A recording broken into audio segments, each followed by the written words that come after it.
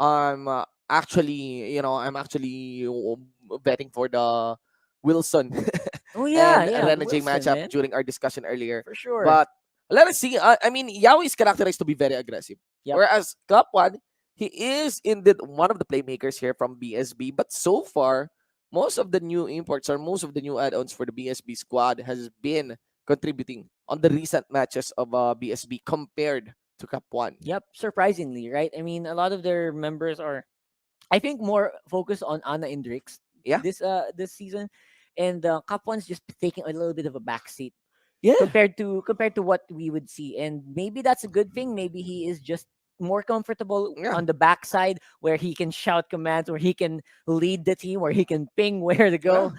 Other than that, I feel like Yaoi's definitely a Yes, more aggressive tank, and he will be that guy who goes straight to the enemy and then just wait for the team to get there yeah. because he knows that his team is nearby Yes, and he knows that his team is not just nearby. Will respond properly. Will respond accordingly. in the That's right the way. way. That's the way how this next play skirmishes or fights break up. Right? Yep, that's been obvious in the qualifiers. That's also been obvious in the first week, Yeah. where they follow very much on Yaoi. But still, I still think that Renege is that closing factor for NXP. Whenever they get victories, it's usually Renege who really leads the charge next to Chester. And the damage output, they have very consistent gameplay, right? I feel like the members of NXP have consistent gameplay. Their roles, they do their roles well. They're just sometimes they kind of switch the who starts and who finishes the fights. I like that Chester's not the main focus here because that also gives the captain even more leeway to maneuver the battle. Yeah. And I'm actually looking forward what will be the Chester here. I'm actually eyeing the utility here. Yep. I cannot but feel that just trying to predict on how the 10 band system will roll out for these two teams. But considering the 10 band system, so far it has affected the obviously the tank position, kind of Mm-hmm. a given. Also the carry role Mm-hmm. for that part. And surprisingly the fighter role, who is That's the right. biggest pull that we have right now. So um I kind of but feel that there is more freedom on the utility role right now. And the only one that is really hunting or gimping the utility role would be of that Diggy pick, Oh right? man, are we gonna start From talking yesterday. about it already? I mean, hope I mean, I'm saying it in Uh-huh. advance, so, In advance hoping, already, yeah. hoping to jinx it and for it to not be picked, not to be picked, not Yep. because, not because we it is an effective pick, not because Mm-hmm. it is That's like a right. flavor of the week, but because it's I think it's starting to just a very wild guess here. It's starting to limit the approach of the teams here That's right. just I because of I that DG introduced. I completely agree. It starts they saw. I'm pretty sure NXP were watching the Execration versus Aura game very, very closely because they were, Everyone is watching the yeah, Execration versus our game, because I they think. were looking for ways that Execration's gonna mess up, Yeah. for sure. But of course, they will be very much aware what's gonna be the powers of the Digi pick, the Digi lineups, and who they need to look out for. They need to look for the warning signs on whether or not they're gonna start picking Digi. Like yesterday, the warning signs for a Digi lineup is if the team picks up Hilda first pick, Yeah. right? So Yes. they need to watch out for that. They need to watch out for Yisan Shin Selena. Yeah. And basically, if you can deal with that, maybe that it won't affect the lineups that much because Diggy alone is never going to win games, right? So whether or not we are going to see any of these Diggy lineups is the question. And the reason why we keep repeating it is because, oh my gosh, it's such a pain Yeah. it's Yeah. such a headache, Yeah. right? It's a total headache. I like start for my personal opinion, I'm starting to dislike it. Yeah, I know. I'm starting to dislike it. I really Like am. again, it gimps the approach or like the way our teams kind of see the draft here. And here's another thing. We are now on our screen here with BSB. Hmm. One thing, even though losing, I'm Right. starting to sound like a BSB fanboy here, but even though losing, BSB actually proved that they have a nice grasp of the 10 band system They do. yesterday, Right, right? right. I mean, despite losing games, some of them, I think I said this on game one yesterday. After we went off camera, Mm-hmm. Shinbu, they should have won that game. Right? I Mm-hmm. feel like they should have won that first game. And then after that, they lost, they won, and then they lost on the third one. Uh, it was a shame. It was an absolute shame. They could be in better in standings, That's but they possible. Yeah. let it slip from their hands. So I hope that BSB has read watched the games yesterday and they Mm-hmm. realized what were we doing when we killed like three members, right? We should have been pushing in mid lane, but we Yeah. backed off because there was a Uranus, just a Uranus. Yeah. So a lot of game. I hope you guys watched yesterday so you guys know what we're talking about. But it was really just I mean, yes, you might not be able to kill the Uranus just alone, but you can still do something yeah, you by can go ignoring the around Uranus. You it. could go around the Yeah, I Uranus. know. That's the thing. Anyway, guys, Who did here they we ban? go. Here we go. This day Okay. number 3 kickstarts with a match between Your Nexplay team Solid is banned. versus BSB on the 10 ban system. That's right. Digiban quickly from the Nexplay Solid. Very, very good. Chester will be denied as well of his Selena. Yuzong, totally understandable on the ban. And well predicted, by the way, on the Yuzhong ban. Sorry, Selena ban. I think that's going to be happening all day today. Yeah. And considering Chester is one of those guys that like to control the map with picks like this, I am expecting this to keep going. And the Diggy ban is something that kind of just it gimps your band Yeah, picks. yeah. That's a problem with it, In a way, or right? maybe the next play solid decided that we got more bands. Yeah, Yeah, we got more bands. We can afford to, we can afford. Maybe we're but used to yeah. doing the 6 bands, so maybe that's the reason for it. And Good one. again, me on my personal opinion, I'm starting to hit the digi, so I don't mind. I know, I And know. I don't mind a digi ban right now. There's so much. I'm surprised there's so much emphasis on the show because I think BSB kind of plays a good show as well. So this means they want to go for lineups that Ah, don't play around the very interesting, huh? yeah the mid lane show, the Yeah, mid support show or the fighter show. That's super curious. but knowing next play, there's not much of a show here. But that leaves a lot of picks open actually. It does. It It does. opens up the Farsa. Farsa is going to That's be one. a great first pick here for Yeah. next play if they can pick it up. Yep. I'm surprised by the Uranus ban because I feel like their off laners just really like picking that as well. Yeah.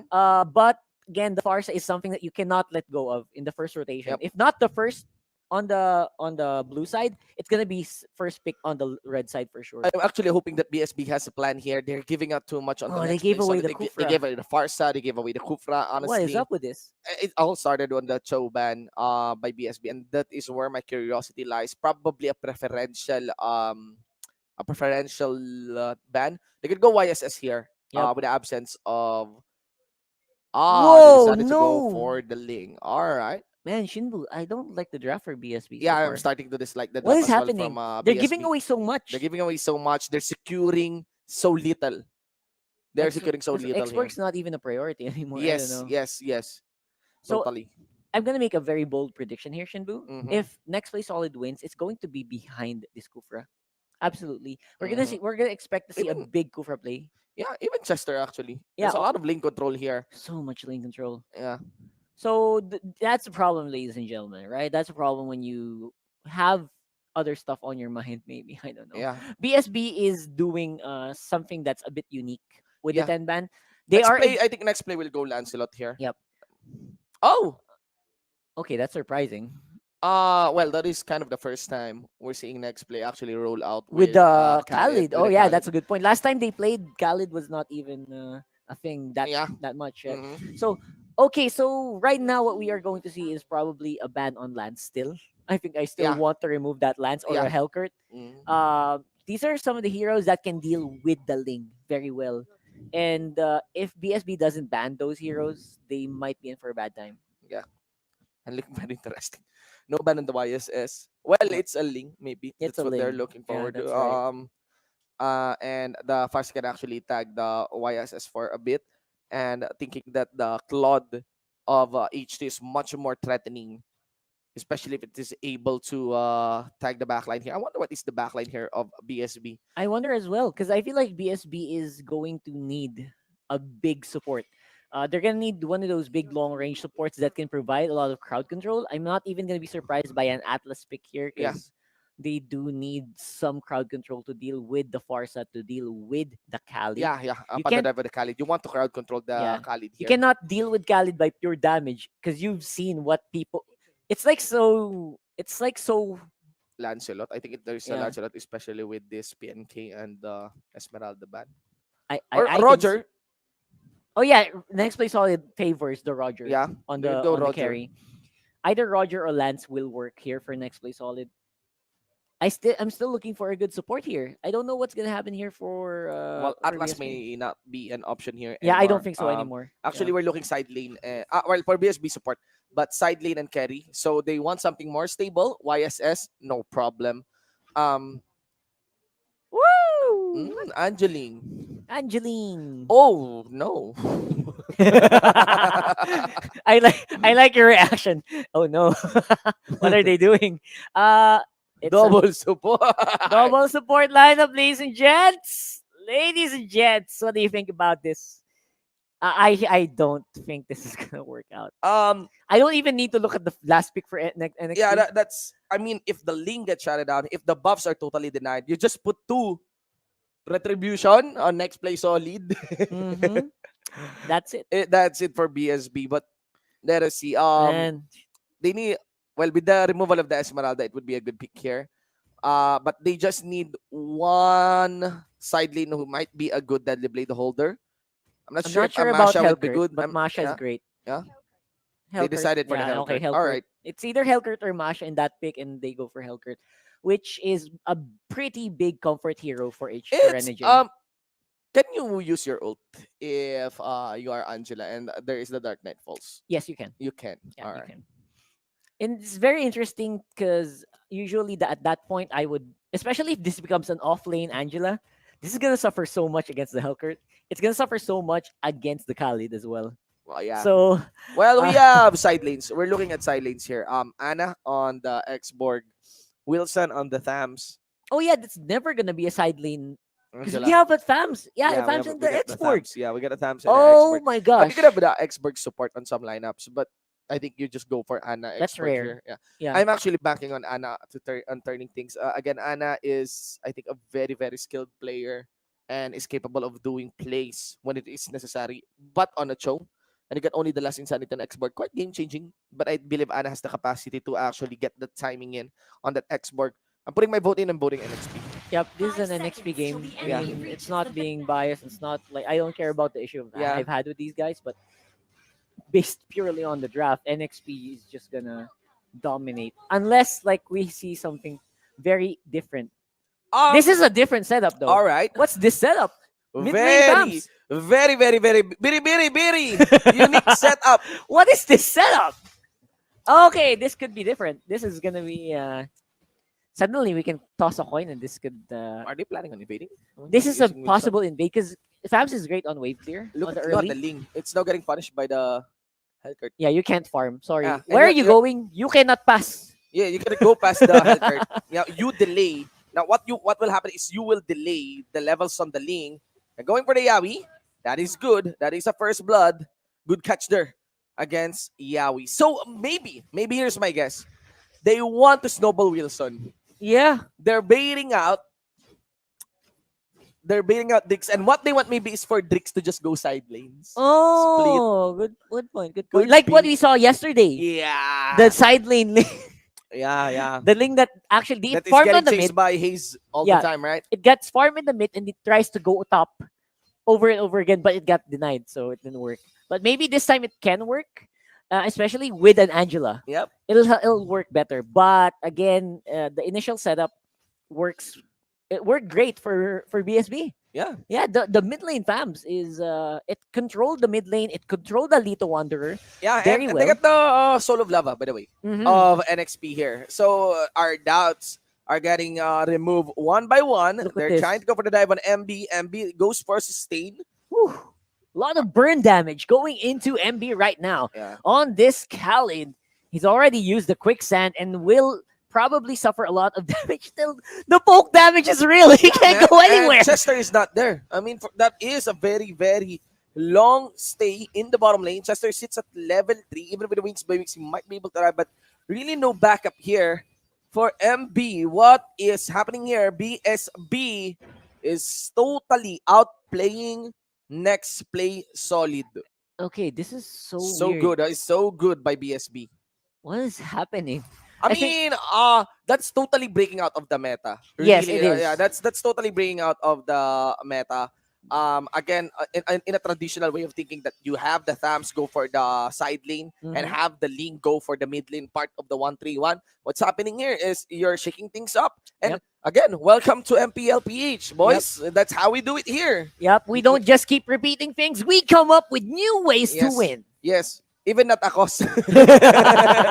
That's true. It Even at the cost of sanity. it is kind of it really boggles the mind, but it Yeah, if it works, it works. yeah. If an idea looks stupid and it works, it's not stupid. All right, Darker Okay. Coils. So Force.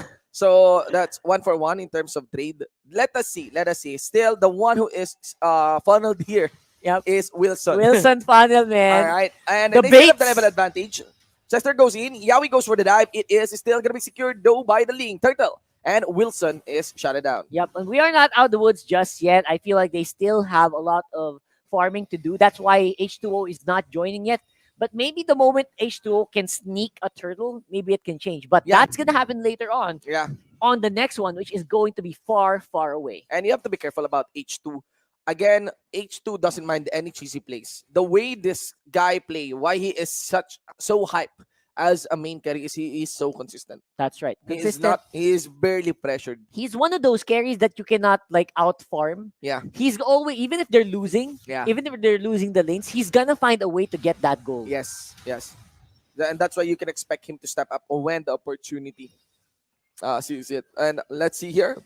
Oh, That for Bren. MB. Blade of Tempest, a bit slow usually on the nerf on that Ling, but should be enough to get the kill. We also got a check on Anna. Yep, a revenge play on the bottom lane. They will trade towers, but BSB is going to be ahead in the curve. Yeah. They're tanking the tower and they don't mind the tower protection. They will clean that up after getting kills as well.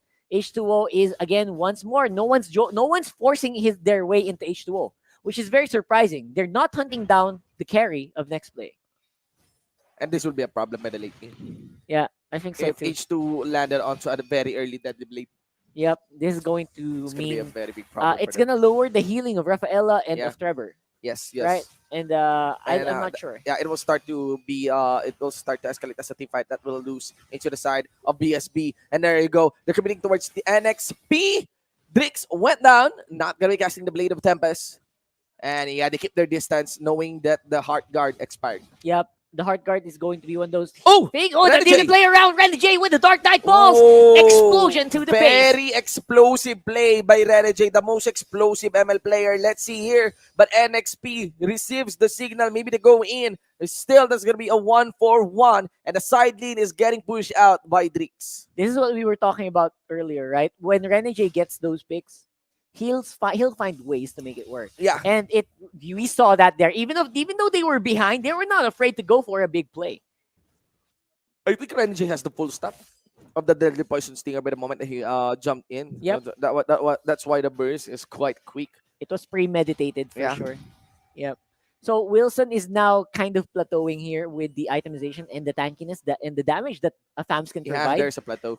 So there's gonna be a need for Drix to step up here.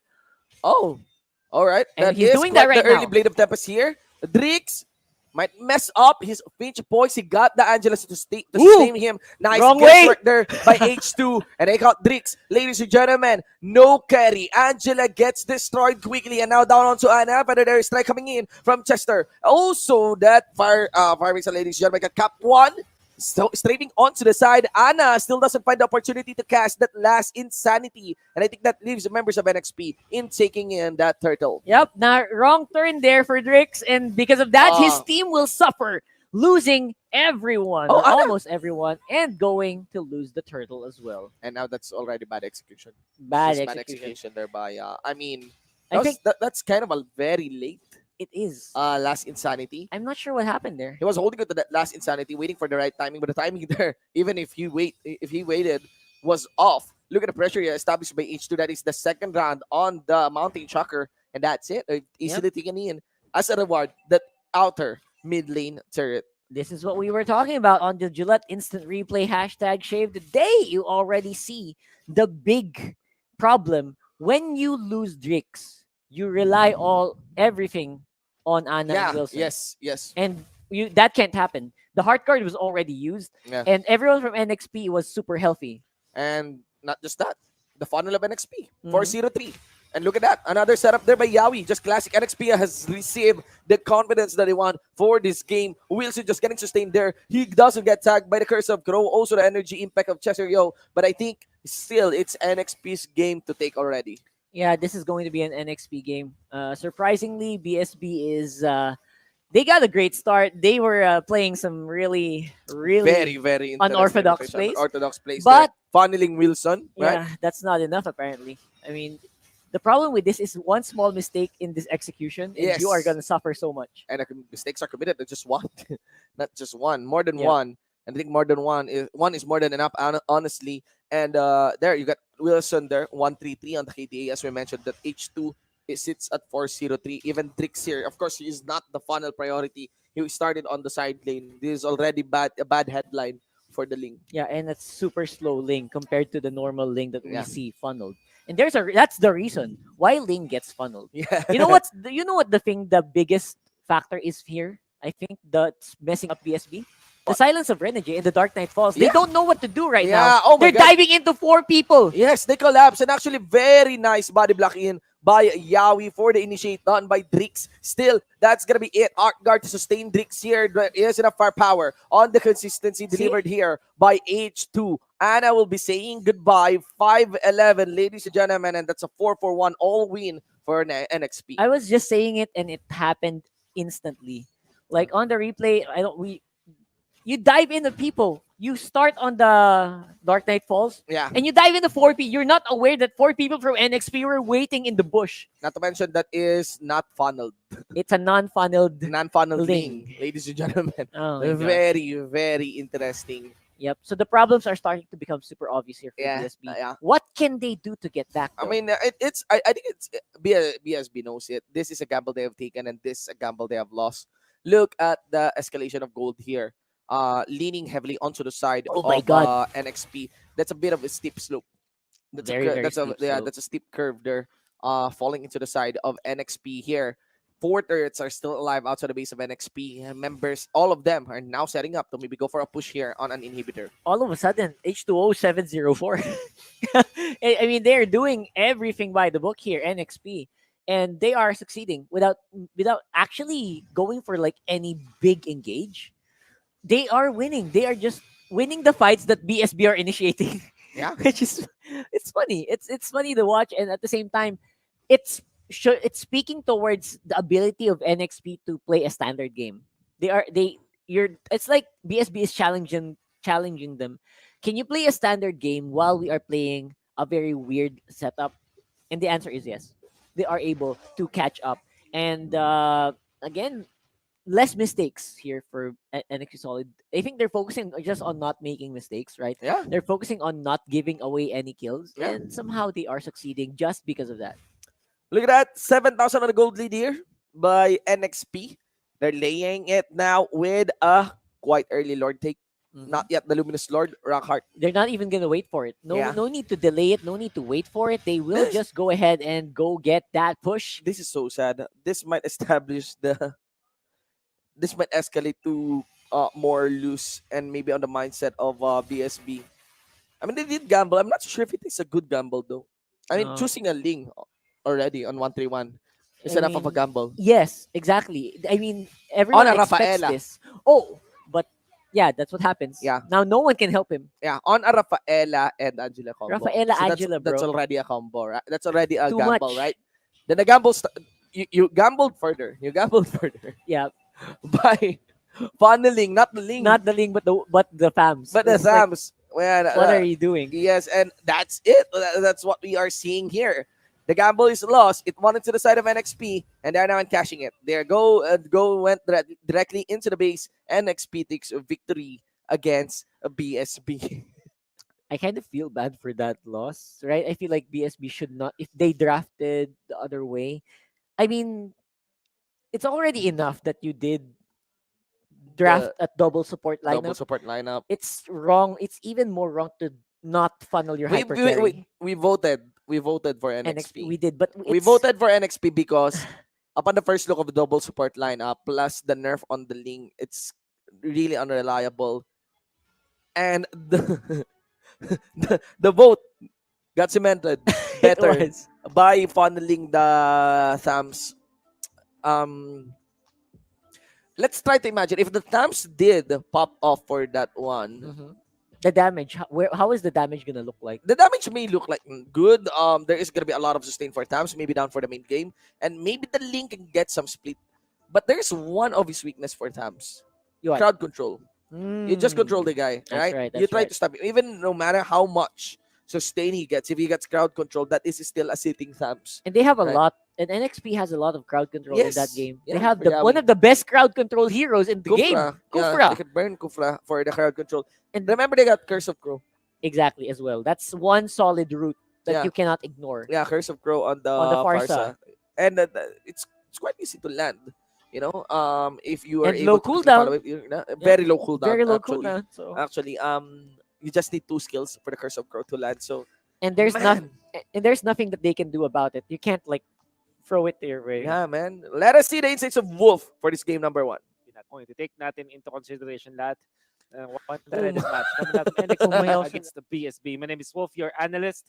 Gonna be talking about game one and I think maraming question marks dito sa draft pa lang at least para sa BSB. And looking back, sinabi natin na ang tema ng dalawang team na to ay prepared sila sa kanilang lineup at kung ano man yung ginawa nilang lineup, laging in sync with each other. Kaya naman makakita ka sa NXP parate ng mga heroes na sila lang halos yung gumagamit, particularly this Hellcurt. There's also a lot of emphasis on this initiator para kay Yawi, which is the Kufra. And ang ganda ng ginawa ng NSP when it comes to draft dahil inubusan nila ng tanks etong side ng BSB. Going back doon sa ating comparison between both of these teams, we mentioned na si Chester ay parang, si Yawi ay parang si Capon when it comes to their impact as playing as the tanks. However, BSB, hindi sila nabigyan dito ng mga solid na tank setters. Like for example, the Kufra that Yawi has. And in fact, the whole draft of BSB looks very, very squishy dahil wala nga silang hard tank. Surely, meron silang sustain coming out from your Rafaela, your Angela. But if you're looking at their heroes, napakadali nilang i-counter. At isa lang ang pinang-counter nila dito. Looking at Renegade, this specific item picked up casually. Tinatawag nating Deadly Blade, which is one of the cheapest items na ang ganda ng importance. Again, this specific item is ang item progression niya kapag binuo mo tong item ito is Sea Halberd, which will cost you a lot more. Pero pag kumuha ka ng Deadly Blade, same ang number, ang effect. Literally the same yung unique passive niya, which is to remove the regeneration or at least percent of the regeneration or the stain, which is really countering a lot of heroes mula sa BSB, particularly Rafaela as well as Angela. Pati na rin yung lifesteal dito ni Thams and as well as this X-Borg Festival of Blood build or at least yung mga lifesteal na yan. So, ang dami agad na sagot dito ni Ren and Jay with that pick. Now, looking at the post-game stats, we can see the in-game impact of each player. A lot of damage coming out from Chester's Farsa. And this is given already. Ang mage support, kapag maganda yung pwestuhan, nakapag-dish out na maraming damage. And obviously, we're talking about Rene J's side laning, a lot of damage. And H2O, na napakatas ng turret damage din. But then again, just look at Yawi. Ang kanya, zero turret damage, pero ang taas ng impact kasi ang gusto niya lang gawin is to set up for the team. And my oh my, did he really set up NXP to win this game. Napakaganda nyo kanya mga ginagawa, particularly the last fight, which we will see later if we look into the smart highlights of the game. Game start was really good para sa BSB. In fact, meron silang lead dito. And you can attribute it to the fact that they have a lot of lane supports or early game supports. But this is such a good fight for Nexplay Solid, di ba? Nakakita na naman sila ng mga gandang mga initiations. And there's not much deaths on course. In fact, wala nga ditong significant deaths dun sa mga course ng side ng Nexplay Solid. At kapag nakita tayo ng kills mula sa BSB, ang napapatay lang nila is the supports at ang dali comeback sa fights ng Nexplay Solid.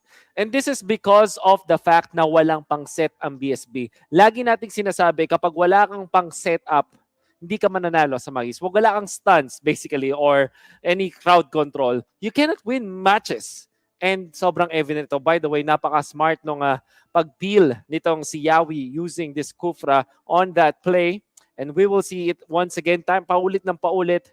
You're gonna wonder, BSB, why are they obliging to fight in these team fights? Alam nila na wala silang pang-control at na-outplay sila eventually. Nanggigigil din kasi sila na habulin at hanapin yung Yisun Shin. But unfortunately, kinulang nga sila. Lalong-lalo na dahil meron ka pang Ren J factor of that Dark Knight Falls. So, hindi natin nakita doon sa laban, sa highlights natin, yung talo nila kung saan nahanap nila yung Ling in the late game. And I think that's the nail in the coffin para naman sa BSB. Anyways, our MVP of the match, it's H2O on this Yisun Shin with an 8-0 and 5 performance. And we know na dahil hindi siya, dahil hinayaan siya ng team ng side ng NXP na makapag-farm ng maganda in the early game, hindi siya napatay or hindi siya na-contest ng kalaban.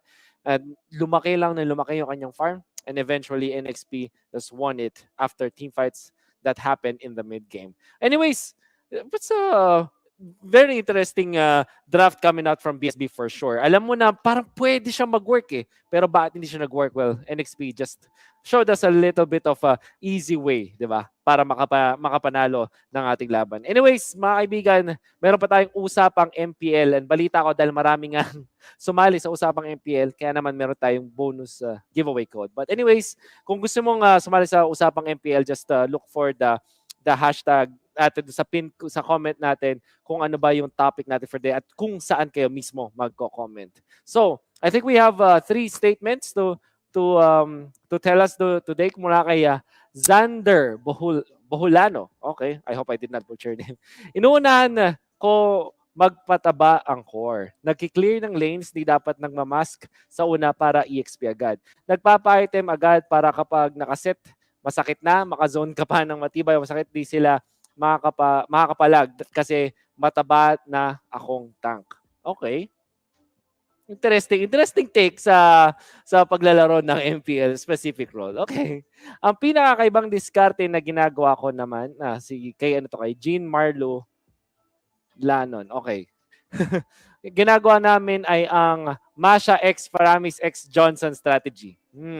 Pagkatapos namin mag-level 4, we're gonna go straight into the enemy base, whittle down its health, and sobrang hilarious kasi yung enemy team are defending only their main turret. Okay. So, the idea here is meron kang pushing Masha tapos sasakay kayo sa Johnson kayong tatlo tapos si Faramis i-revive si Masha and you can attack turrets. I guess that's the idea.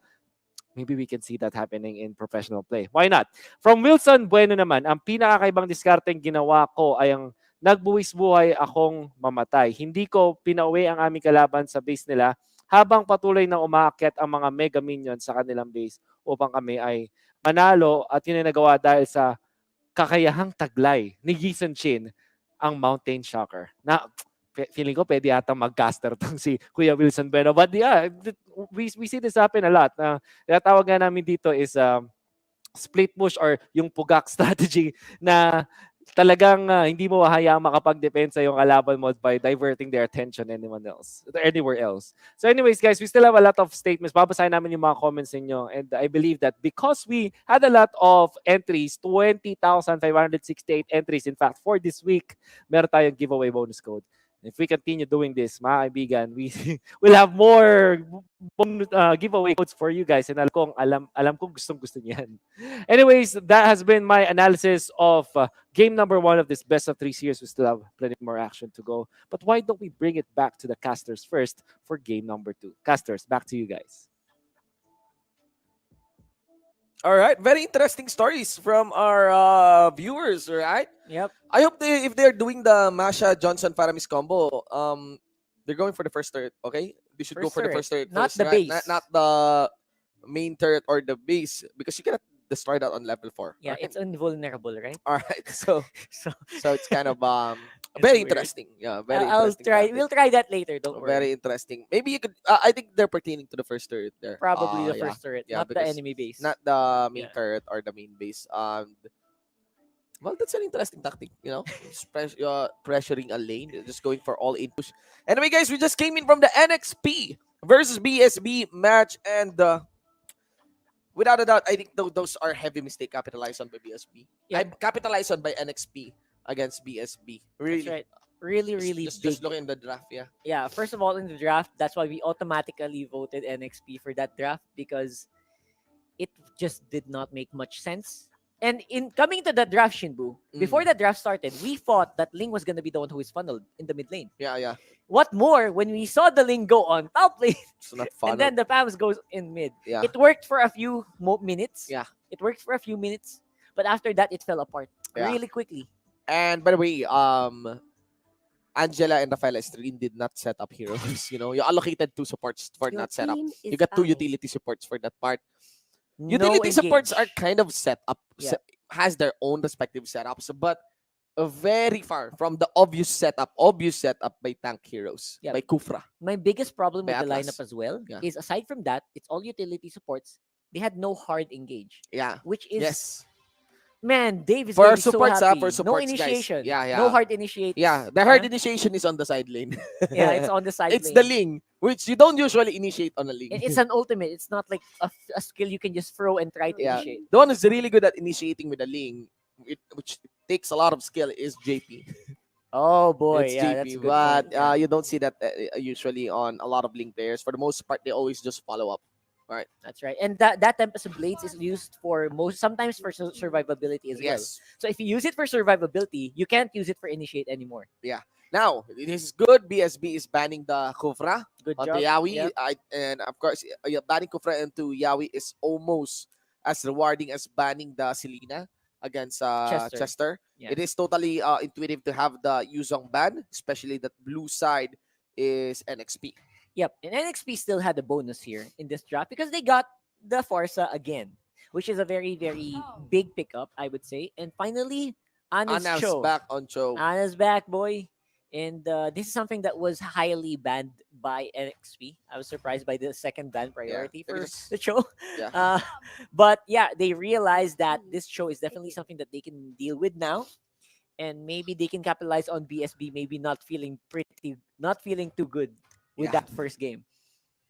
Now we are going to probably see Yi Sun-shin. I'm not doubting the Yi Sun-shin appearance here. I would by the second rotation. that of H2O the- game, on like Nexplay. Wolf said, it was a free farm Yi Sun-shin. Yeah, textbook. That was Yeah. like there was no one to stop the farm of the Yi Sun-shin all game. It Yeah. was slow, but it was consistent. It was consistent. It right. was consistent without doubt. So very interesting preferred support here by Yawi. Also nice.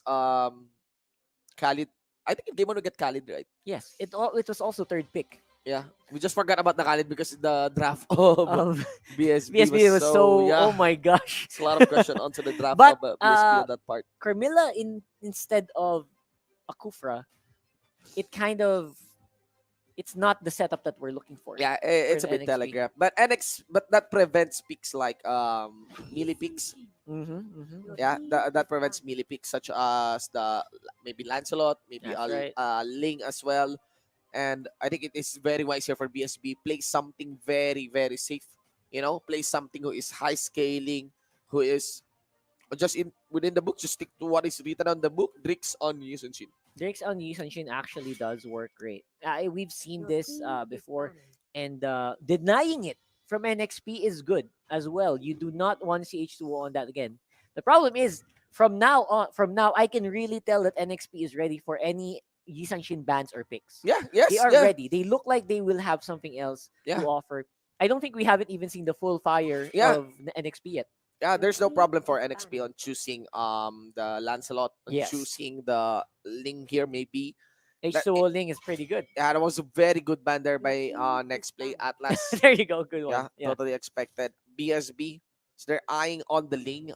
They feel like it's more of a threat compared to the Lancelot. Totally okay. All right.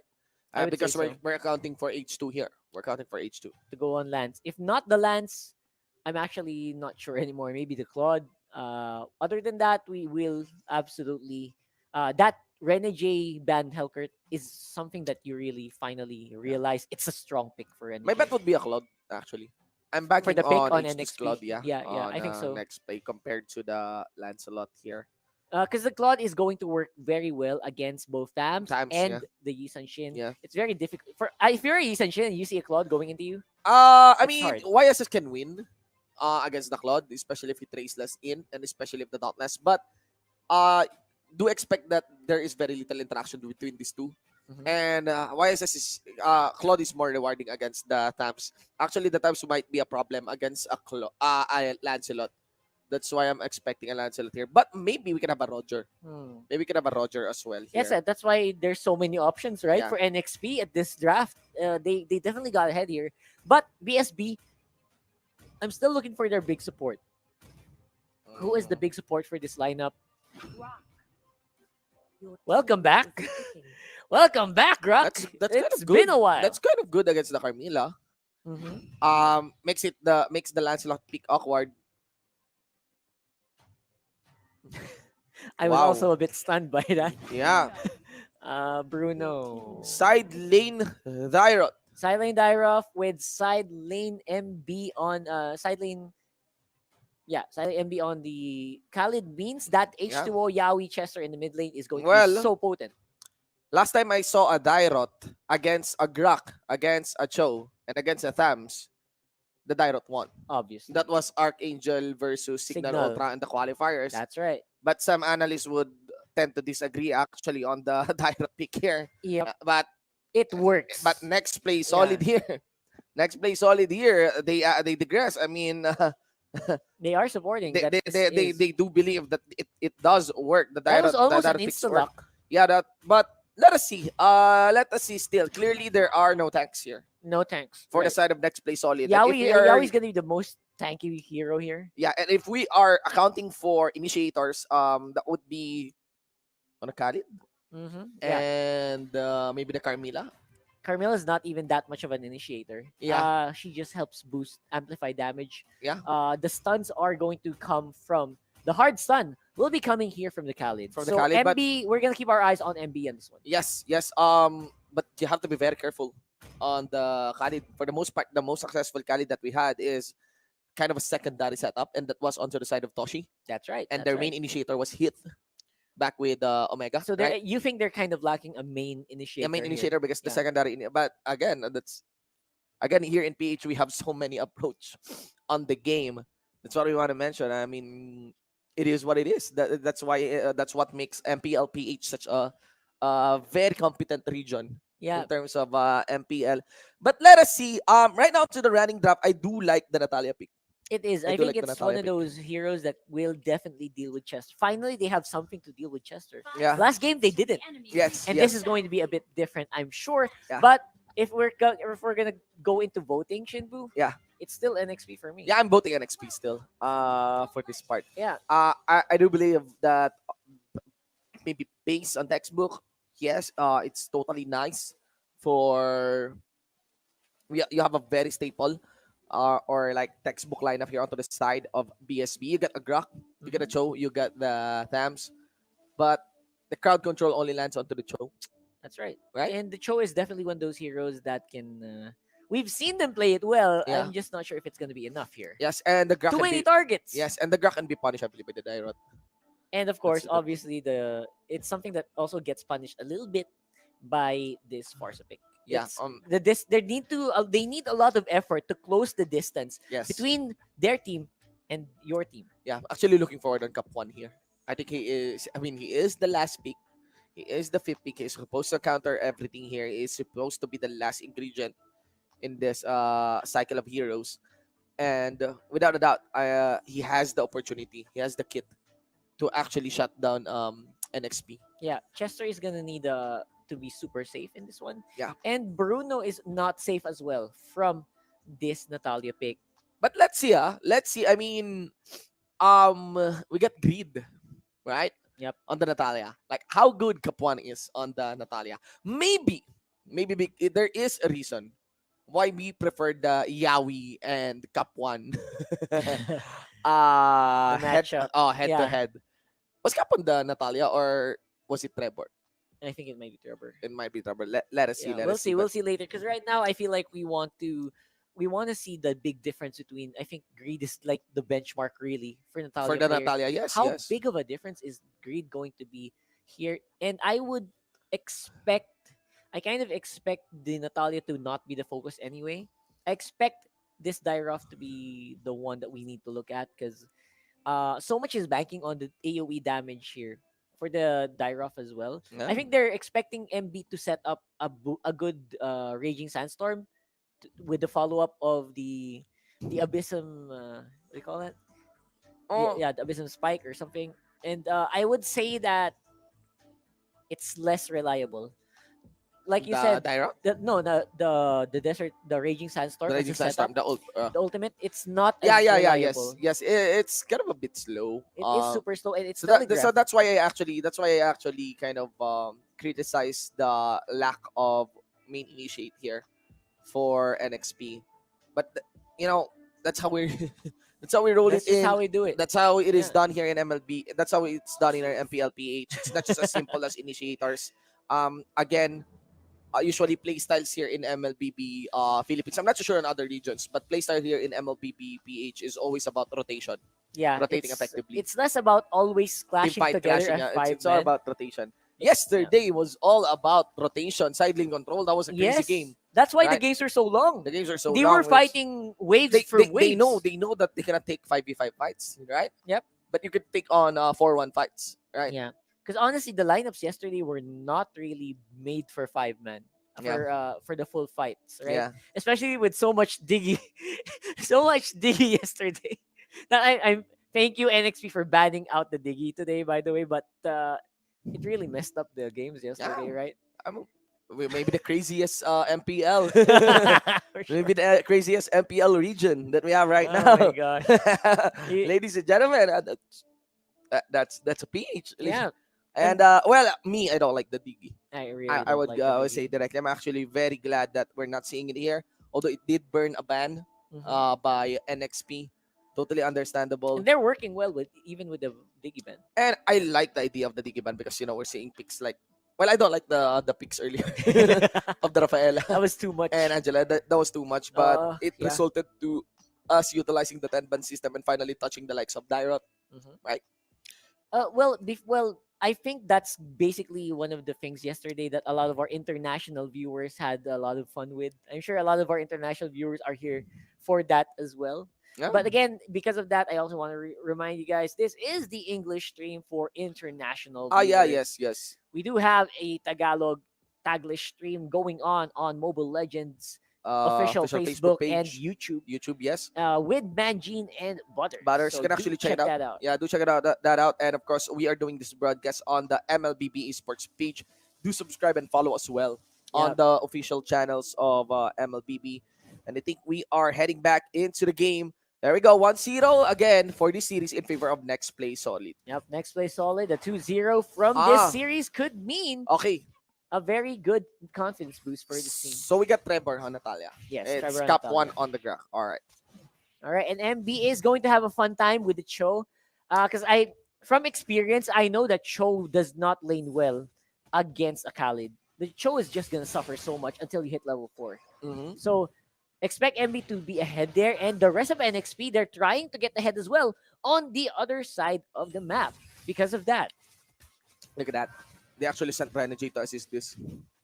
They know there's a Natalia. If Yeah. you got 4 members hovering on this Good purple luck cup, getting in. good luck getting in. And actually, you'd have to reconsider. But if it is Grid, I think he will.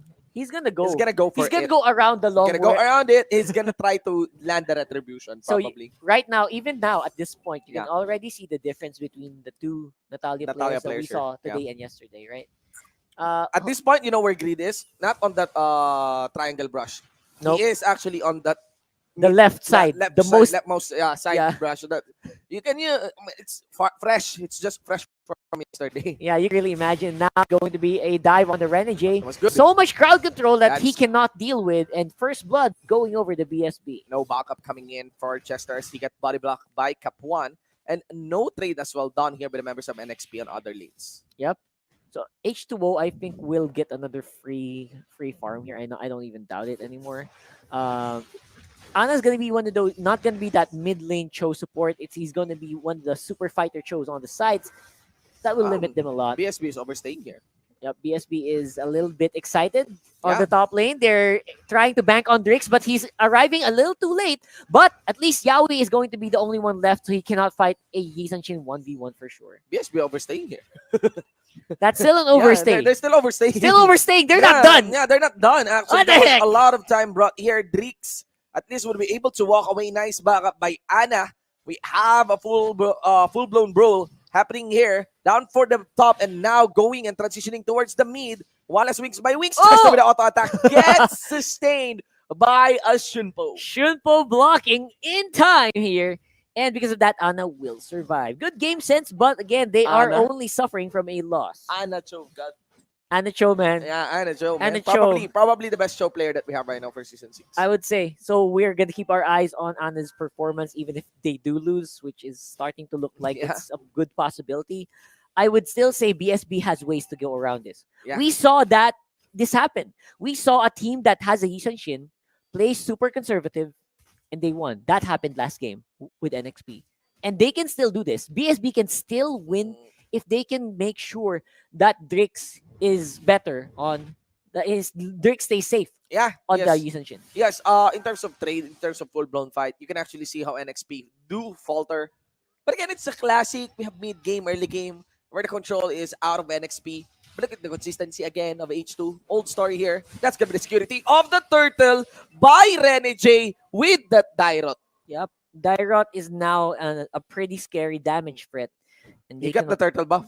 yeah, and you cannot ignore that anymore. Now they need to hunt him down. Maybe they need to shut down that trail buff. Yeah. It's gonna prove difficult. Look at that. Look at that. Rene J is trading with Wilson up top. Maybe off under the camera, but doesn't matter. Ana here might be the next target. It will be the first kill secured here by H2. They are not yet done.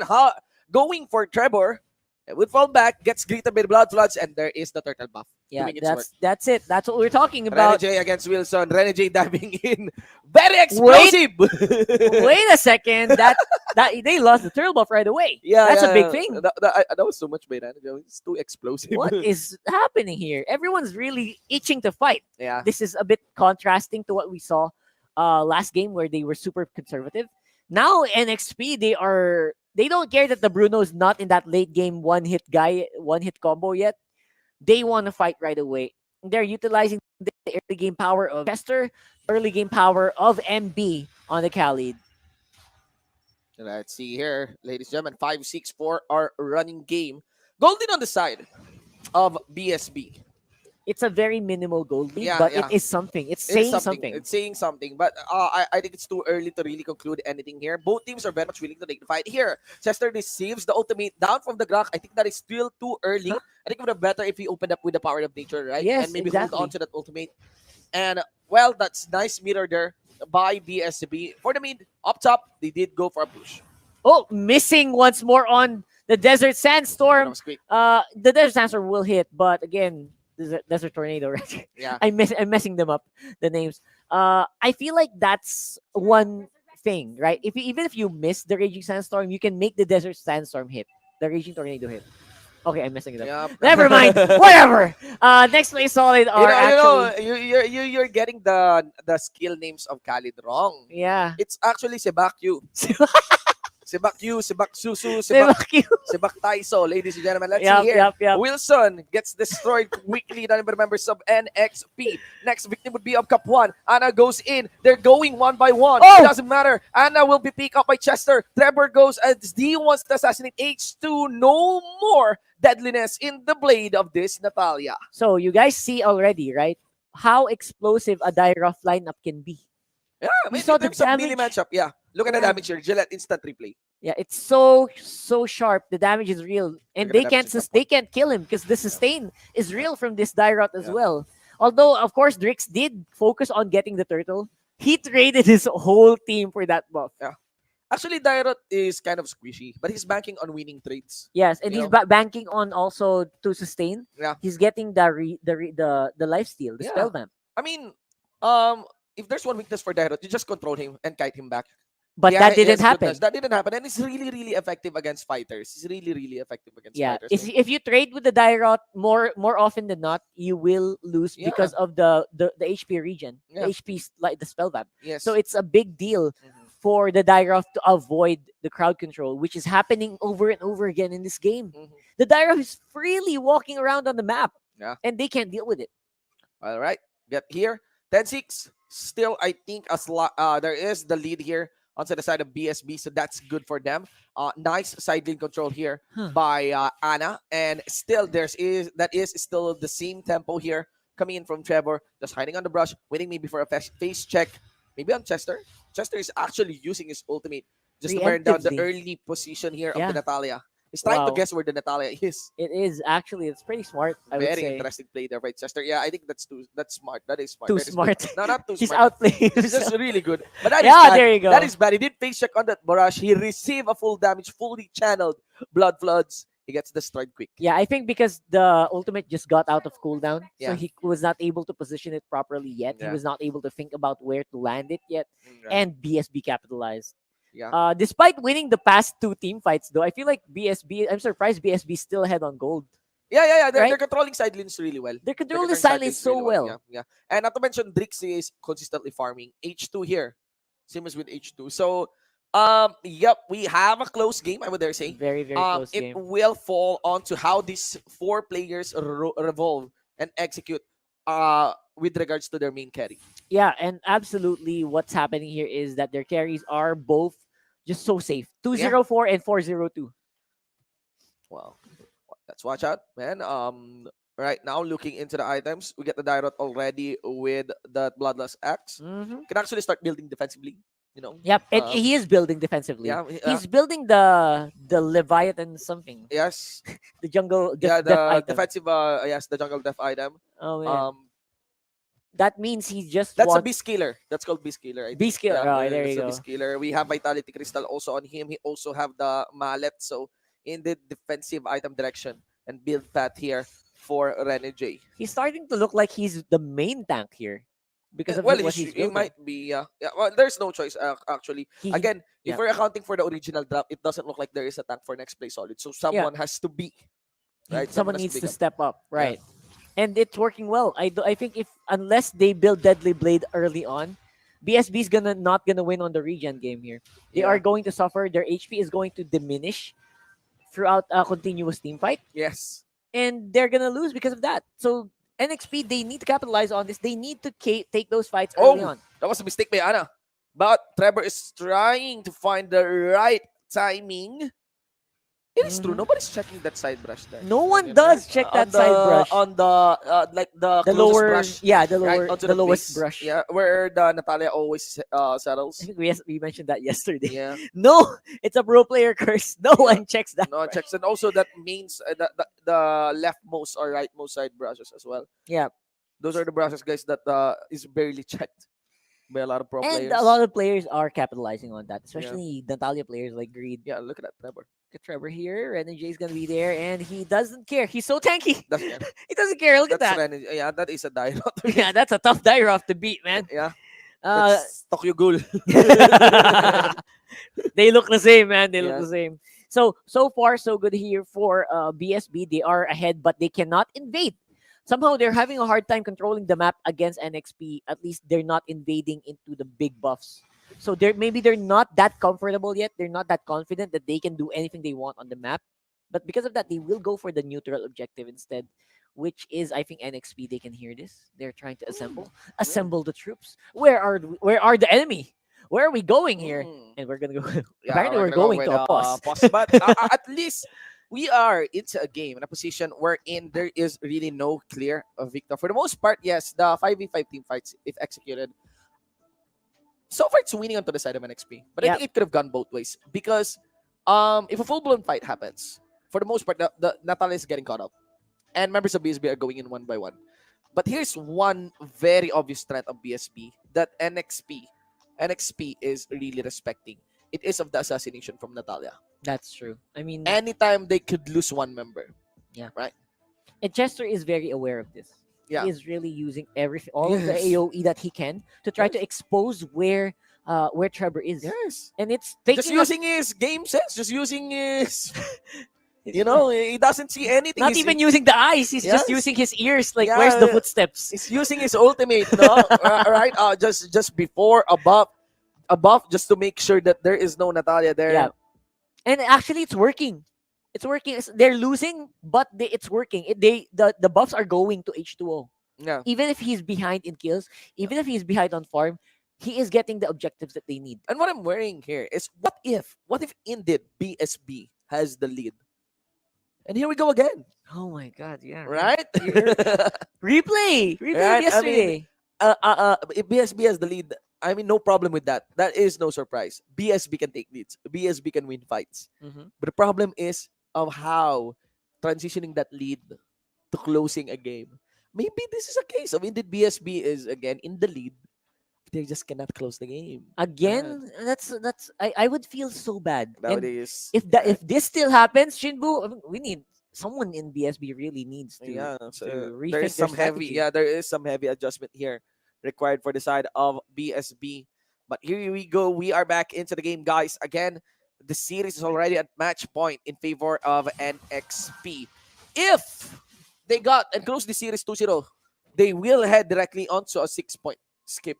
That's a big deal. That's That's a big that's a deal. big spike in points. Yep. And now it's going to be again the rest of NXP guessing where Trevor is. That question mark exclamation point not showing yet, and Trevor is being very careful to do There we it go. right away in the dive onto two people. That's a big mistake. That's in on out of there with everything from Chester being expended. Yeah.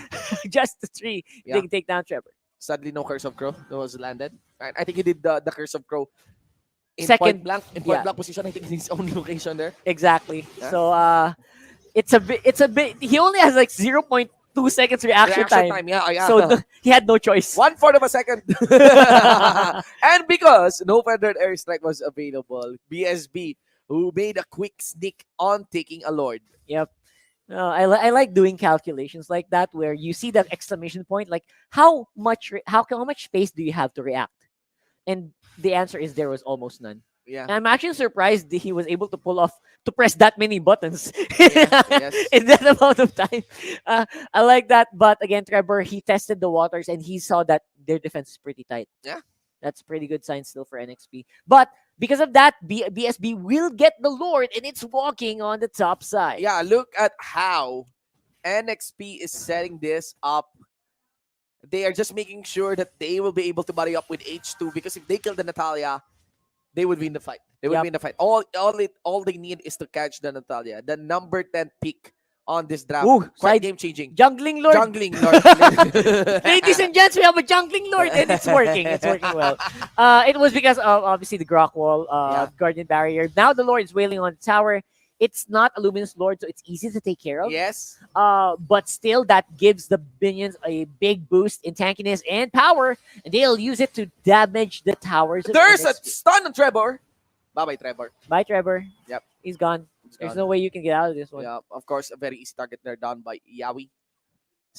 Of course, members of BSB Oh. would have to keep their distance in. And that's the problem, as we mentioned, full-blown fight. Full-blown team fights. It's You really are very easy to catch the Natalia. yes, as long as you're not invisible, you're doing your job wrong, right? As in Natalia, if you can, they can see you before the fight, something's wrong, and that's what's happened here. However, of course, still a big gold lead for BSB. Yeah. They are around 8,000 gold lead. And this game is definitely something that can still be winnable for NXP, even because of even behind that gold lead. So I think BSB is still the team that has more capability to make errors in this one because they're the ones that has a lot of setup to do. Right? They need to set up the Guardian Barrier properly. They need to set up the Unstoppable Force properly. They also need to the Wild Charge, sorry, rather. Mhm. And they also need to get Ana in a good position. So Ana can make those Yeah. Way of the Dragon pickups. Yeah, big play by Ana here. They're setting up to Wilson. Wilson Nothing like the 1v4. target. Nice kill maybe onto Chester. Chester will able to walk away. Now, there is going to be Trevor. He will try to No! Execute. execute. Chester, they know it. They know it. They will chase down. MB goes in. He went for the flicker. They are committing to get a kill. And still, Trevor was able to bait out big time. Oh. Members of BSB, they Oh, feel boy. like maybe they can take this. No setup from Capuan. He's still holding on. What's Trevor, happening let's hear to it onto the side. Kapuan? I think members of BSB are hesitating. There goes Trevor. And now Anna joins the party. It's gonna be that Natalia saying goodbye. Nice catch onto Trevor. But again, this is gonna be Renny J's show to take. They got Anna. They will tag him. That's gonna be Drake. Drake's onto the side. Flicker out done for Anna. And it may be that this is not an H2 show, but The it's Renegade Renegade. show. Yeah, this is gonna be this is Renegade. The Dairot is the if we get the Natalias, the threat here for BSB, it is gonna be the Dairot. Yes, absolutely, man. Nexplay Solid, they know how to capitalize on the Dyra for sure. The problem here is they don't have any tools to deal with it yet. And again, in this fight, I have to comment: what is happening? Why is Cap1 hesitating so much? Yeah. Yeah. Uh, They could have initiated that earlier on. They could have baited more spells. Way earlier, Way earlier. even on MB. Yeah, they're waiting for Anna actually. Yeah, they were waiting for Anna. the Anna to Pero rotate. remember if they are waiting for Anna, members of NXP are also waiting for Renegade, right? That's true. So It did not work out well. yeah, they have to be very wary of that Energy Dairot. But still, the good part here for BSB, they have the better control, they have the better lead, they may have the better vision of this map, and maybe just take this Luminous Lord. Yep, Luminous Lord this time around, and NXP they're ahead because they kind of scouted the positions already before it starts, so they will have a bit of that bit of an advantage. But MB is on the top lane; he cannot really respond right away, so they will kind of just want to stay defensive on this one. Yep, Yep. Yaoi is there on the leading bush. He will have full vision of this whole Lord pit, and he is seeing that BSB is also nowhere to be found. Like, okay, Yeah, reset on the Lord. reset here, and this time it's gonna be a full blown Lord Ah, take. Here we go, Yaoi very looking for a way interesting. in. NXP wants to 2-0 this. Look at that. They're making sure that they want to see Trevor. That's true. They're That's true. grouping up. They're grouping up so that there is no flank position for Trevor. Yep, the only one that can be targeted by Trevor here is Yaoi, and you Yaoi. can't take him out. And yeah, not a You good can't target. do that. Carmilla. Still not a good target. Still not a good target. Yeah, Even they're if, still trying. Yeah, they actually landing a lot of card control on Yaoi, but again, Yeah, we keep on mentioning not a good not target. a good target. Carmilla, that is late game Carmilla. Yep. This is something that you cannot easily take down. Like, look at Trevor. He's trying it, but nothing's happening. And it's going to be Wilson. One tag onto Drix, and that's it. That's gonna be MP. He wants to complete the kill. Everybody goes all in towards MP, and Yawi zones them out. That leaves freedom for H2 and Bye-bye, also H2. Renegade to destroy the members here of He's gonna do BSB. everything. Anna is just dancing around. Maybe catch someone there, and No one saw that. No one. actually bump his face on that wall, and that's it, ladies and gentlemen. MB and Chester play. Dude, NXP allowed H2O to go for free hit. That's how Yes. well they are doing this. Yes. And the 2-0 is waving, absolutely. Now, Trevor, he's the only one left here that can actually do something. Anna is following suit. Let's see the setup of Anna. This Lord is going to be very critical, so Anna wants to look for Chester, and he finds it, way of the dragon into the Lord pit, Yep. and takes him out. That's 1-for-1. That's 1-for-1. MB now zones out. There is no steal that will come in from Trevor, and What? the Lord will be secured by the members of NXP. Totally expected. Actually, I still believe that is a nice trade there by BSB. They're able to get a kill onto Chester. That's a big deal. Yeah, that's quite beautiful. Way of the dragon to the blood floods, Yep. but they cannot commit they cannot commit anymore. Yeah, that was BSB. one guy. Take care of Chester. What? You have so many targets to deal with still. You still need to deal with H2O. Yeah. Still need to deal with MB. Now you Oh. don't have any crowd control left. Because Capone died instantly in that Yeah. If there is Goldberg, we got the halberd here fight. on Renny J, ladies and gentlemen. Yeah. No, it's full core item now. There's On the Dyrot that Yep. totally cancels out the regeneration. I mean, not totally, but it if it counters the Thams, right? yeah, if Anna decides to go for you as well, he also has the Sea Halberd. Yeah. The MB's gonna have a hard time. Renegade is gonna have a hard time. Yeah. Same with Yaoi. Yeah. With the regen. So here's the Lord. It's a luminous one. It is very tough. They are taking out tower in the mid lane, and Yeah. Chester is back on the field. He is able to clear waves a lot. And here's the siege from NXP. And that was some ballsy ultimate there by Chester. Actually, Trevor is just hovering around.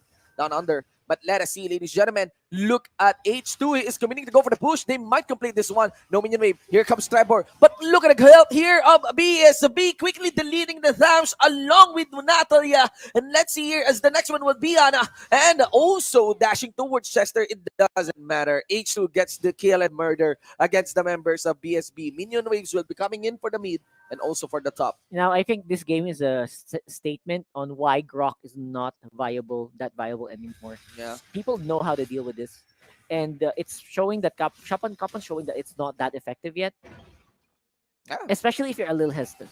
And again, it's not just Dairot, man. It's not just the damage of the Dairot.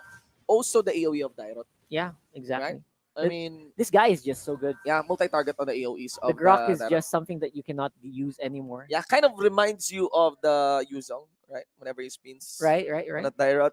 Yeah, it's a 2-0 victory here by NXP. Confidence is regained for the crowd favorite. I would say NXP, they did a pretty good job in handling a very bad situation, Yes. right? Where we saw they were behind by 8,000 gold Yes. And for a long time. yeah. For like 5 minutes. Yeah, and it's not just I mean BSB didn't play bad. NXP was playing careful as well on that part. That's right.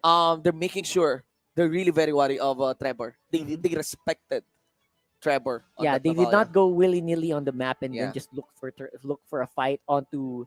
They don't dive straight into Drakes. Sometimes they look like they don't even care about Drakes that Yeah. much. They're just hunting down Trevor, right?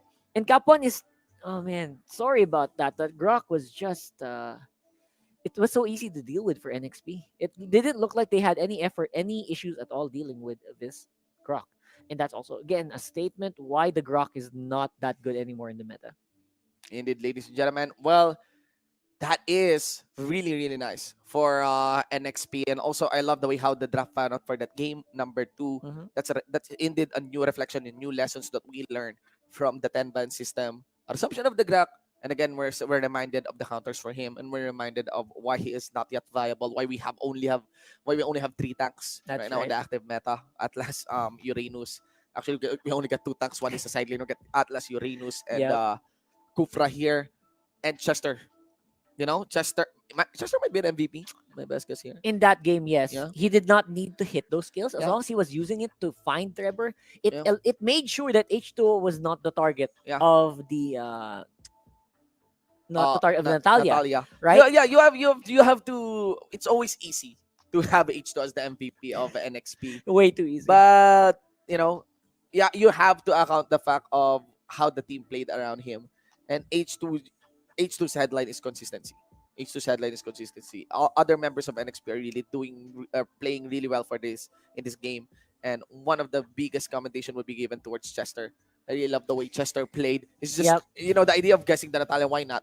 Why- You have a I'll lot of just mana. throw everything Yeah. to find Natalia and make sure I can carry. He can Indeed. carry. Indeed. Ladies and gentlemen, let's head into Wolves analysis. NXP nung inahype natin ng MPL Season 6, yung sinabi nila, they will crush everyone in the league. Gusto nila ang durugin kung sino yung makakaharap nila sa liga. At least, they've shown us a different approach. Now, 2-0 victory. And that game number 2, hindi nila din na one-sided victory, and BSB actually had it in their hands already, but they were able to bounce back. Now we're looking at the draft natin in the previous in this specific game. This time yung BSB, I like how they drafted. However, they don't have the best setups. And wala pa rin sila ng mga Kufra Atlas dahil hindi pa rin sila inayama ako ng NXP dito. Nevertheless, they went in for Grok and they also went for this Natalia. Now, it's true na okay naman yung kanilang draft dito. Ang siguro kinakapos tayo is their magic damage, magic burst, the early stages of the game. And by the way, NXP drafted this Dairoth that made us look, sabi nga nila, tinatawag nilang Clown Fiesta daw ang MPL-PH Season 6. Pero bakit laging nananalo yung mga ganitong pick? Well, this is a very good pick. Honestly, in my own opinion, I like the Dairoth pick and it makes a lot of sense when used properly. Ang nagulat lang ako dito mula sa NXP is they're willing to play it with the Bruno. And it made all the difference. Ngayon, ang problema sa BSB is that in the later stages of the game, they have a scaling core, which is the Yi Shin Then again, hindi nila kayang i-match up yung dalawang duelist in the late game with the Dairoth as well as the Bruno. And then meron ka pang Khalid for the setup. So if you're looking ahead at NXP, maisip mo sa kanilang lineup, this lineup actually scales in the late game better than the Yisenshin lineup because of one, damage, two, setup during because of the Khalid. If you compare it to the late game setup of BSB, siguro makakuha ka ng mga assassination mula dun sa Natalia, but it will not be enough because you don't have that big ticket initiation like the Kufra, like your Atlas. They dependent on the Grok. And while it's true na isa po akong Grok main, kaya paborito ko pong hero ang Grok, I feel na yung kulang sa kanya yun is those big ticket setups. Grok was really prominent in the dual tank setup wherein he will provide utility, crowd control, but not the hard CC that we're looking for in game. Looking at the stats ng ating laban, the post-game stats, there's a lot of impact when you're looking at the cores ngayon ng Nexplay. And this is what we like about Nexplay. You want your cores to pop off. And that didn't happen in their loss last week. No, nakita natin last week, hindi masyado nabigyan ng chance na mag-pop off ang mga cores natin in this series versus BSB. Rene J with the Dairoth on the second game and the Hellcurt first hip-hop to. Nag-show up ang mga cores ngayon ng NXP. Kaya naman natin nakikita na malupit ang kanilang performance. Now we're gonna look into the highlights, the smart highlights of this game. And maybe we can look back on how this slow climb from NXP eventually won then the game. BSB, good start. Obviously, you have Natalia and Grok. This is a very strong early game combination. But along as time goes, kailangan mas creative ka na. Hindi na siya yung head-on, malakas talaga na duo. You will have to be creative with it, specifically with the Natalia. If you don't know how to use it properly, you're gonna fall off in the late game, lalo lang na pag hindi ka careful sa early game. Nevertheless, BSB performed well with this lineup and can honestly say na okay naman talaga yung ginagawa nila. Well, Nexplay Solid, kalmado ang kanilang approach at least. At least that's what I felt in the early stages and the mid game of this specific game. Tinatry lang nila dito na makapag-farm si H2O time and time again. BSB trying to snag that carry from NXP and sometimes failing dahil maganda yung pagkaka-protect. By the way, weird interaction dito mula sa ating Lord creep cutting. And probably BSB, baka hindi nga sila nag-benefit dun sa push na yun. Wanna take note of this specific clash that Nexplay Solid, they decided, okay, may mga wala dito mula sa BSB, particularly the Yisen Shin, the Cho, and the Grok. The Grok is a little bit near, tas yung Yisen Shin pwede mag-ulti. But in essence, this team fight, if you are Nexplay Solid, kukunin at kukunin mo talaga to. Because you know that you're ahead when it comes to just the man advantage. And that's why unti-unti nilang pinapatay dito yung BSB. Nice move from Chester, forcing another mispositioning from Trevor. At least nag-overcommit si Trevor doon. And this is the Nexplay Solid clash that I feel really won them the game. So unti-unti natin dito. So they're trying to peel for the squisher lineup. So nabatay dito si Bruno. And then Ren J showed up. Nice kill on Cap 1. And this is all cleaned up na. Forcing BSB on a bad spot once again. Another fight that Nexplay showed us na maganda dahil pinitas muna nila pa isa-isa yung mga members dito ng BSB. Force the most crucial team fight, and you're gonna wonder, why will BSB want to approach this like this? Siguro nakita sila ng opening here, having two members just going for the backstab. However, it did not work in the end dahil prepared ang NXP. And also, one thing that you want to take note with this for NXP, for Nexplay Solid, is ang ganda na kanilang dueling potential. And normally, this is attributed dun sa pag-lifesteal nila or pag-sustain ng sarili nila kapag hindi biglaan yung team fights. So pag medyo ramp type yung team fights or paisa-isa, damage per second, damage over time, nakakapaghilap ang Nexplay Solid. And that's exactly what happened. By the way, napakagandang set din mula dun sa Carmilla as well as the Khalid. And that is where things really went south para sa side ng BSB. Wala sila nung big ticket ultimates katulad ng nasa Khalid or something that you will look for Atlas or Kufra to win them the late game. And our MVP of the match, Bruno, with just one death, 819 on the performance of H2O. Very marvelous on this Bruno. And I like na talagang unti nakakapag pop off dito yung mga cores natin mula sa side ng Nexplay Solid. Again, the term, at least for the series, pop off. You want your superstar trigger, kumbaga, dun sa mga main core players mo at buhatin ka sa laro. And that's exactly what happened with Nexplay Solid. And fortunately for us, may interview natin ang MVP ng ating laban, si paring H2O. H2O, yon. What's up? Hello po. Batiin mo naman yung mga viewers What's up? natin. Ay, shoutout sa inyong lahat. Salamat sa mga sumuporta sa Nexplay Solid dyan. Oh, Sobrang daming viewers. yan. H2O, Medyo pressure. okay lang yan. Okay lang. Malakas naman kayo. Pare ko, isa sa mga pinakaunang panay-panalo nyo series, ano ang pakiramdam nang nasa MPL na kayo at nanalo kayo ng isang magandang series? Siyempre, sobrang saya. Tagal ko na rin Tagal na rin ako kasi pangatlong qualifiers ko na ito eh. Ayun, hindi ako sumuko. Laban na ng laban. Tapos ayun, nakapasok naman ng MPL. Kaya sobrang saya namin. Pati sa team, pati si Boss Dog, sobrang saya niyan. Okay. Ano ang... Kaya sobrang masarap sa feeling. Paano nyo pinagandaan itong MPL Season 6? Lalo na yung 10-ban system. Sa scrim po namin. Nag-scrim po kami ng 10 bans din. Okay. Tsaka po isang araw lang po namin pinag-practice ito eh. Yun. Yun. Okay, ito na lang, last na. Puro scrim lang po kami ng 10 bans. Kaya Okay. nakapa po namin yung Okay. H2, ganito na lang. Sinabi nyo na gusto nyo durugin lahat ng nasa MPL Season 6. Gaano ka totoo? De, pero ganito na lang. Paano nyo gagawin yung pagdurog na ngayon sa mga susunod nyo pang mga laban? Hindi ko pa sure kung madudurog namin. Abangan na lang nila sa susunod namin na laban. Gagawin namin yung best namin.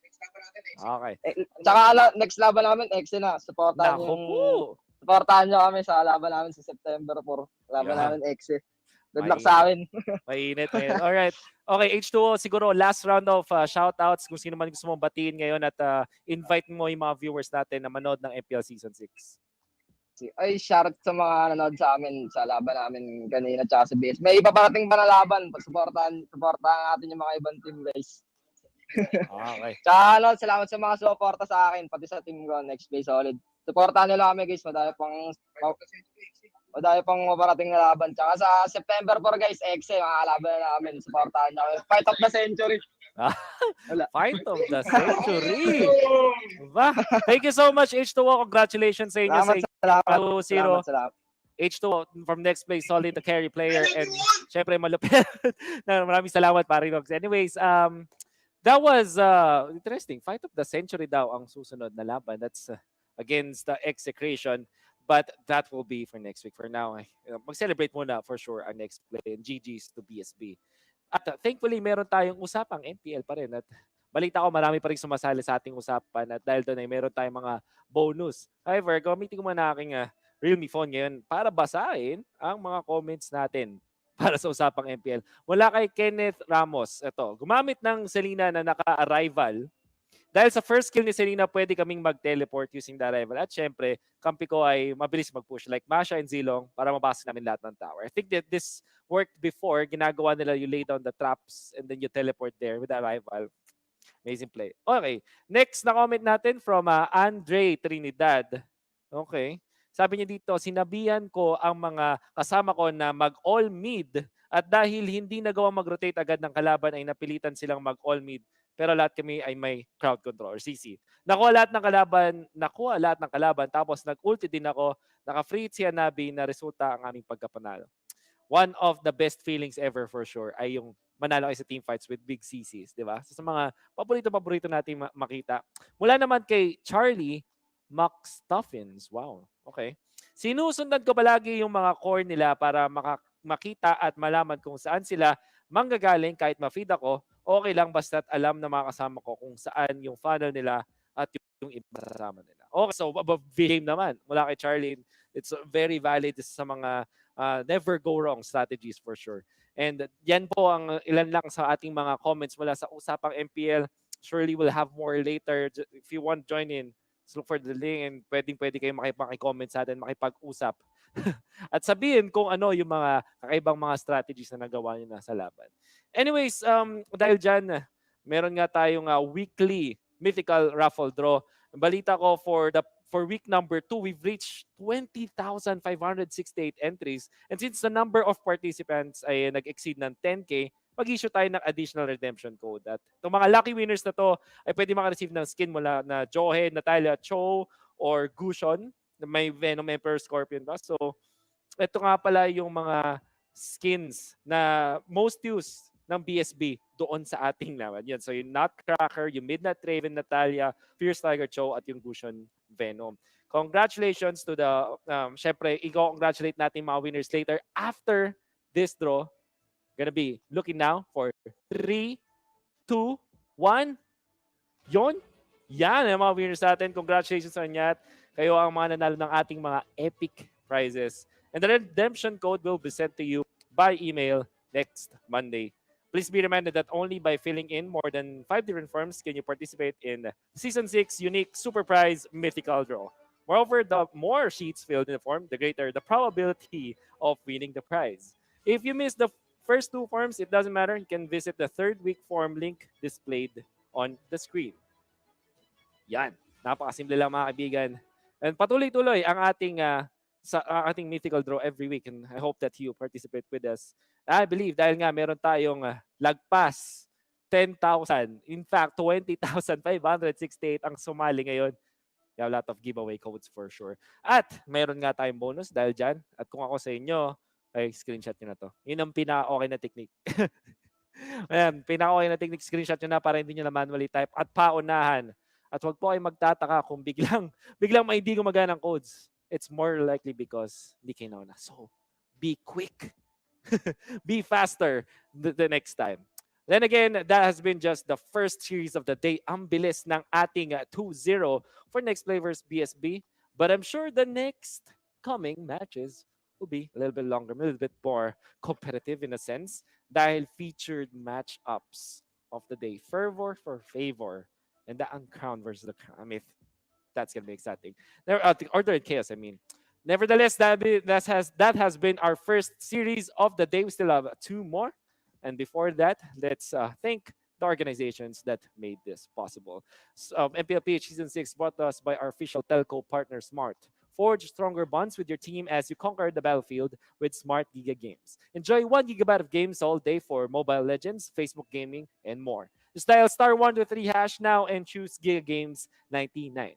MPL is also brought to us by our official sponsor, Realme. Realme is celebrating their first Fan Fest and #DareToBeRealme campaign. Visit their official page at fb.com/RealmePhilippines to know more. MPL-PH Season 6 is also brought to us by our official sponsor, Gillette. Get up to 50 diamonds with every purchase of Gillette's Mach 3 Razor, Vector 3 Razor, or Blue 3 Simple Force Pack in select Pure Gold stores nationwide. #Shave the Day with Gillette. MPL-PH Season 6 also wants to thank our partner in esports, PayMaya. Get up to 7% balikbayad when you purchase your gaming pins via PayMaya, the better way to pay. Promo runs until August 31. Also, our partner in esports, TikTok. If you want to win premium skins, napakadali lang. Search nyo lang yung MLBB sa TikTok. Search nyo lang MLB sa TikTok and you'll get a chance to win premium skins. MPL-PH Season 6 also wants to thank our official gaming headset partner, Logitech G.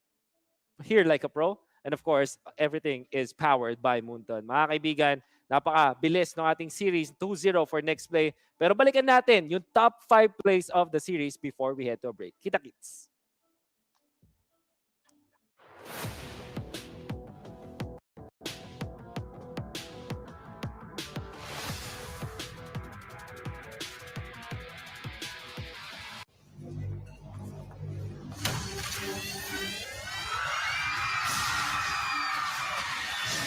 Are you game to be great? Now you can with the new Smart Giga Games 99. Get 1 gig data all day, every day for Mobile Legends and more.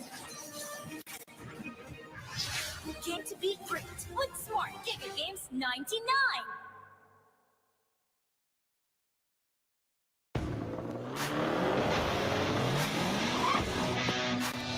The way you live your life depends on the network you choose. Your movies, music, and games can only be as good as your network speed and strength. slow means game over.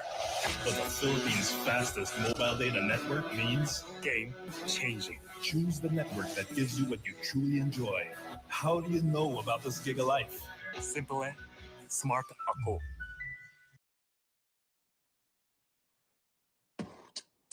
When uncertainty is our reality, we rise above with the things that matter.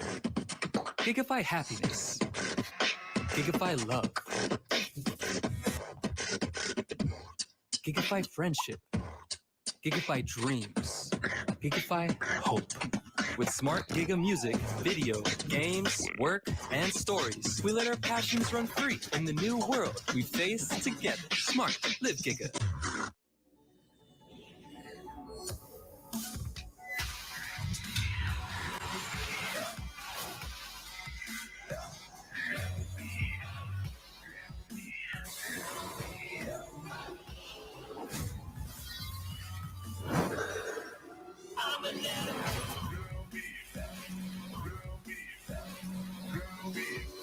Realme smartphone. Dare to leap.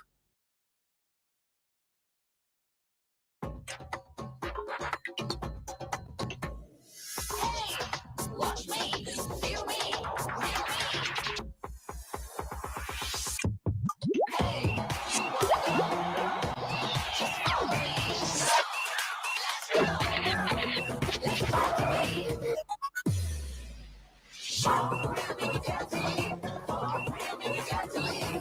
Realme Watch. Time to be smarter. Realme Dare to Leap.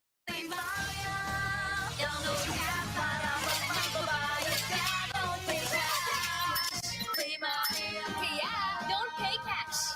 Pay Maya. Para may balik bayad ka.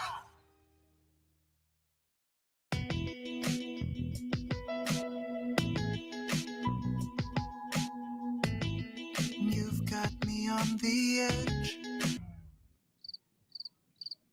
Legit, right?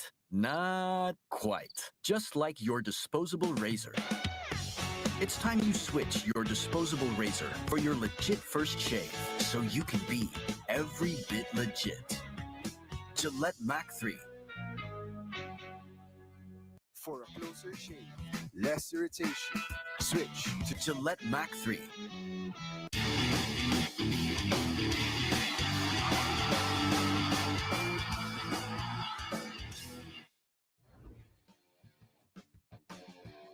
Hi guys, I'm Shinboy, the one for a night. At ako naman si Manjin. At kami, ang Majin Tandem. And this is second episode of MPL Meta Meta Dive. Dive. Kung saan ang pag-uusapan natin ay ang meta. Meta. Meta, tol. So ano nga ba ang ibig sabihin niyan? Sa mas pinadaling salita, kada laro ay meron tayong mga sikat or mga umuusong strategies na madaling gawin para manalo. So the biggest indicator of the meta, or alam mo yun, parang impacting ng meta, would be of the patch. Patch notes. Presented to us in the patch notes. But presenting the patch notes to you, usually it is divided into 3 segments, no? You have a buff, meaning pinalakas. You have the nerf, meaning pinahina. And you also have some adjustments, no? Ang magandang talaga natin dito ay ano-ano nga ba yung mga usong metas per season. Simulan ko na. Simulan mo na, Per tol. season ng MPL Season 1, favorite hero ng lahat, Fanny. Bakit? Kuya Shinbu, siya lang ang may pinaka-unique na kit sa lahat. Mabilis yung rotation, mabilis nakaka-response, and malakas din yung damage. I would describe Season 1's meta, aside from the funny, as a meta or a season of kills. A season of Kung saan napaka-popular ang mga assassins at hindi ganun kasikat ang mga support. Actually, Hindi talaga. walang pumipili ng support para Manjin, di ba? So, ayun nga yung Season 1. Question, ano ba yung naging meta ng Season 2? Of course, the Season 2 meta, paring Manjin, has been characterized of the buffs that was done of the front line and the direct nerfs doon sa mga assassins ng Season 1. Isa sa mga pinakamalaking indicator ng naging meta for Season 2 compared to Season 1 would be of Selena and Kimi. Yes. Because they can dish out good damage from a very safe distance. So, meron kang damage na Kimi na simula hanggang malayo pa lang. Tapos, meron kang 3-second arrow stun. Yes. Na nagmula sa Selena, na ikaw na rin nagsabi, pwede ka magtimpla ng kape. Kada tatamaan ka ng pana ni Selena. And isa yun sa mga naging paraan ng team ng Cignal Ultra para manalo ng championship. With that, Kuya Shinbu, after Season 2, nag-evolve na naman yung game. Pumasok yung Season 3. Nung Season 3, nagkaroon tayo ng kakaibang approach na naman sa meta. Mas lalo ulit binawasan yung damage ng mga burst heroes natin. At din, mga team fights ay mas mahahaba. No? Matatagal, Oo, matatagal. Kasi talagang ang taas na naman ulit ng mga buffs and changes pagdating sa prolonged team fights in the form of fighter. And mind you, dahil doon sa mga fighter setup at mas matatagal na laban ng mga teams, parang mas naging safer din yung laruan ng mga teams. Mas natuto na sila mag-objectives. Yes. And pinakita yun ng Archangel. Yeah. Look at this. Ang baba ng score nito, 10 minutes, pero ganyan lang, 12-2. Medyo Yes. stamp na kasi to. Pero ng mga bandang early, medyo safe ang laruan nila. You know what, Shinbu, since siningit mo na yung mga supports, papasok na tayo sa meta ng Season 4. Ano pa ba ang mga kit ng supports na nagpapaganda rin sa kanila? Yung kanilang mga battle spells. At isa sa mga battle spells na gamit nung Season 4 ay ang best battle spell. And look at this, the arrival battle spell. After na pumasok yung battle spell na yan with, actually playoffs din ata, nagkaroon ng update yan eh. Yan din yung naging game changer sa buong playoffs. And again, I just also want to characterize that Season 4 revolves more on the macro. Macro playstyle. Meaning, kinokonsidera na yung iba't ibang bahagi ng mapa. Season 5, I think, nagkaroon ng parang pinakasikat na meta. And unti-unti na rin natututo yung mga players natin from ranked games and yung mga other teams na, ito yung gagawin natin itong meta. Ang tinatawag nating funnel strategy. At natutunan ng mga players na, paano kaya kung ibigay natin sa isang hero lang lahat ng jungle camps? Makakakuha kaya siya ng mataas na levels kagad? Makakakuha kaya siya ng napakalakas na power spike kagad? At dahil nangyaring natutunan nila yon at tinanong nila, yun yung naging strategy na. Ngayon lang talagang Season 5 nagkaroon ng emphasis on getting that one hero to be really fed and become strong in leading your team to victory. Ganon na nga, guys, nag-evolve ang meta sa buong 5 seasons ng MPL. Well, that has been the meta review for all our 5 seasons, ladies and gentlemen. And tama nga paring Manjin, things are just getting more and more exciting and legendary for the ongoing meta of MLBB. Once again, kami yung naging host for this segment. I am Shimbu, the one for an At ako naman si Manjin. And magkita-kita tayo sa susunod na episode ng MPL Solid.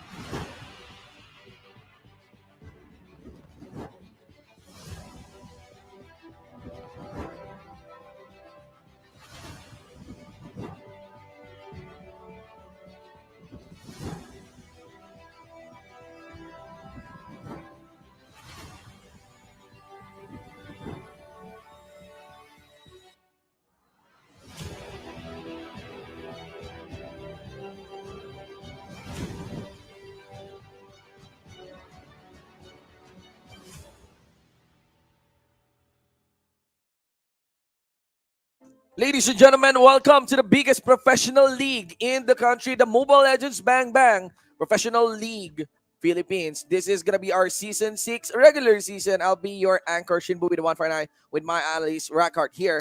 And of course, thank you so much to our sponsors, to our official telco partner, that is Smart. Forge stronger bonds with your team as you conquer the battlefield with Smart Giga Games. Enjoy 1 gigabyte games all day for Mobile Legends, Facebook Gaming, and more. Dial star 123 hash and choose Giga Games 99. Thank you so much to our official sponsor, Realme Smartphones, who is celebrating their first Realme Fan Fest. Who has celebrated their first Realme Fan Fest and hashtag Dare to be Realme campaign. Visit their official page at facebook.com/Realme Philippines to know more. Thank you so much to our official sponsor, Gillette.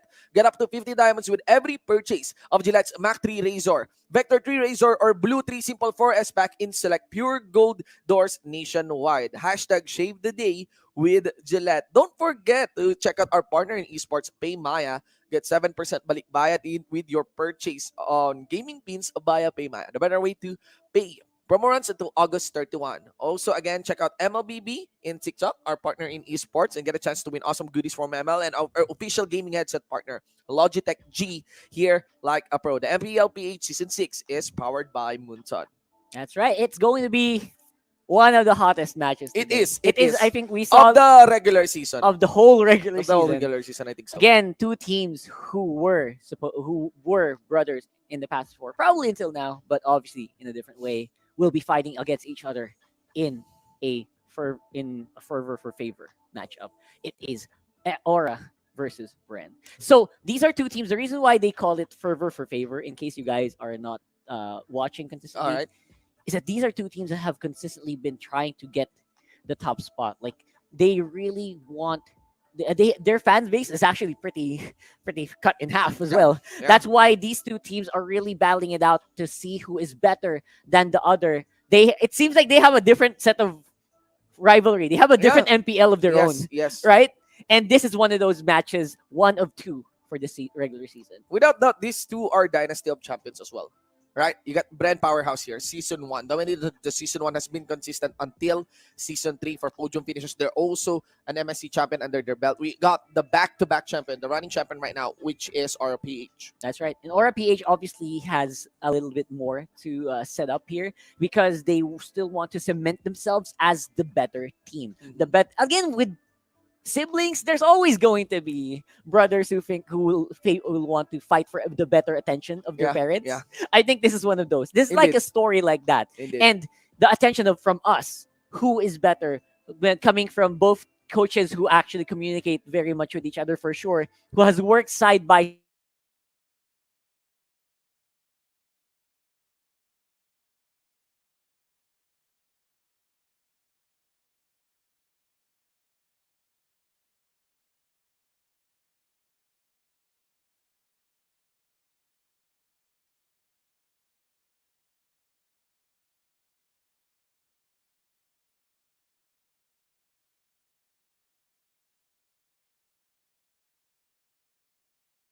side, who pretty much have the same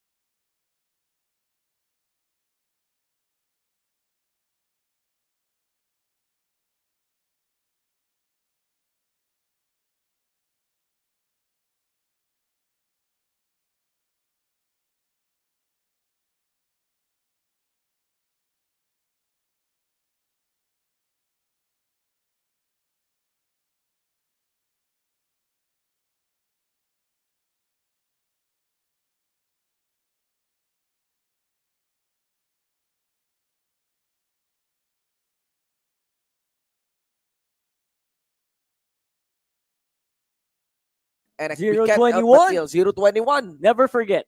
MVP. MVP, y'all. 021 MVP. MPL-PH. Ladies and Only gentlemen. And the thing here is that we kind of agree, all of us, that this might not be a Digi game. Let's check on Aura PH.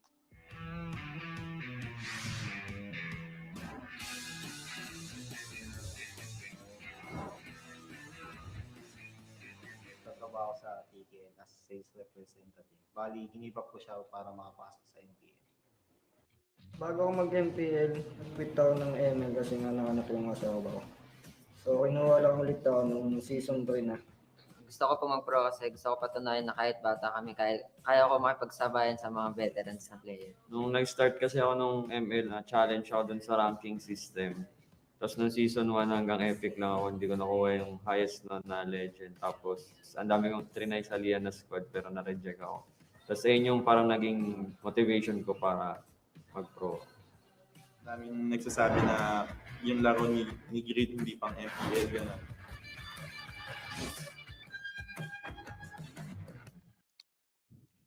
And this is Aura PH, Raflesia, KLVJ, Kiluash, Greed, JP, and Renzio. We're talking about the Diggy. These are the guys that started it off.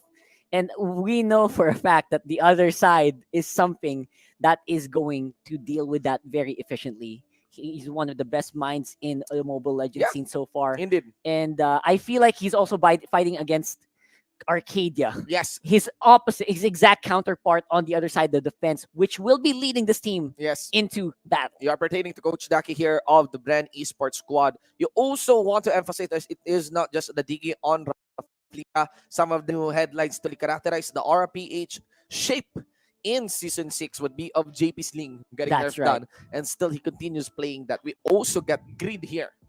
The I perfect emphasize the value Natalia of the as Natalia always. gameplay, for the support position.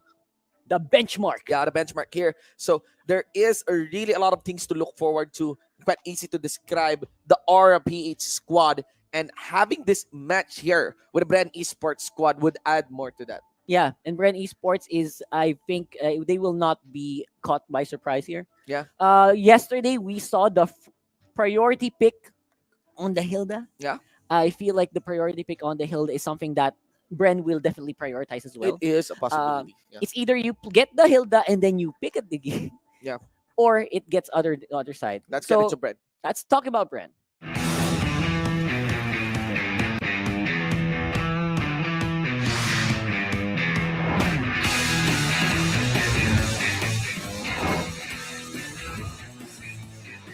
Dati ako nag-aaral sa University of Cebu. Pumunta lang ako dito sa Manila para maging pro player. Pinagsasabay ko yung ML tsaka pag-aaral ko. Nakita ng parents ko yung disiplina ko sa paglalaro at pag-aaral, kaya pinayagan niya ako mag-pro player. Nag-pro ako kasi nakapasok kami ng MPL Season 2 qualifier, tapos nag-top 3 kami, tapos yun, nagtuloy-tuloy. Passion ko talaga yung paglalaro. Tsaka nakita ko na sobrang laki talaga ng Mobile Legends dito sa Pilipinas, lalo na yung prize pool tsaka fanbase nila. Tapos nabago ng Mobile Legends yung buhay ko. Sobrang proud sa akin ng magulang ko. Kaya pinush nila na maglaro ako hanggang makaabot ako ng SEA Games. Mas pinili ko na yung passion ko kaysa sa mag-aaral.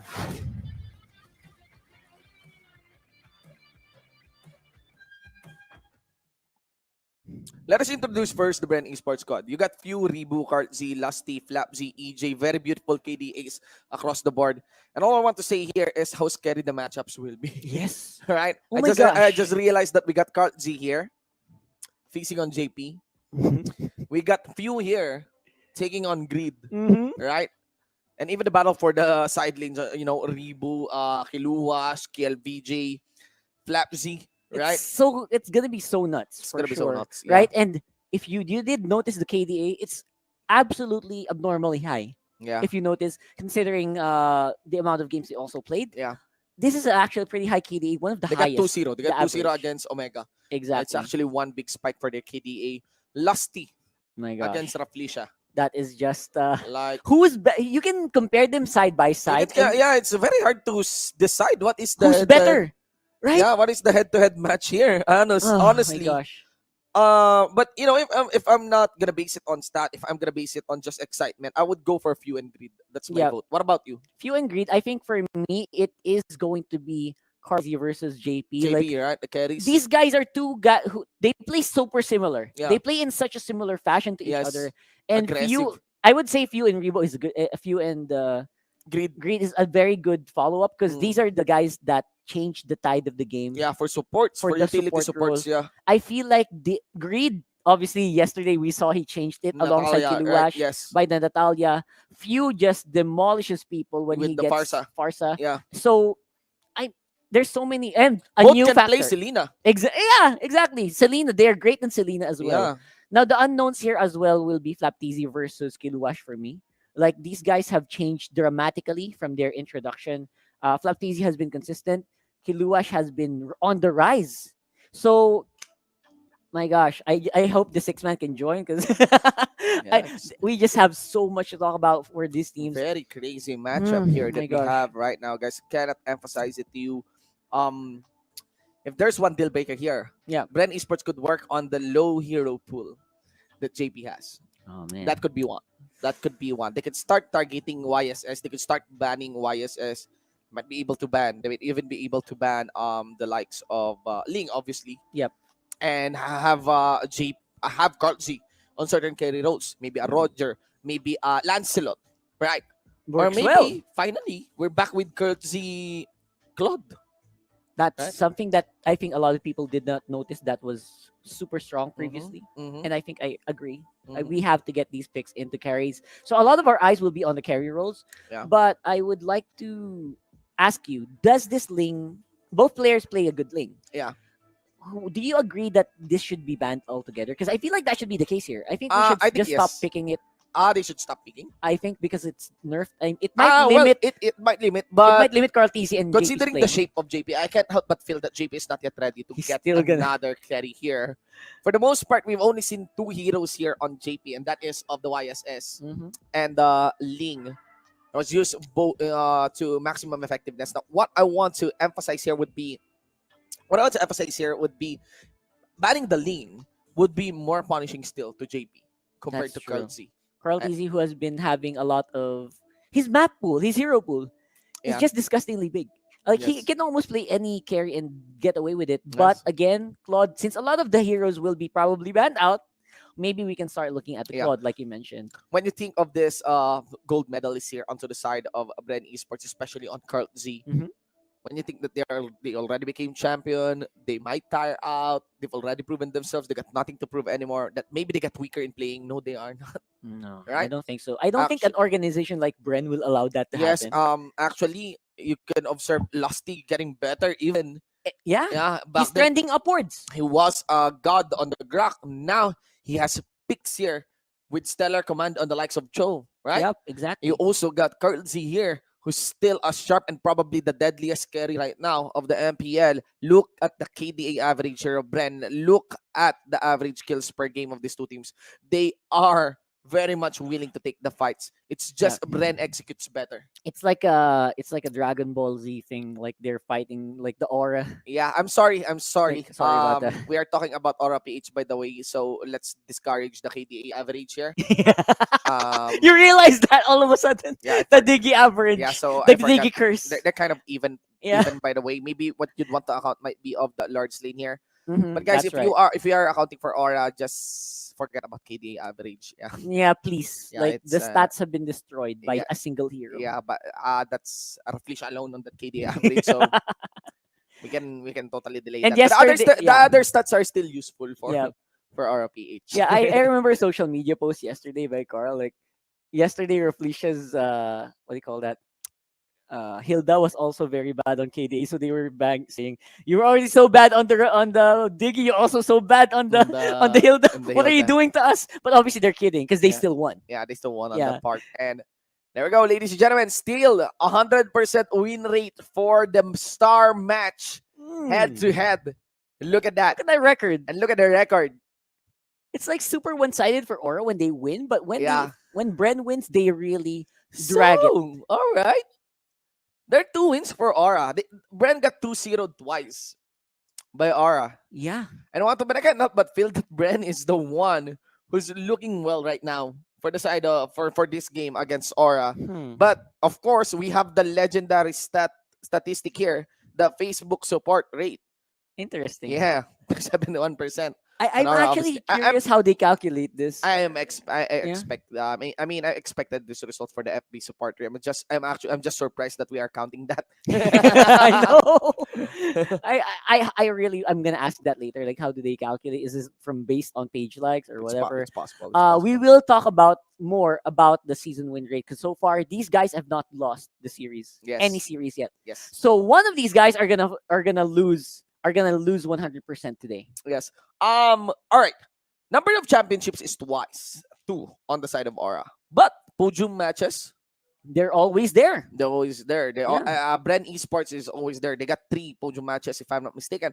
Not to mention that Bren has an MSC championship. That's a big title as It's a well big because you're not just facing MPL teams there. You're Yeah. facing international caliber teams. Yes, but of course, moving into the stats, still, guys, the lineup of Aura didn't change. Bren totally changed. This By is a a very big old amount. organization, by a very big amount. Yeah. Now going to the player head-to-head, guys, we got the comparison for an old and veteran player, which is Kiluash, and Flavzy, the newcomer on the side of Bren. We are looking into an off lane here.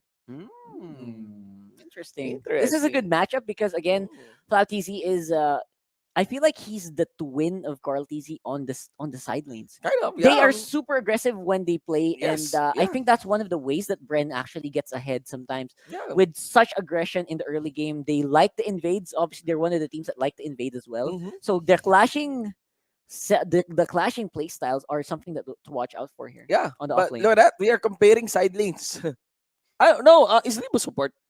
Rebo support, He right? flexes so much, so I think he is more flexes mostly so- on so this much, court. right? He's a multi-role ever since he started the game anyway. So Yeah. I think he's counted as more of a support these days. Support these days. Yeah. All right, so that's it. Raflesia versus Rebo. Rebo now actually sits at a relatively high KDA rating here, but again, we are just in again. week number 2. And Yeah. look at the unique heroes used here by Rebo. That's a bad sign, actually. Yeah, that's kind of That's a bad sign. sign, especially coming into the 10-ban Yeah, phase. yeah.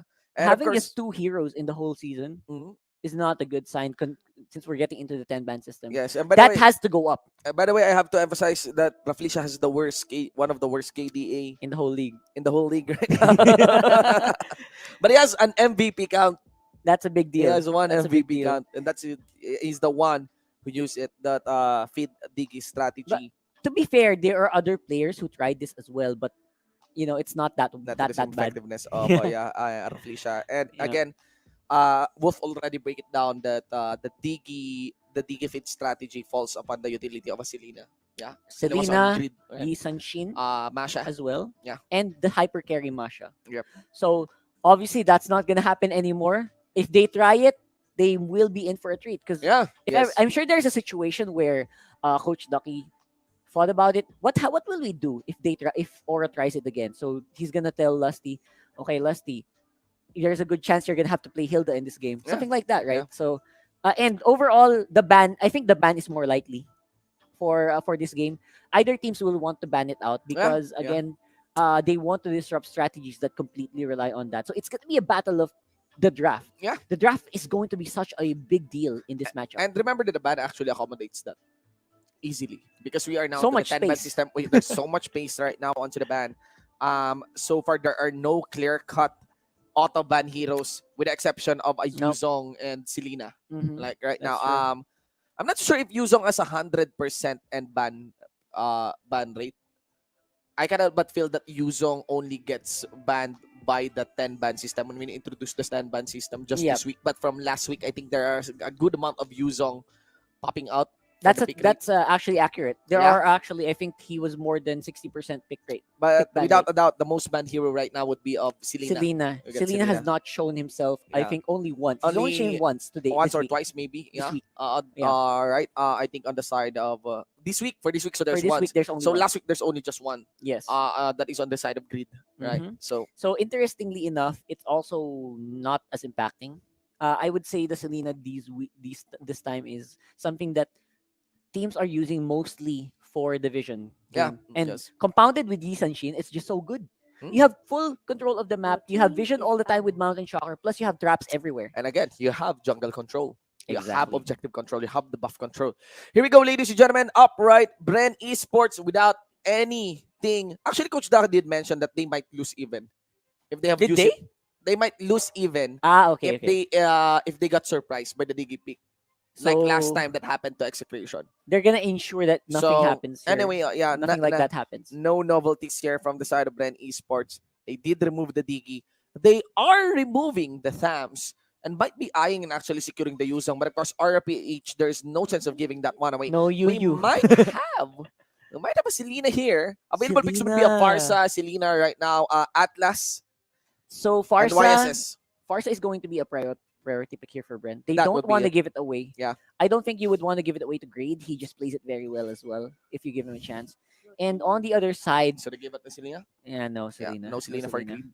But because of that, again, no UU combination, they will have a priority over Ling if they choose to do so. And if it does happen, I think both teams will start to pick it up. Yep. I don't know if Ducky mentioned that they're gonna use that Link because I feel like Link's just so weak right now. No, It's something you've been mentioning since I don't think Bren since will be Soul choosing Week, right? Ling. I don't think Bren will be choosing Ling and Anymore. I think Bren might be willing to let go of the Ling. I really Mm. believe this is gonna be a first pick Farsa, and that will be it with the ban on First the pick Kufra. Farsa. Aura might open up with a Ling plus Atlas. What's Raflesia doing? As usual, Raflesia, trolling around with the camera. Are He you loves okay? it. Yeah, he loves Are you looking at okay, the camera. Raflesia?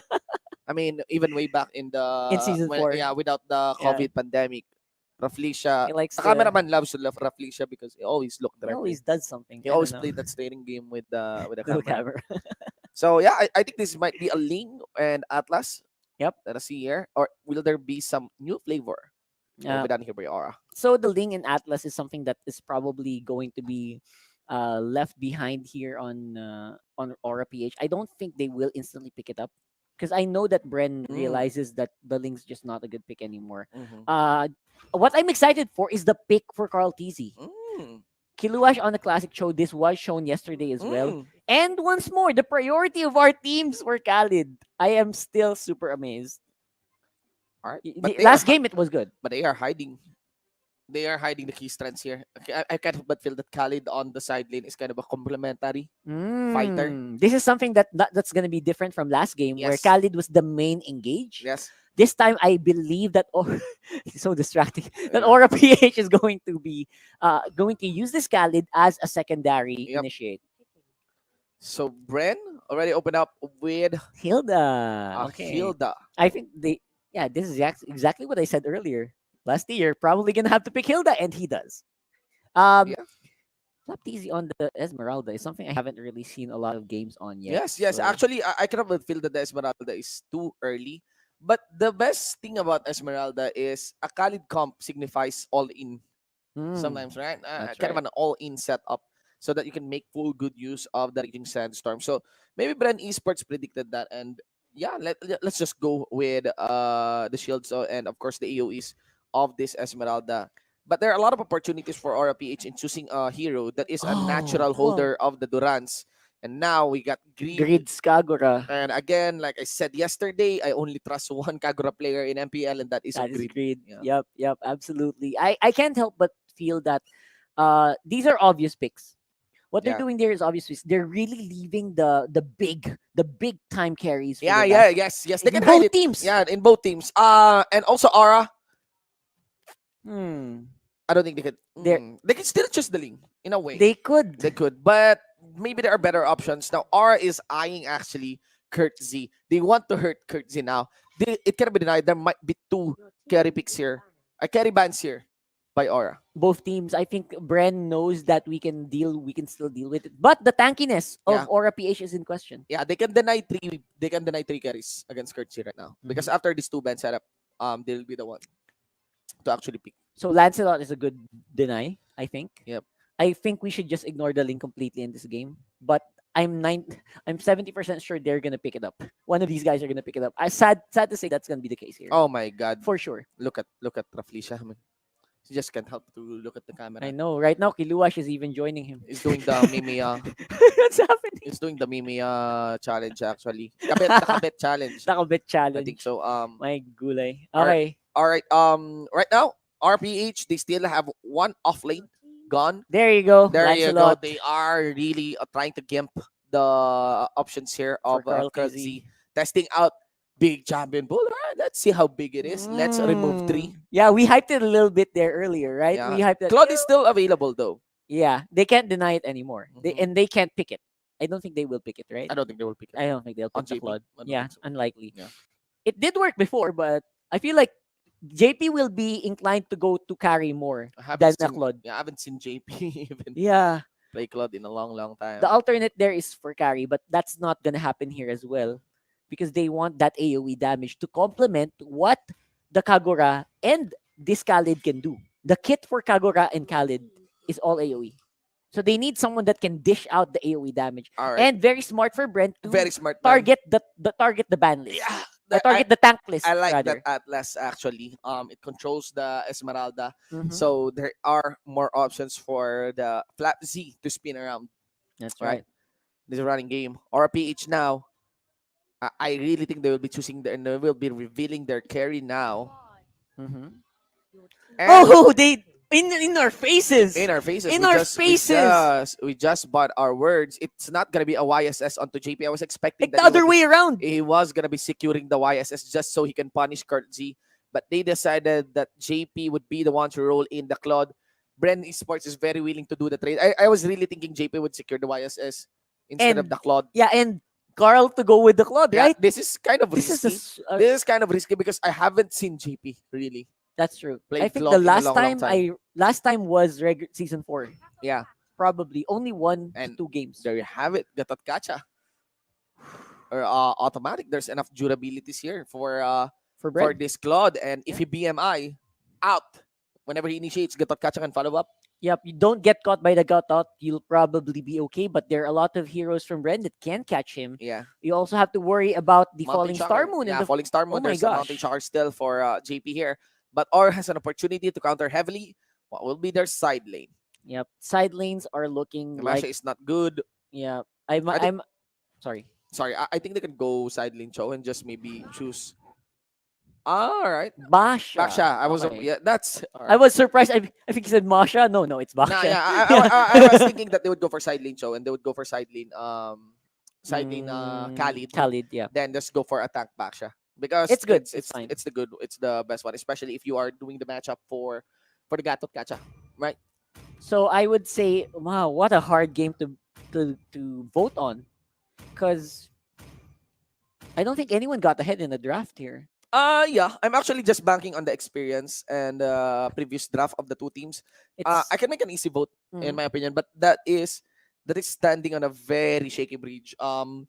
It is I'll vote in favor of Bren Mhm. just because I haven't seen JP's Claude in a very long time. That's true. I feel like the mastery of your hero, the mastery of a hero in the pro scene, in the Mhm. tournament scene, is such a big deal. So comfort might be in question here for Aura. Yes. I think that's what you're talking about. So I think Bren is definitely a team that looks a bit more prepared. Although I saw that Aura insta-lock that blood, but still, it's a Bren game for me. I Yeah, think there are just only two carries anyway remaining. They could go for Roger, but I really think it would be Both teams, YSS yeah. JP then Claude on Carl Z. So it's the other way around. And Bren is, if they choose Claude, they would just choose YSS.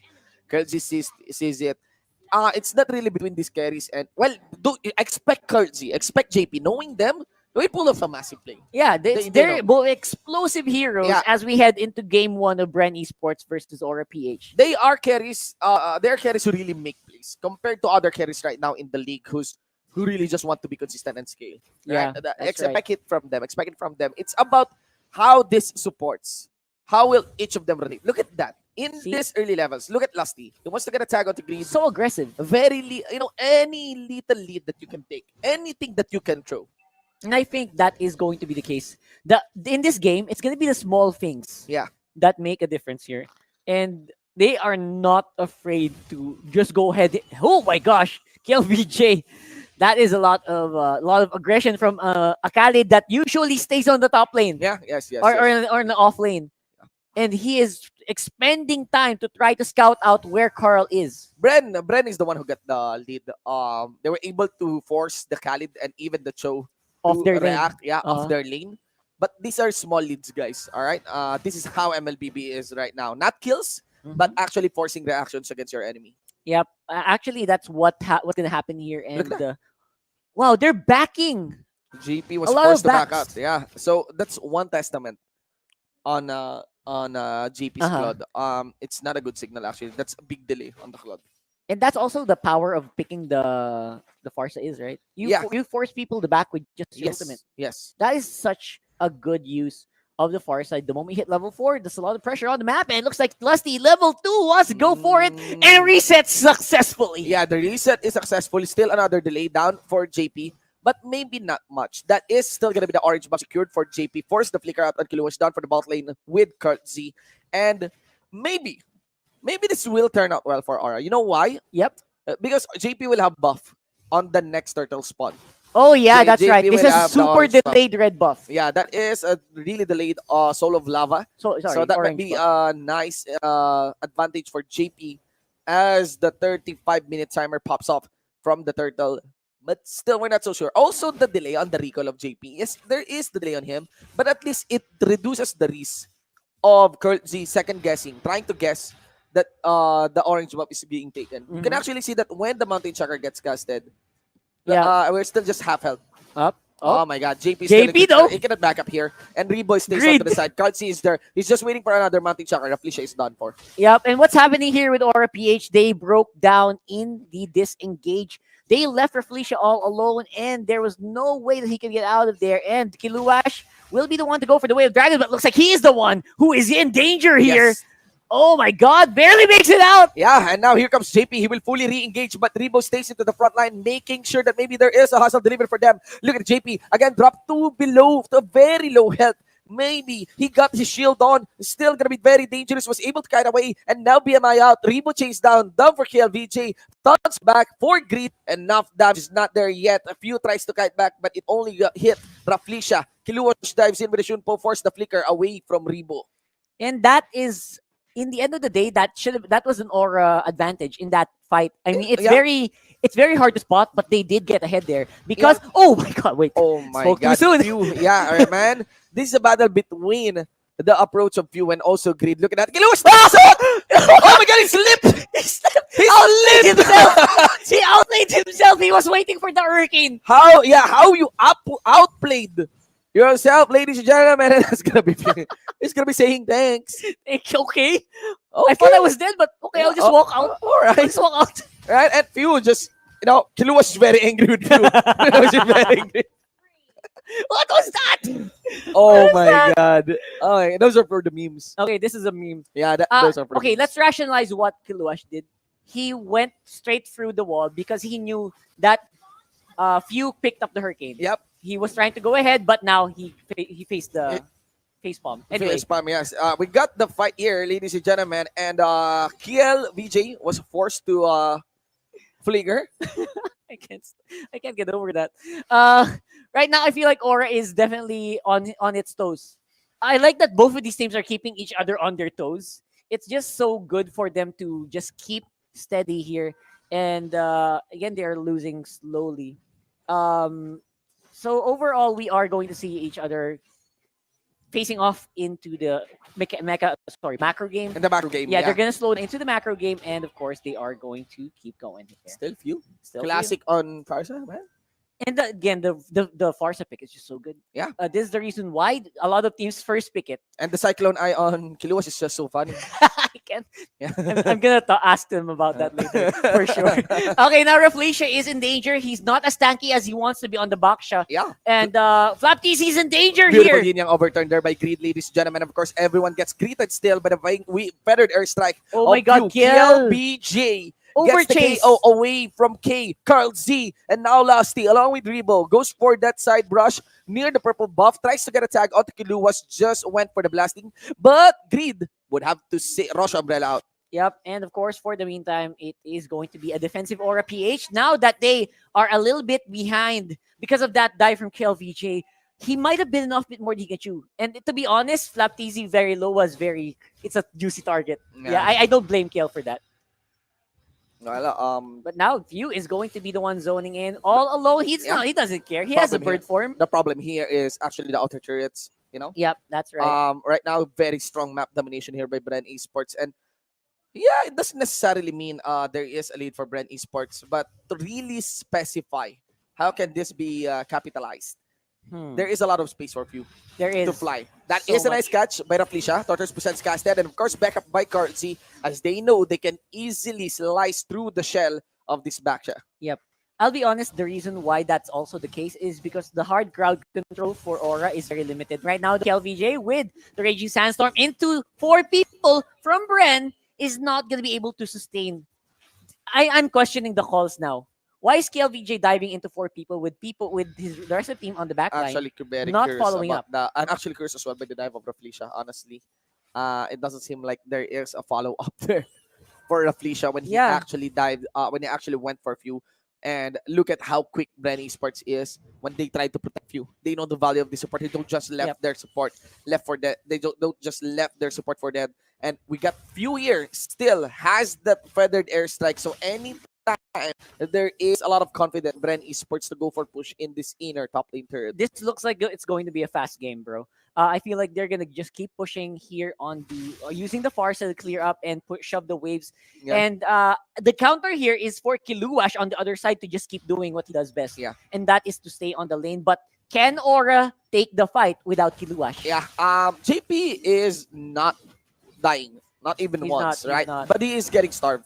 That's Ooh, the big problem. Carl There. Catchy TZ. goes in. He gets greeted by that blazing duet. And that's full channel. That is a nice catch there by the Khalid. Gets the kill on the YSS. And here comes the next members against Bren Esports. They get plucked out one by one. It's not just Kurzi. Make that lasting add-on few and no members are removed here against Aura PH. They're rolling and they got that win finally. Oh wait, Flap TZ is gonna be able to get something, at least Wow. consolation prize there Yeah.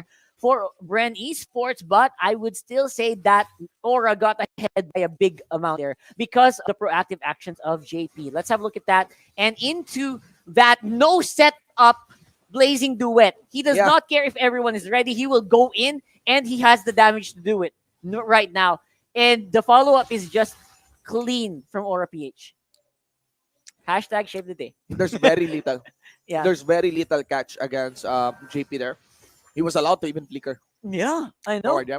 That was so aggressive. Very, very aggressive. I mean, I was surprised. It took a long time. It took a long time before you really felt the damage of the blazing duet down on down on Kurt Z, right? Yeah, it wasn't a fully charged blazing It wasn't duet. a fully charged blazing duet, but JP is very willing to actually just flicker so know. that he can get into the face of Kurt Z there after Yeah. the traceless gets casted. And right now, what could be a one-sided game maybe pushed back against Bren Esports. Yep, and I feel Esports is going to be in control for the next 3 to 4 minutes just because of their ability to just keep spamming Mountain Shocker like that. Right now, the cooldown for their skills for Carl TZ on the Mountain Shocker is the lowest it can be because he is level 13, Man. way ahead of everyone here Crazy. on Aura PH. Crazy. I mean, we kind of agree earlier that the number one support right now, well, you get Selena Ban always, but the number one support right now is Farsa, right? Yes. If you use this Farsa way back in season 1, everyone will laugh at you. I know. People will be angry. People will, what the heck are you doing? Yeah.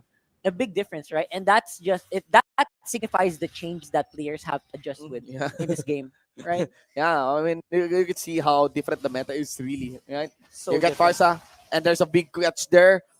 Very my quick gosh, on Kiluash. Kiluash, man. What was that? Yun yung overturned down for grid, but they won't stop. And look at that. Lusty along with the Rebo putting up the hustle against the 4, maybe 3 members here of Aura PH. Grid gets slayed. Here comes Carlsy, followed up onto the initiate done by Flapsy. And still Lusty is still alive. Raplisha gonna be destroyed here by the feathered airstrike of few. Double kill secured here by Flap. And they would go for this min Wipe lane out. inhibitor turret.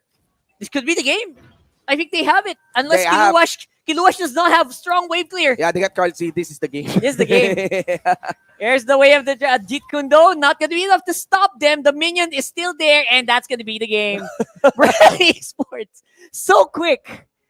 Oh Oh my God. So, the first thing I noticed there, congratulations, by the way, 1-0, Bren Esports. The first thing I noticed is it's so hard to deal with Mountain Shocker plus Feathered Feathered Airstrike at the Airstrike, same yes. time. Yes.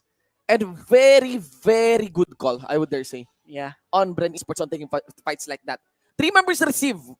I The think- yin yang overturn. Yeah. They all went for greed.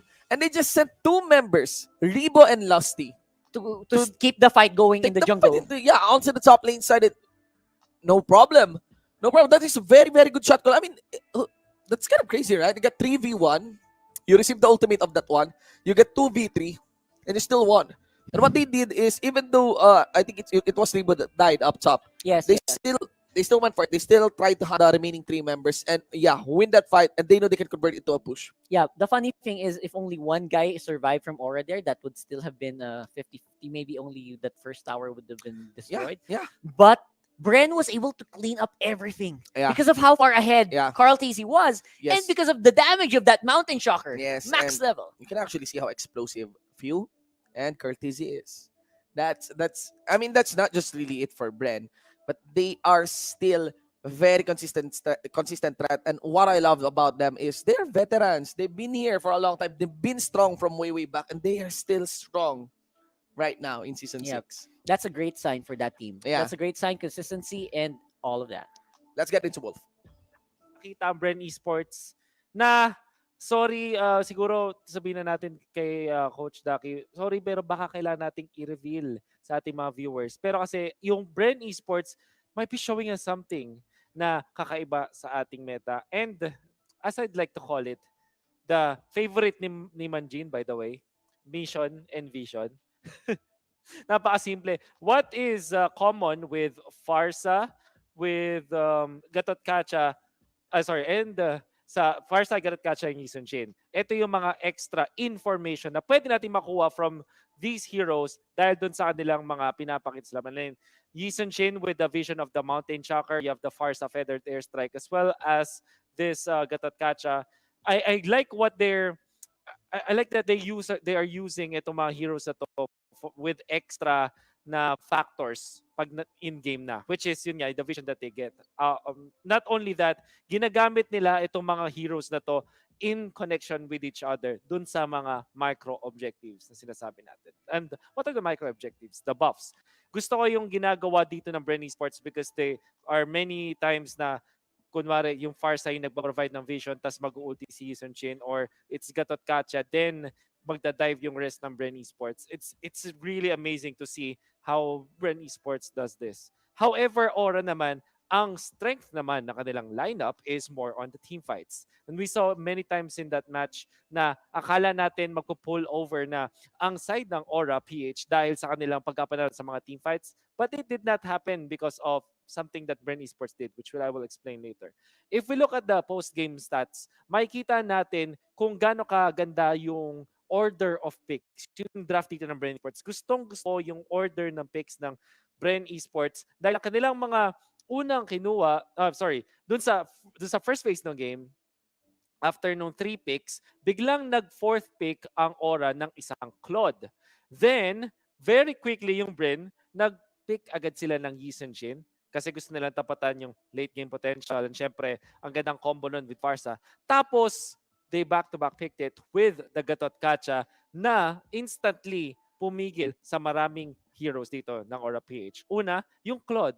Claude cannot be as comfortable when facing up against Gatot Kacha, lalong-lalo na meron na tayong buff na Gatot Kacha. It's just amazing that in a 1v1 setup talagang lugi yung Claude sa Gatot Kacha. Many team fights in the game, right? Also, I like it against the heroes that are in the offlane, like Cho, for example, or Khalid, na ang gusto ng mga heroes na to sa side lanes ay napapauwi nila yung makalaban, and Gatot Kacha is a hero that they will not be able to do so. While I like the backshot pick from Raflesha, unfortunately, na-feel natin na dahil hindi nakakuha ng magandang snowball ang ating backshot in the late game or in the mid game, hindi na ganun ka impactful yung performance ni Raflesha as compared to what Bren Esports showed us. Now, if we're looking at the smart highlights of the game, we can see that there's a lot of big clashes that happened that went in favor of Aura. So pag mga 5v5 na clash na nakikita niyo or big team fights, 4v4, 5v5, lumalamang ang Aura PH. Lalong-lalo na because of KLVJ showcasing how good the Khalid is as a pick. Lalong-lalo itong laban na to, this specific one, Aura PH, showed a masterclass on how to win team fights. Kasi yun naman ang strength ng Aura, right? However, Bren Esports, napakaganda nung kanilang response dito against Aura PH. Whenever they are team fighting, kung pansin niyo, laging may nakatao dun sa mga lanes. Laging may nag-shove niyan. I wanna pause here a little bit. Look at this. It's 7 minutes, almost 8 minutes, mga kaibigan.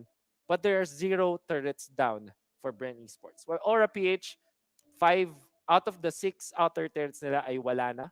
And this really gave up a big boost of economy para sa Bren Esports. Not only that, yung map control. And paano ba nagawa to ng Bren Esports at na keep nila yung kanilang mga tore? Napaka-simple na sagot. Mission and vision. Vision coming out from their heroes. Plus the fact na meron silang wave clear from the Farsa, you also have the Esmeralda. And then also, yung Bren Esports, they put a lot of emphasis on keeping their turrets to keep their map control.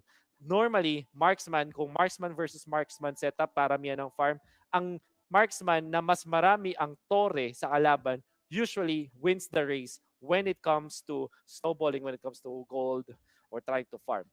Right? So yun yung naging, kailangan nyo ninyong matandaan kung kayo naglalaro sa mga pals. Marksman versus marksman, kailangan keep nyo yung mga tore so that you can keep your map control and as a result, makapag-farm kayo. And evidently, Bren Esports are in a big lead now. Napatay dito yung Gison Shin. You can see Bren Esports, ang decision nila, okay, sige, we lost this fight already. Let's get out. Let's try to cut our losses. And that's what Rebo did. Tapos, tamang abang lang din si KLVJ after that play. Now, ito naman, this is a big diversion play coming out from Bren Esports. While the rest of Aura PH ay nandito sa may left side, yung ibang naman members ng Bren Esports pumipitas dito sa right side ng Aura PH. And after eliminating Greed and Kiluwash, tapos napababa na yung HP ng mga ibang members ng Aura PH, there's now stopping this season Shin from eventually killing rest of Aura. By the way, nice play coming out from Flap TZ on the Esmeralda para makabawi na dito totally ang Bren Esports. And all throughout the match, Few with such an amazing display from the Farsa. Ang daming beses natin nakita na nakipaglaro sa kamatayan si Few at siya pahing nanalo. Nevertheless, Carl TZ is our MVP of the match. 6-2 and 5 performance on the Yisun Shin. In such an important match against Aura, alam natin na malupit at matindi ang galawan ng mga members of Aura PH. Carl TZ still showed us a wonderful play from the Yisun Shin. And I think that I shared the sentiments with the casters. I would love to see a game number 3 from this wonderful series, but we might not see that kung ganito lang, kung uulit ang Bren Esports at Aura dun sa game number 1. We'll find out though. Pero, bago ang lahat, just look at my Realme 6 muna at magbabasa tayo ng mga comments natin mula sa Usapang MPL. Mula kay Jo Marie, Pacquiao Cabiles, ginawa kong tank build si Natalia para maging support ako sa core namin at sunod ako ng sunod sa core nila para mahanapan ng timing at ma-ambush ang core nila at gabang ako sa bush para bigyan ng mata ang kakampi. Ginagamit ko lang ang passive ni Natalia po na invisible. Okay. Now, kay Jedel Sabinay, kaya ba akong diskarte ay tinry kong mag-funnel badang kasi maganda yung combo namin. Gumana pala ng set si Kufra, tapos pumasok ang Guinevere, tapos nag-ulti ako. Okay. So, again, any hero can be funneled if used in the right conditions, guys. Tandaan yan. Wala naman kay Denver. Ang pinakaibang diskarte paggamit ng Digi ay pumupunta ako sa purple buff ng kalaban upang manggulo sa nagpa-farm na assassin ng kalaban at dahil doon na-delay ang pag-level up ng kanilang assassin. Nako, paano pa kaya ngayon na meron na nga tayo ng alamat ng itlog or the tactical feeding digging. Anyways guys, we have a lot of giveaway codes and because of the fact na marami ang sumali sa ating usapang MPL, we have bonus giveaway codes. At surely, pag patuloy na mag-participate, we'll be given more. Maraming salamat sa mga nag-comment sa usapang MPL. But we have to get back to business. This is still the featured match. Fervor for favor. Hinipe natin na medyo matagal. Ang dami natin mga sinabi pre-game. Hayaan ba nating matapos ng 2-0? Of course not. But it's not for us to decide. However, casters, I'm bringing the stage back to you guys. All right, ladies and gentlemen, welcome back to game number 2. Thank you for the insights coming in from Wolf. That is what happens on two very competent teams, right? That's right. really taking in a high stake match, really taking in a close game. It could be a very. It actually depends on the draft. It actually Yes. depends on the draft, but it could be a full blown fight that can go back and forth, and could also be a game where in an obvious weakness can be capitalized Yep. and escalate quickly in favor of one team. I think And that's what happens here in favor of Bren. that's right. I think that's what happened here. It's not a big disparity like what we've seen in some matches. Yeah, I don't think it's still a a big big disparity. disparity or a big disadvantage in the draft. Yeah. It's the smallest It's things. the smallest The things. small Yeah. decisions Yeah. that the player makes. Yeah. The ripple effects Yes. of that small decision Yeah. into the future team fights. Mm. The small effect here is in the last matchup, in the last team fight where we saw them. I was actually super curious why three people from Bren were chasing on Greed on the right side, and there was a 2v4 on the left Yeah. side. You would be wondering, normally, that sounds like a big mistake. And they were compressed in the yin yang overturn. You mentioned that. You were casting that. It was a yin yang overturn. So we saw in the macro sense that Ben still got ahead despite what looked like a mistake. And the small things really do matter in high pressure matches like this one. Indeed, indeed, ladies and gentlemen. We got the Digi, we got the Thams here for the man of Bren Esports. We also have the Yuzong onto the side of Aura PH. Also want to emphasize on the idea that later on the game number 1, remember that during the 2v3 fight, Lost in Rebo was very durable. They were. Actually, the one that got the disparity happened. They became so squishy because they got hurt a lot by the damage that can come in from a few. They got denied a lot.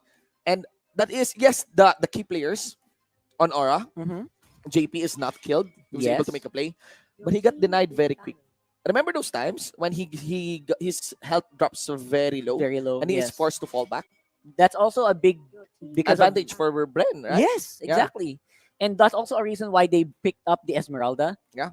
And that's why the Esmeralda works well against the Claw because Blazing Duet, the reason why Blazing Duet is sometimes so powerful is it generates a shield while you're dishing the damage. What if that shield doesn't exist with a very strong Flaptizi? So the fighting forces here for each team were just so 50-50 at that point. It just so happened that it got tilted on the decision making of Brent to choose their durable fighters and let them take the sacrifice for their squishy members to win the game for them.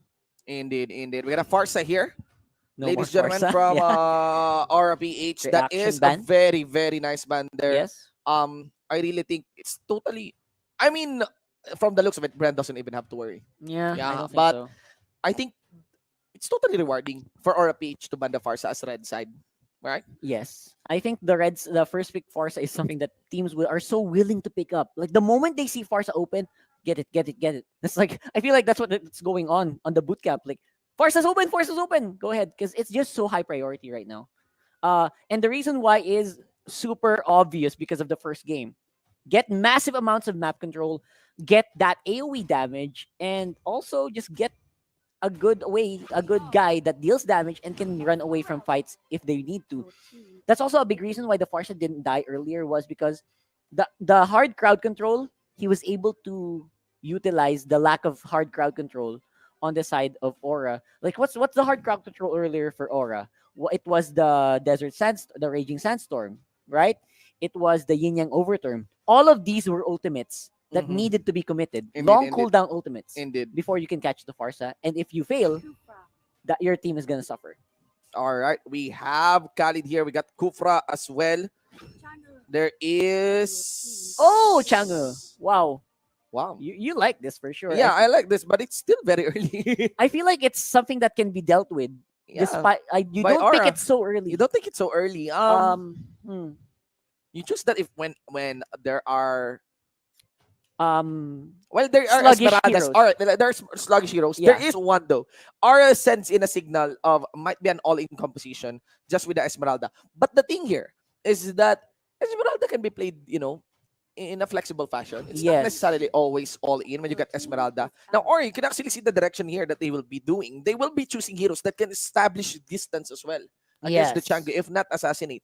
Because Chango works only best if against melee heroes, slow moving melee heroes. And right now, We are seeing none of it on RPH. Yeah. Actually, even Esmeralda has some good amount of mobility in her kit. That's also the reason why you don't pick the Chang'e this early. Yeah. I'm sure there's a good rationale I mean, for there's a this. good rationale. There's Yeah. a very good rationale for this, but in general, Aura PH can read stuff like this, right? Yes, yes. They can read into it and counterpick in the right way. Oh, a good reaction band there. Gasot Kacha plus Changa just makes. There we go. Yeah. Actually, I'm actually looking forward on the Natalia ban. They Yeah, should ban the exactly. Natalia without that. Maybe that's that's what Bren Esports is trying to target and bait out. Yeah, ban is trying Yeah. to keep the Chang'e alive and Yes, safe. and right now, it's not just the ban; it's actually the direction of how Bren has known Aura PH and how we have known Aura PH and what is it. One of the biggest headlines of Aura PH yesterday was of the Natalia. They shouted down the Kagura on Grid. So Grid might be eyeing us. All right, let's reveal the Natalia here. Once And more, yeah. that's what Bren Esports did. They actually created a very strong pick, a lineup that can heavily be countered by the Natalia and attack the Natalia by the second rotation of ban. That's right. So that's actually something that can work in favor of Bren Esports. I mean, removing that means that they kind of limit the backline diving capabilities of Aura PH. But at the same time, Aura PH is reacting again. It's another react onto for JP, so that because they saw last game, Claude was actually pretty strong Yeah. against the Senshin, right? If you get ahead in the engage, if you start the engagement first, the Claude actually has a pretty big advantage over the Senshin. So they are trying to remove that right Look at away. That's still countered by the Chango. I mean, Slow moving targets. right? Yep. Uh-huh. Carl Tizzy doesn't care. He has excellent command of Yeah. this Lancelot, so he does not care about that Claude ban at all. What would be the few here? Well, we have a side lane Chango. What will we have? There's still a lot of flexibility here because you can now play the Chango as the utility support, right? Yes, exactly. We've seen that already. I- But we've seen first the side lane Chango. But let's see. The Chango here can still be flex. This is super side lane roaming Changa for sure. He's gonna roam a little bit, but overall he will try to dominate one part of the map, and let Carl Tizzy rotate as well. So I'm actually wow, this is gonna be interesting. The Alice is something that I'm not happy because like the Alice is something that rarely pops up. I'm happy because it kind of just pushes the envelope here for Bren Esports. Yeah. They will have command of where to engage first. Yeah. Because of this. Actually, when we've seen the meta on the rise of the Balmond, that's where the Alice pops in. It's actually kind of a natural counter against Balmond. All regeneration counters the Cyclone, the Yes. Cyclone sweep. And because of the regeneration, you don't get into the threshold required for the ultimate of the Balmond. So Yes. Alice is totally understandable here. I'm just curious that they are really forcing on having the Chango be on the having the Chango be on the support position, on the position 5 position, on the position 4, on the utility support role. And my curiosity is how can Few needs to have some really good early games here on the idea of maybe getting some farms, on the idea of getting some gold, because he might delay. My best guess is he might rush the glowing wand before the necklace of Durance. That's Or right. there is an option of maybe first item necklace of Durance. That's where the curiosity lies. right. Because we know how rewarding necklace of Durance is, right? But Especially on a hero that relies on damage, Yes. right? The necklace of Duress is not just for that anti heal. It's also just a good amount of cooldown reduction and damage. there's also spell bump. And spell vamp, There's also right? spell So bump on so there. much reliance, and Alice is a perfect candidate Indeed. for that. Indeed, ladies and gentlemen, we are into the game. Game number 2 between Bren Esports versus Aura PH. This is already match point in favor of Bren Esports. Yep, exactly. So Bren Esports are feeling a bit more confident, and Few is of course on the Chang'e. We know how well this guy can pilot heroes like this, some long range heroes like the Force earlier, and I have no doubt it's going to be returning very good results here in this one as well. But again, Greed is, like Shinbu mentioned, he is also one of the players that you have to look at when you are looking at Kagura in the league. Yeah. And that is saying a lot. That means that over so many Kagura players in the league, I think Greed is absolutely in a different level, right? So we'll see the clashing play styles. We will see the different win conditions here for both Bren and Aura. And have to say, we did not vote. By the way, I think Bren might actually get this game too. So far, I feel like we are going to see Bren pop off nonstop here. So I'm waiting. What I'm looking at here is the efficacy of this Khalid, because it's gonna be one of those games again that's gonna determine the win rate of the Khalid. It's also going to determine whether or not it's actually gonna be a good pick, because we have, despite the games that we've seen on Khalid, despite the victories we've seen, I still think it's 50-50 stolen. Did they steal that mounted? Did that orange buff? It's another problem. There's Oh gonna be my a god. boss call here Where is the orange from the buff? side of Aura. The biggest question guess right now is of the orange buff. We still The mountain shocker was there is a buff right on JB. Yeah, there was already. I don't know if that's gonna be his own buff or Yeah, we just want to double check if We'll that is double his check own that. buff or if that was the stolen one. Things are looking pretty swell for Aura PH here, Oh my ladies and gosh. gentlemen. Okay, let's have a look. See, and I really do believe that this is one of the perks of just picking up the usage. And if JP gets that, that's a big advantage. That denies so much experience. That will also deny the ability of Bren Esports to play proactively. It will affect their decision making on whether they want to take a team fight, because that's a reason why Soul of Lava is so good to take. It forces your team to play more passive. And when you play passive, the enemy can kind of capitalize on that. That's why some people would say, "Why are you guys so hyped about this buff?" And some people will tell us that, "Dude, do you not see the effect of Soul of Lava? It is such a good thing to get." Yeah, that's a lot of damage. That's like 3 skill. Yeah, a free skill. You slow the enemy. Auto attack. You have a burn. You burn, you have true damage. Oh my gosh. So Soul of Lava is really good. It just doesn't add to your utility kits. That's right. the thing about Soul of Lava. It makes the most use if you have durability and you have a lot of attack speed, and you can Yeah. deal continuous damage. That's where it pops out best. It's actually good at taking objectives. Yep, exactly. You know. So for the because meantime, for by the way, dueling. we are on a pause here for a little bit. I think they kind of something happened here. We're not sure. We'll try to find out later. But again, because of how we saw that, I think Aura might have a pretty good grasp of the early game. Early game is well on the R. Yeah, for sure. It's not Farsa support. Not Farsa support Yeah, right. anymore. That's Chango support. So the usual force here, or hustle, or like pressure Mhm. that few has established with that Farsa is clearly very different. Yeah, Definitely lower different way on of this playing. Chango. Yeah.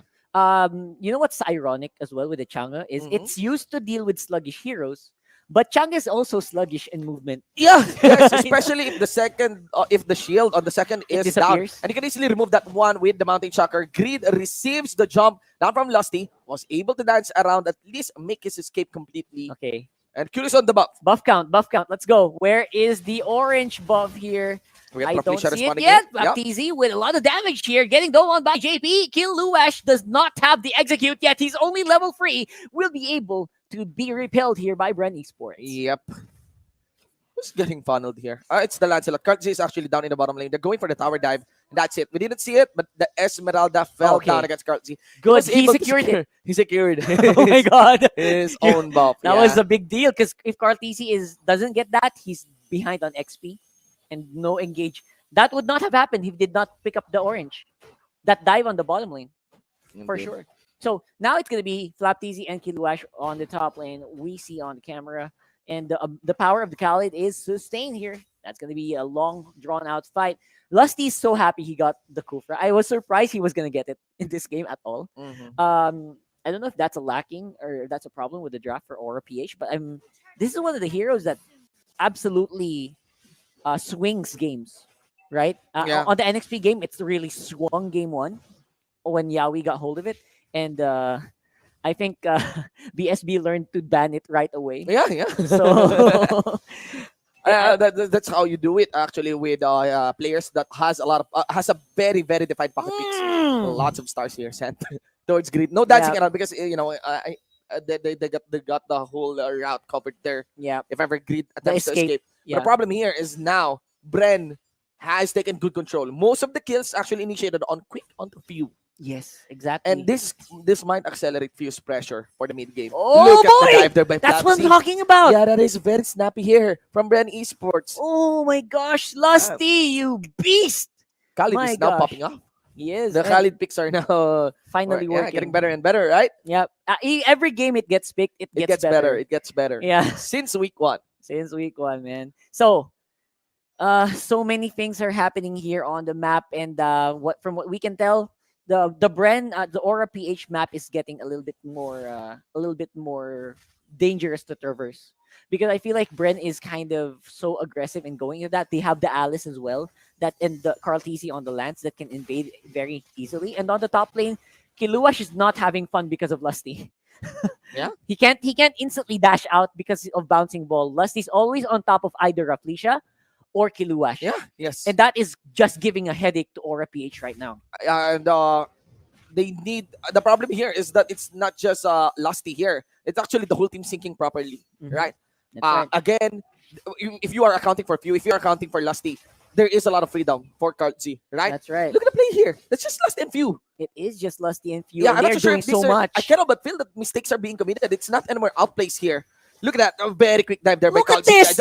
That's what I'm talking about earlier. That's what I'm talking about earlier. If you are accounting for Few, if you're accounting for Lusty, there's freedom for Card-Z. The freedom, he went in. Middle of these two turrets in the mid. No one can stop Cartesi without this choke. Oh, no. This Oh is my the gosh. mid-game. This is the mid-game power spike of Few. He would just spam. Yep. You're This. gonna get so many stars. Stars, Only yeah. streamers want stars. We Yes. don't. Other ML heroes don't want those stars. Look at that. Good thing Card-Z misses his Phantom Execution. Yep.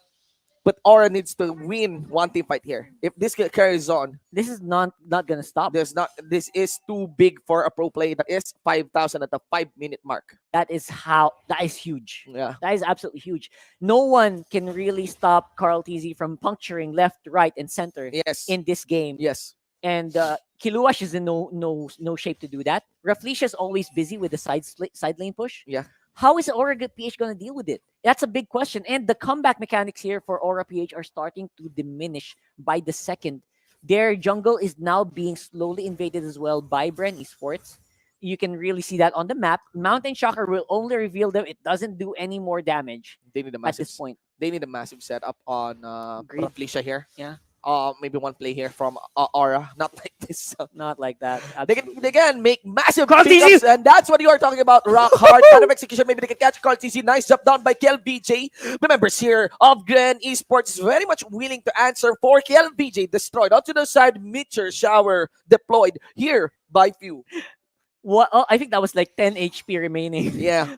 Eh, imagine if he pulled that off. That would have been such a swag play. That's Swag a play. highlight play of the week. Yeah, For sure. and of course, if Bren Esports may be able to follow up, they would have been able to push Clean the up. bottom lane inhibitor Yeah. turret. That is one possibility there, but Kilo was still deleted. It's not just Carl C who has the leader. It's also Rebo, Few, Lusty. Look at the Brew here, dropping a lot of stars from the Meteor Shower. Yep. His credit card is already destroyed, Maxed out. because of sending stars. My gosh. But Bren Esports they are aware. They're so aware of their lead right now. They are playing super duper aggressively.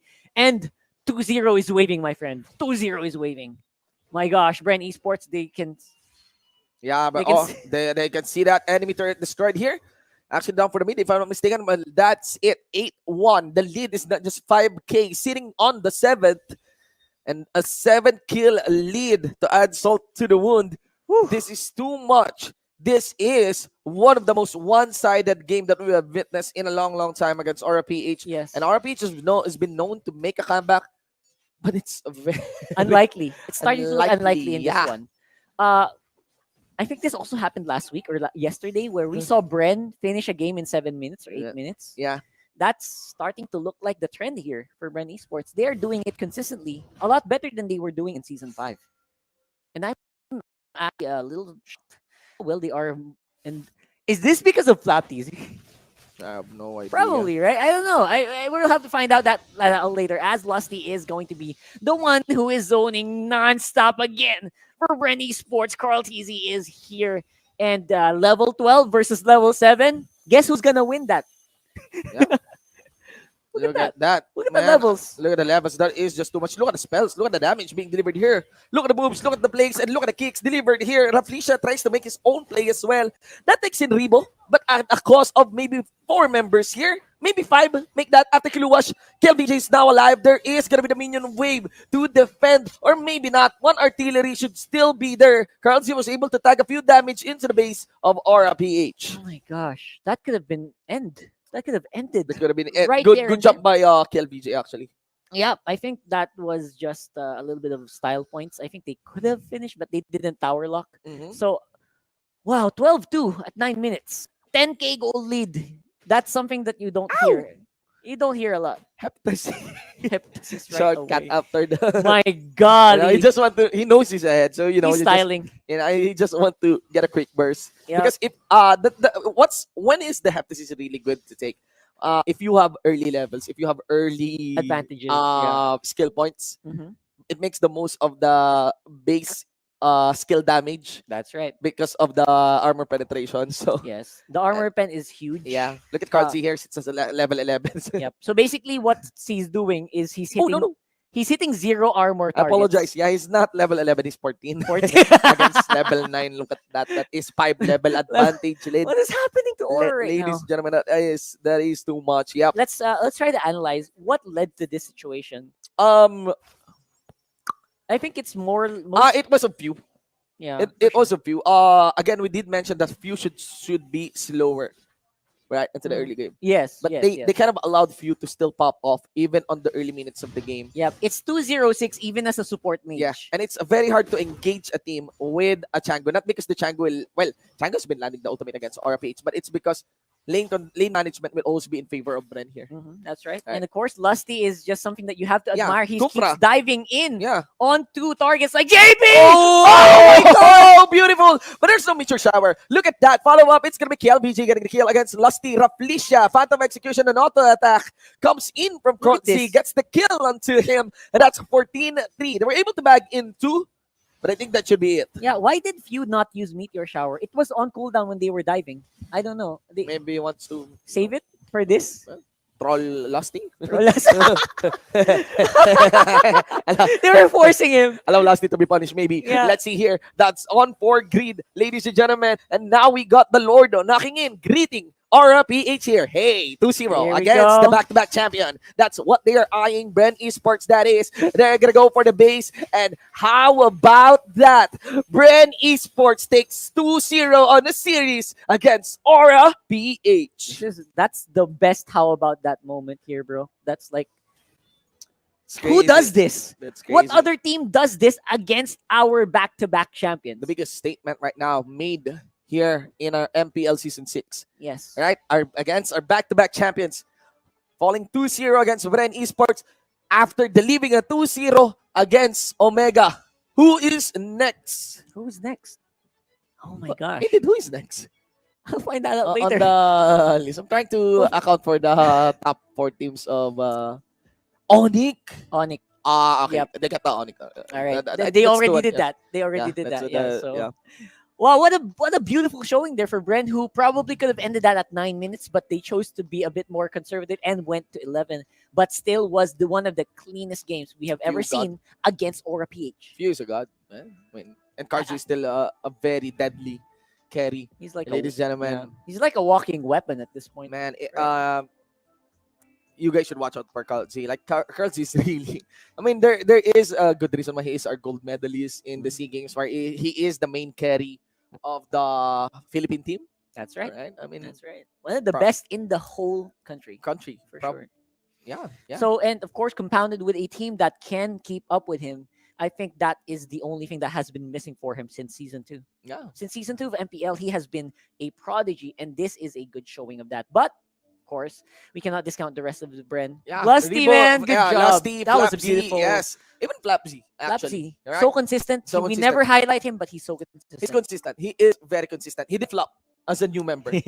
Normally, some I new see members, what you did especially there. against veteran, but Flapsy, no, didn't flop. Let's get into Wolves analysis. Hindi tayo mabibitin sa analysis ng laban na yun dahil napakatalino. Oh my goodness. On Bren Esports, it really felt like they are so prepared against Aura PH. And why don't we start with the draft. Game number 2 was a stomp to say the least. The entirety of the series, it felt like yung Bren Esports talagang hawak na hawak. Parang hawak nila as puppets yung Aura PH ito in many cases. Una, yung game number 1 was also important to take note dahil napareact yung Aura, sorry, doon sa draft nung Bren Esports. Binan nila yung Fars and the Garot Kacha against Bren kasi alam nila na these are very good signature heroes for both Rebo and Few. Ngayon, ang Bren Esports, ang kanilang ginawa dito is what if we ban 4 out of 5 bans natin, iba nating hero ni Grid.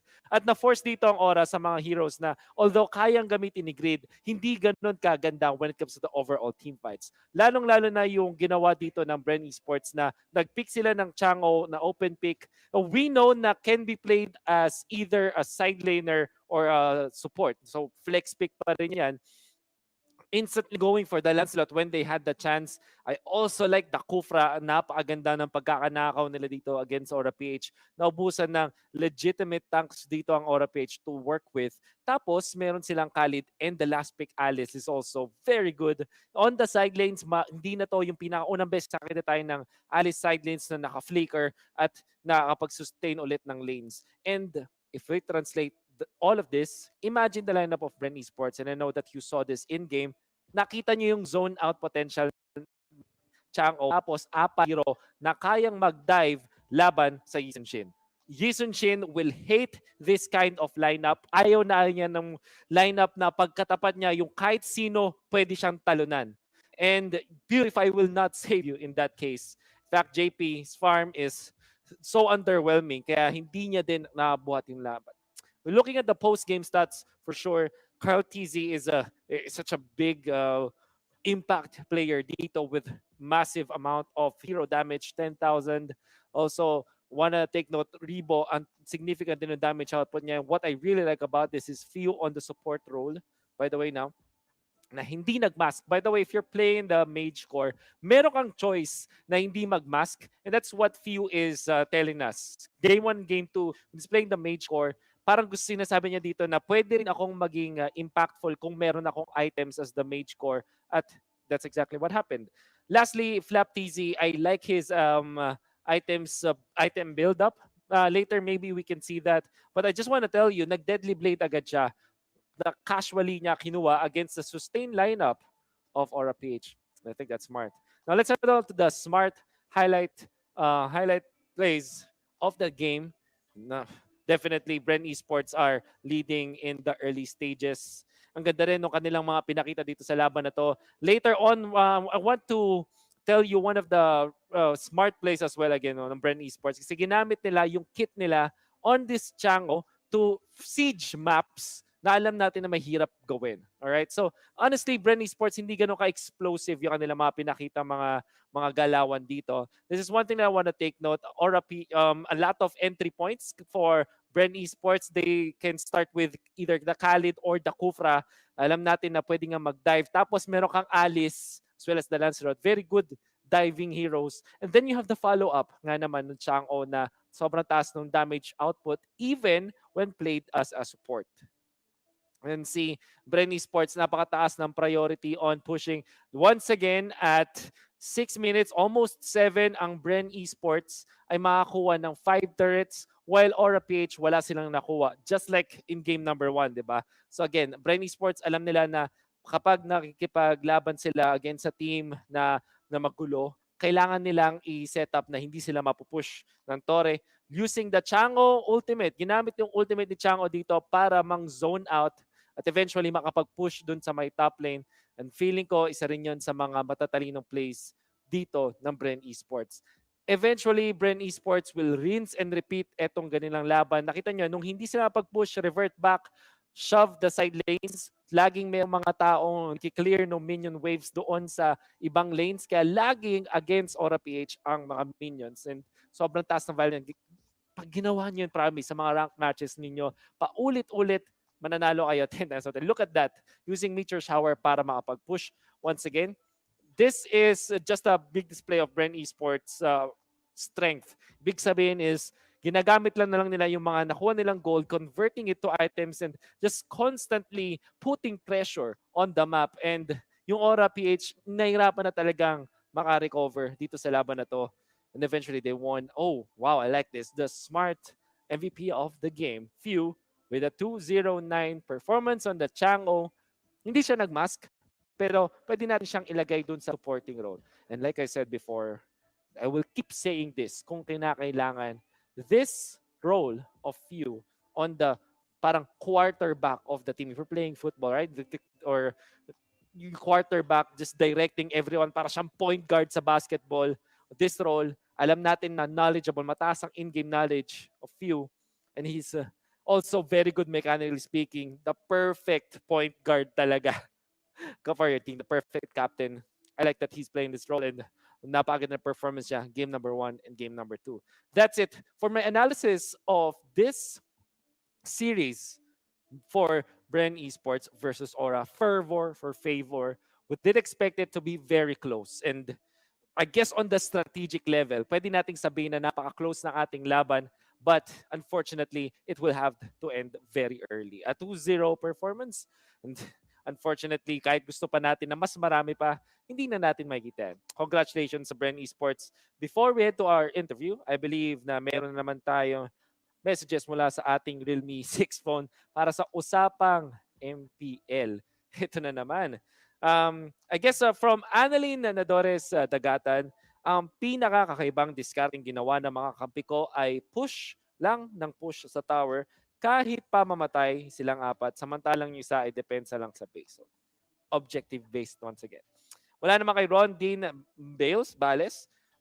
Ang pinakakaibang ginawa ko ay gumamit ng spell na arrival at mag-segue upang makapush ng turrets at manalo. Segue is also one of the terms that we're using, lalong-lalo na pag mismong laro. Pag sinabi mong segue, you split push basically or you distract your opponents to do other stuff, right? Last na comment natin dito mula kay Jay Casweco, offlane or support ako, magpapapatay muna bago ako magpapatay sa core para hindi malaki makuha ng goal ng core ng kalaban. First item ay immortality para matagal ako mapatay ng kalaban, always retry. Pero pag may Hilda sila, layo muna ako para iwas stack sa Hilda. Yun lang ang may babahagi ko. Okay, so kaibang take on the feeding or tactical feeding strategy from the Digi that we know. At yun ang ating mga nakuha ngayon sa ating usapang MPL.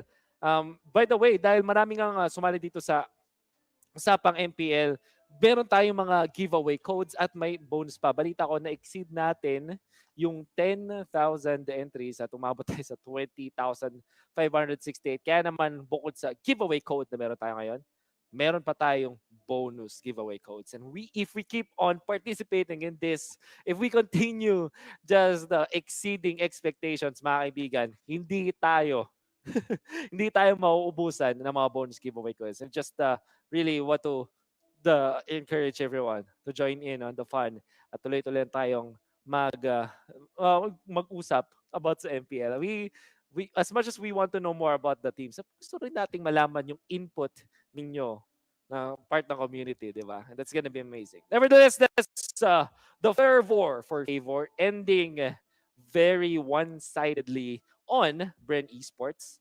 After such preparations and wonderful execution mula sa Bren Esports, mukhang renewed talaga ang Bren Esports squad at mukhang may gusto talaga silang patunayan for MPL Season 6. Or PH will have to go back to the drawing board and maybe look back sa mga trophies na kanila nakuha and remind themselves of what they have been doing in the past years. Nevertheless, that's it for our second series of a triple header Sunday. And I believe another important matchup is going to come after this. But before that, while we thank the entities that made this possible, we would like to thank our official tournament telco partner, Smart. Forge stronger bonds with your team as you conquer the battlefield with Smart Giga Games. Enjoy 1 gigabyte of games all day for Mobile Legends, Facebook Gaming, and more. Just dial *123# now and choose 99. MPL-PH Season 6 also wants to thank our official sponsor, Realme. Realme is celebrating the first Realme Fan Fest and #Dare to be Realme campaign. Visit their official page at fb.com/RealmePhilippines to know more. MPL-PH Season 6 also wants to thank our official sponsor, Gillette. Get up to 50 diamonds with every purchase of Gillette's Mac 3 Razor, Vector 3 Razor, or Blue 3 Simple Force Pack in select Pure Gold doors nationwide. Hashtag Shave the Day with Gillette. I also want to thank our partners in esports, particularly Paymaya. Get 7% balik bayad when you purchase your gaming pins via Paymaya, the better way to pay. Promo runs until August 31. Another partner in esports, TikTok. If you search MLBB sa TikTok, meron kayong chance na manalo ng premium skins. Napakadali lang, just search MLBB sa TikTok. And of course, our official gaming headset partner, Logitech G, Here Like a Pro, and all of this is powered by Moonton. Mga kaibigan, kunin nyo na lahat ng kailangan nyong kunin. Set up nyo na yung mga stocks ninyo because this is also one important match that we are looking forward to. Order and Chaos right after this. For that, balikan natin yung top 5 plays of the series. Kita-kits tayo mamaya.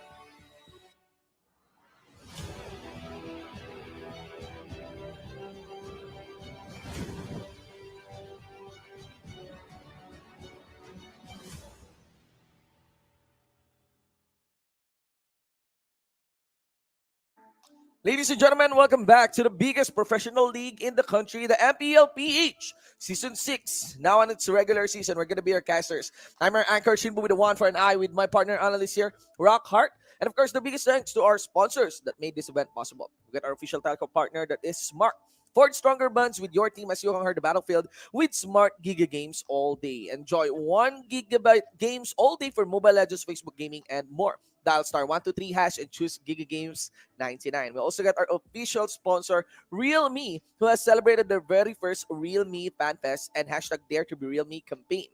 Visit their official Facebook page at facebook.com/Realme Philippines to know more. Also, our official sponsor, Gillette, get up to 50 diamonds with every purchase of Gillette's Mac 3 Razor, Vector 3 Razor, and Blue 3 Simple 4S pack in select Pure Gold doors nationwide. Hashtag Shave the Day with Gillette. Do not forget to check out our partner in esports, Paymaya. Get 7% balikbayad when you purchase your gaming pins via Paymaya.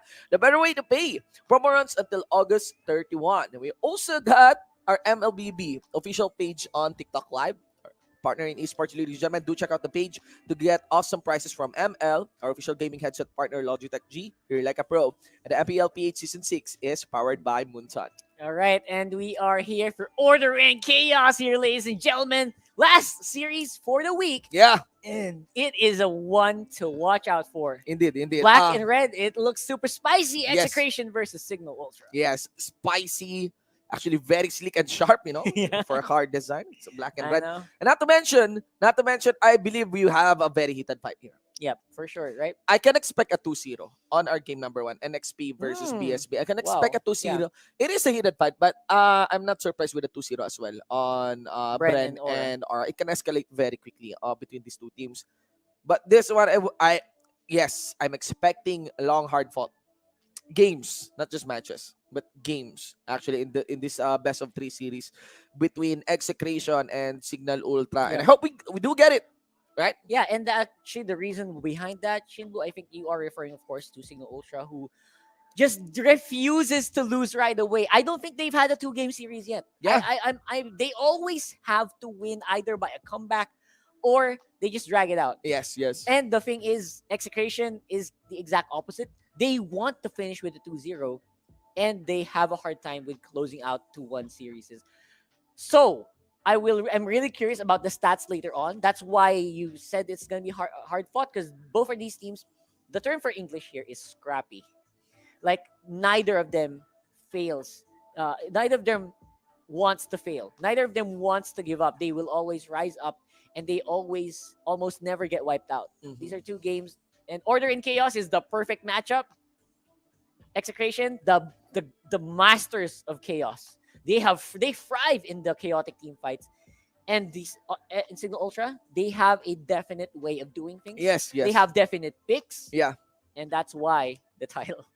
Well, I really hope to see the Loyi pick here right now. Honestly, because if there's one team that has been rolling the Loyi, and I would trust the Loyi to be very effective with, it would be on the side of Cignal Ultra here. Yep, Imba right DJ. there, Imba I would DJ. be expecting though a band that can come in from the Execration squad. But the thing here is that Execration is actually a team that suffered from a Loyi setup. That was done by Exactly. Raflisha. Remember, Yeah. it was Never during that forget. first week. Let's head into the XX video. Never.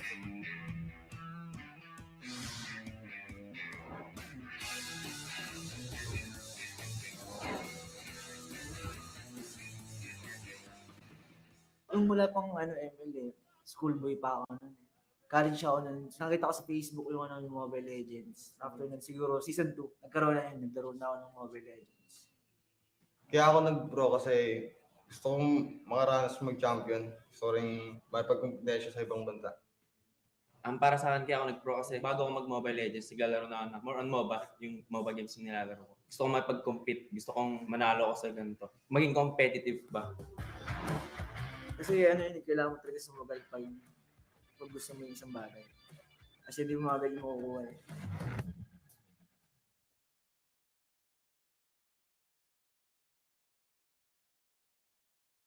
You can never really get everything, and that is what Execration is all about. E2 Max, Benny Cutie, Chaknu, Sagitnu, Hate, and Zapnu, the podium chasers of Season 6, who have been consistently trying to get what they want but has been denied over and over again for different reasons. I would dare say more than NXP. This is actually the longest crowd favorite team. Yeah. Back in season 1, back For when they were sure. Obs Gaming, right? Yep, The yep. Zapno squad, ladies and gentlemen, has taken different iterations already. As they move towards different seasons of MPL. Now that we are here in season 6, a lot of fans, including me, Yeah. are actually hoping to really give Billy the trophy. Hashtag give Yeah. Billy the I mean, trophy. everyone is waiting for that like promised land, that promised moment Yep. of Billy finally getting his trophy, as he has become without a doubt a veteran here in the MPL. Yep. And so far, the teams, you can see the improvement. Absolutely. I think the KD, especially not just in the KDA, but overall their synergy Yeah. with each other, and they're less of that relying on completely random team fights. Like Yeah. sometimes Execration is characterized as a team who likes to pick a team fight somewhere, a skirmish, like a 1v1, 2v2 skirmish, and Yeah. then win games from there. Yeah. Now they are starting to look more cohesive, Yeah. and they look like they have a direction in the team fight in their decision making. Yes, yes. And It's yeah, not the same as like the fights are all over the place, right? yeah, Back way then, before. way before. Yeah. Yeah. It's actually wanting to describe execution. It's Mhm. totally normal to describe execution in that way. That's why you love the idea of improvement, and Yes. in animes, in movies, Yep. we A long love arc. we love a protagonist who's not super strong in the early. Yep. Maybe except Saitama. That's In a One Punch different. Man, That's an exception. that's he's an exception to the rule. But we love this kind of protagonists or main characters, and the idea that um self development goes Yes. along with every episodes. And I think you can do that with Execration. We got the Yep. Cignal Ultra here. We don't have a video for them because they are one of the two teams that actually got in as new here in the MPL regular season. We got Imba DJ, Chujin, Rhea, Ben Sanity, Hades, and Yeb Mixter. Yep, and of course, no doubt about the capabilities of Signal Ultra. Do not be confused by that KDA rate of Imba DJ. He is still one of the guys you have to look out for when Yes. you are watching Signal Ultra. He is. He got target banned all the time. He got target banned Literally in our yesterday. previous days. Yeah, Yeah. right. So, this is a guy that needs no introduction. He has been, Mm. if you have been following esports, scene, he has been an esports player for a long time, and because of his identity, Shinbu, I think it's starting to look like a weakness for Signal Ultra. Because what happened yesterday, I think, was the completely focused ban on this guy really really stifled their performance. I think, and not letting him get the Loyi has been the maximum priority. Yeah, and not letting him get the Farsa as well is it's becoming like a weakness for Signal. Yeah. So I hope they've already talked about it. Maybe the drafters will have a different idea, but those are the comfort heroes of Signal Ultra. Ben Sanity is a 50-50 tank for me still. I'm looking for more from this guy.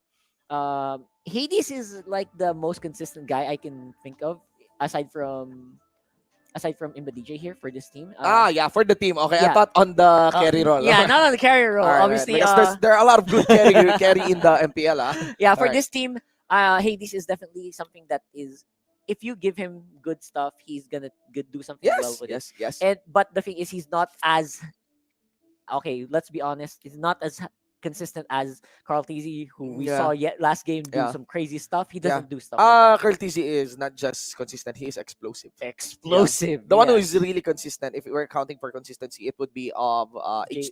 H2. You Yeah. got JP, JP maybe and except on H2. the link is too explosive on the link. Too explosive. Yeah, I mean that's what makes him really well. There's Yeah. also Full Clip, Mhm. who's quite consistent, and he is he's starting to make a name for himself. Actually looking towards Hate. Maybe Hate can step up Yeah. as a really very impacting carry here for the side of Execration, because we've known Etomax make his own plays. Zapno without a doubt, even if he isn't playing. Yeah, with I hope Zapno. Zapno plays today. I've been it's It's been a a while. possibility. It's been It's a been a while. while It's since been a we've while seen for the this guy. guy play. So Yeah. at least for today would be a great treat for a lot of our fans for Yeah. sure. Yeah. Right? I know you guys want to see Billy play again. So for the meantime though, again, if we're gonna talk about uh the play styles of these teams, the Mhm. clashing play styles of these teams, obviously it's going to be a hard guess because we haven't seen Signal Ultra play against a team like Exec before.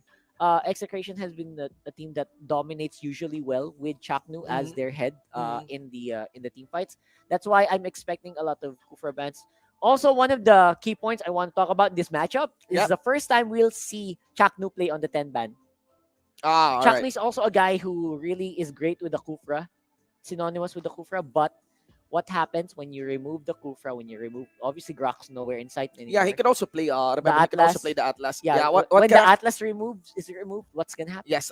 Jack Nu guys is characterized not just because of his interviews and of course TikTok videos, The but best. also of his aggression and how he positions his tank very early. He's as ballsy as Grid, I would dare say. Yeah, Yeah, even more they sometimes. have this kind of similarity in terms of playstyle that you'd be expecting or be surprised. Like in just one moment, you'd see them in the back line of Yeah. the enemy team. That's how Chakno and that's how Greed plays for this part. If there's one matchup I also want to look out for in this one would be of Imba DJ here and also Etomax, right? That's right. Because they're really good playmakers, Mhm. but Imba DJ kind of considers his play um with precision for his Yes. teammates, whereas compared to Etomax who kind of makes plays single-handedly. Yeah, he basically froze off the Look at that. whole. This is one of the closest head-to-heads I've seen. Look at that. Now, zigzag head to Right, head. a zigzag head-to-head Yeah. overall. Yeah, if there is one outlier, it would be of the KDA average and also the Turtles lane.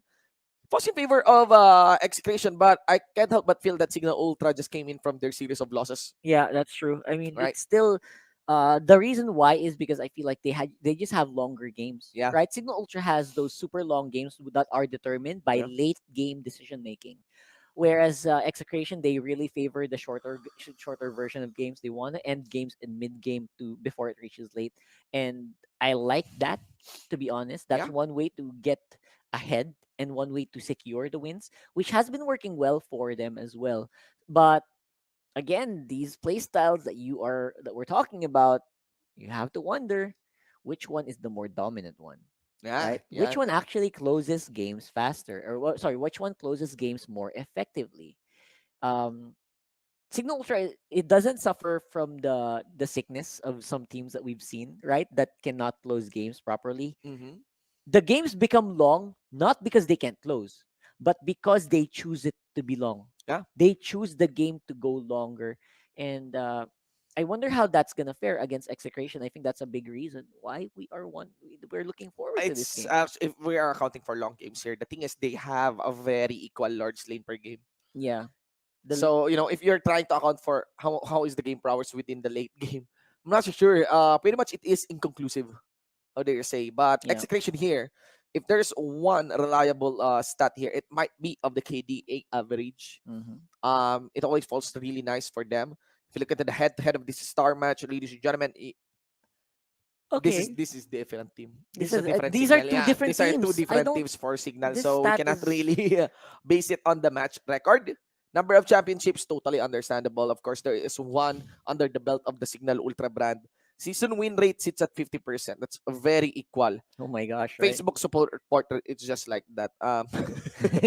No doubt about No it. doubt about it. Actually, I can't help but feel that the 33% of Signal Ultra still cheers for the previous roster of Signal Ultra Oh as the man. comeback kings. But there's a lot of question in this game. These are familiar. These are familiar households that we are seeing right now. Execration and Signal Ultra, but the only way to really describe this team for the MPL Season 6 is to see this game. Yes, Right. there's just no other way around it. Yeah, there's no other way around it. Yeah. Technically, we have all these stat lines, but this is gonna be the first time that they are facing They're facing against each each other. other, Yes, yes. right? Yeah. So the head-to-heads are Yeah. not gonna be MP as. support rate, no surprise. Execration. Oh yeah, I Yeah, mean, without no doubt. doubt. I mean, you're part of the group. Yeah, I mean, if you see For sure. if that is flipped, then that's fake news. Yeah. Right. So let's go Exactly. for the player head to head. Very interesting. We got Sagitnu and Chujin on the head to head here. I'm not sure. I don't. I mean, it's totally okay to have them Yeah. on the head to head, but so far both of these two players I need don't to think step up. there's much difference for Yeah, these there's much guys. difference for these guys. Nobody is an outlier in my opinion. Yeah. Right now, if you're accounting actually for their teammates, so for explosive plays and more noticeable performances can come and arise from their teammates. I do recall Chujin actually walking towards one arrow there of Yes. Hayes back in their match with Omega, Yep. Yep. right? Yep. Yep. Yep. So there is a demand for a step up on this. Sagitnu, on the other hand, yeah, he is He's kind of a impacting. impacting, Yeah, basically not a highlight player. yeah, Like not as Uz mentioned. impacting as Benny QT. Yes, but also very effective. I think Yeah. he's filling the role that he's given to him by Execration, which Mhm. is to be a bit of a more pillar, someone that can consistently provide you support in Yeah. the battle, but not really in the middle of it, which is something I want to see change. I feel like Sagitno's a little bit underrated, a little bit, right? A little bit. So, You have the uh, thought he's underrated. yeah, I think so. Okay. He's just getting overshadowed a lot by Chakno all the time. I It's don't know, possible. It's right? possible. I So kind of think hate is underrated. hate the most underrated. I think He's the most hate is underrated in the whole. underrated. Yeah. Yeah. So overall, yeah, we will have a lot of our expectations reset in this game. Yes. We're gonna get reset for sure. Uh, So Alright. I don't think there's any way to predict this until we get into the draft. That's Yeah. why I'm so excited. So Yeah. back to my question earlier. What are the other tanks that you are gonna give Chaknu when he gets Akai. when all of his three gets banned I out? would give Akai. Are you expecting an Akai I am right now? expecting an Akai on Chuck. He's been really good in the Akai back then, back in season 4. Yes. Um, But usually it's a very situational it's pick. a very situational Yeah. pick. Not really that successful, but Yeah, I know. this execution we're talking about, and I Yeah. really think that Chakno is one player who will not shy away Yep. in picking up the Akai. Minute- Guys, yeah. yes, guys, Minotaur. this is the English broadcast of the MPL-PH Season 6. We are now on to our third series, quite an early third series Yeah, to very rise up early. because we got our first two series close in at 2-0. Again, this is live at the Mobile Legends Esports page, both on Facebook and YouTube. For those who are looking for the Tagalog broadcast, we have the Tagalog broadcast going on, headed on by Manjin and, of course, Butters on the official Facebook pages of MLBB. So That's there are two separate channels actually. If you want to follow it, you could go with MLBB Esports. You could go with MLBB Facebook page. That's right. And yeah, we got it covered for you, whether Tagalog or English. Yep. And of course, this is to our international viewers who are very curious to see what the heck is going on in MPL-PH. Yeah. Right? We have a lot of topsy-turvy stuff going on Yeah. here, and we are going to do our very best to give you the action in the language. It's always that topsy is- turvy. Yeah, it's always I topsy turvy in know, in here. MPL-PH. I would be honest. I want an international tournament already. I'm looking forward Yeah. to M2 already. Yeah, I'm actually looking forward to M2 or maybe MSC. I mean, there are no official announcements for it yet, Sad to guys. say. Sad to say. Do not assume anything. But I think you would agree with me that yes, we want an international tournament. We did Yeah. have our invitationals.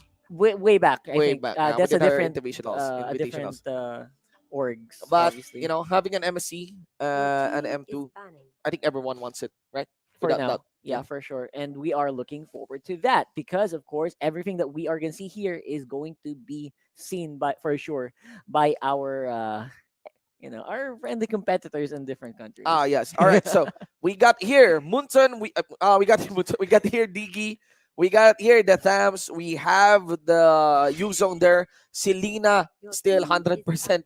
Yeah. Well, more on ban, but Ban. no, the 100% 100% pick and ban. Pick Yeah. and ban. Exactly. And let's see here. Available options would be Atlas, Uranus, YSS. I'm surprised. Yeah. I think because of these. Farsa. Yeah. There you go. Yeah. And because of that, Shinbu, I think Chakno's going to have a better chance of getting the hero he Yes. wants. Yes. Yeah.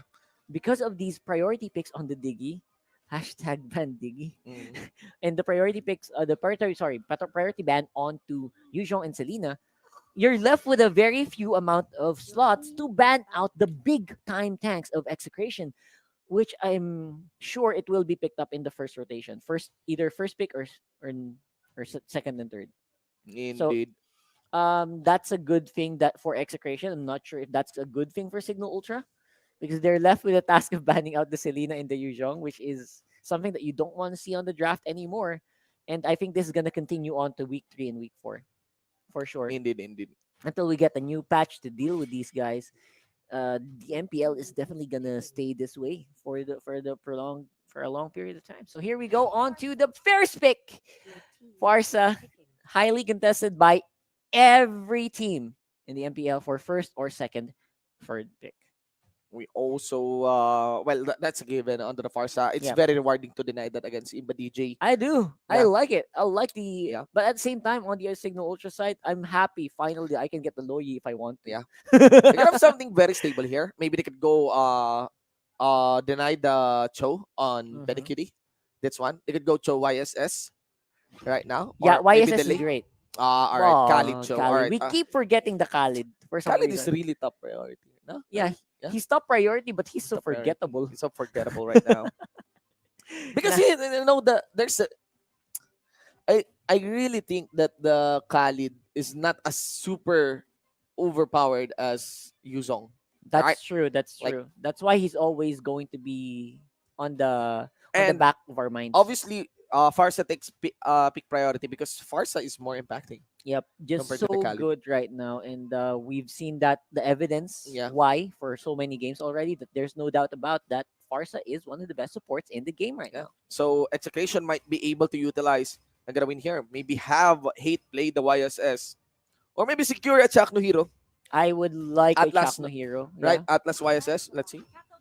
And Lancelot. I thought I heard Angela. That would be so weird. But Yeah. Lancelot is, of course, one of those heroes that hate really likes to do. Yeah. Always hashtag unleash the hate whenever you get Lancelot. Lancelot is quite good against the mid game. Yep. For this Khalid, but I feel very uncomfortable with the Gatot Kacha. I know. And I think That's, that's too early compared to the crowd control of the Atlas. I Atlas guess is kind of good, right? Yeah, I mean Atlas is open. Why not? Atlas is Kufra's open. open. Kufra's What's up? open. What's up with Execration? They're leaving a lot of heroes open. And that's side lane Gatot. You think this is gonna be siding Gatot? I It's mean, not gonna that's be not support Shaq- Gatot. Shaq no Usually, Gatot? No? yeah, no. I think Gatot has always been used for the side lane, and you know, you gave away the Yushin Shin. All right, totally okay, That's for the fine. Lancelot, but Yeah. Atlas, why? But you know the reason why I hate the Gatot Kacha as well is it's one of those heroes that I hate playing against when I'm a Khalid. Yeah. And I think that's one of the good rationale for behind it. All right, all Yeah, right. so it's something that to deal with the Khalid at the same time help you in the team fight. All right, you can actually see here how Cignal Ultra is eyeing They know it. the eyeing Chaknu now. They They want to know it, disable man. Chaknu. They want to force Chaknu into a very uncomfortable hero. position. Yeah. Yeah, uncomfortable hero, Hmm. uncomfortable hero. And let's hear if that will be the Atlas ban. Execration is now looking towards Imba DJ. They want to ban Imba DJ. They want to ban Imba DJ. They're forcing once him to more. a Loyi. I If think. that's a Loyi ban, I'll just laugh. Yeah, I think it should be a Loyi ban here. But PNK might be available, but I'm not so sure if Imba DJ loves. I playing think kind of Imba hero. DJ he doesn't love it, but Yeah. he can play it. play it. I think I've seen him play that in the qualifiers, so it's not a big problem. Imba DJ doesn't play Sicilian, right? He doesn't. He doesn't play. It's only just Oh My V who likes playing Sicilian support. Yeah, I like that you're comparing the two of them. By the Yeah, way, they kind of, they are pretty similar. they're pretty similar and they're very high impact supports. That's right. Right. And the thing here is they are high impact backline supports compared to high impact frontline supports like Grid. Yes, Right? exactly. Like the what do you call that? The Raflesia Hilda. That's Yeah, the difference, yeah. right? That's the difference. All right. Right on point. Right? All right. Actually, So they're actually eyeing they've removal seen onto main they've support. seen the Rhea Hilda. Yeah, Rhea from the Hilda. previous games, and it was pretty impactful as Yeah. well. So they're I like that Execration really did the research on Cignal here. Actually, with the Rhea band, with the Hilda band, they can actually pick up the Lowy here. Finally, finally, Cignal. But let's see if that is what Does Imba Loyi DJ make is. sense here in this lineup? Right now it's It right now doesn't- it's squishy. It's squishy. Yeah. No, you get a lot of engage. You don't really need to secure the Lowy. So That's gonna be up to Cignal to all what? right. Yes. Well, Kagura, but clearly Imba DJ is introducing something new here. From what we have learned from here, Chaknu will be holding on. The Chaknu hero will be a PNK and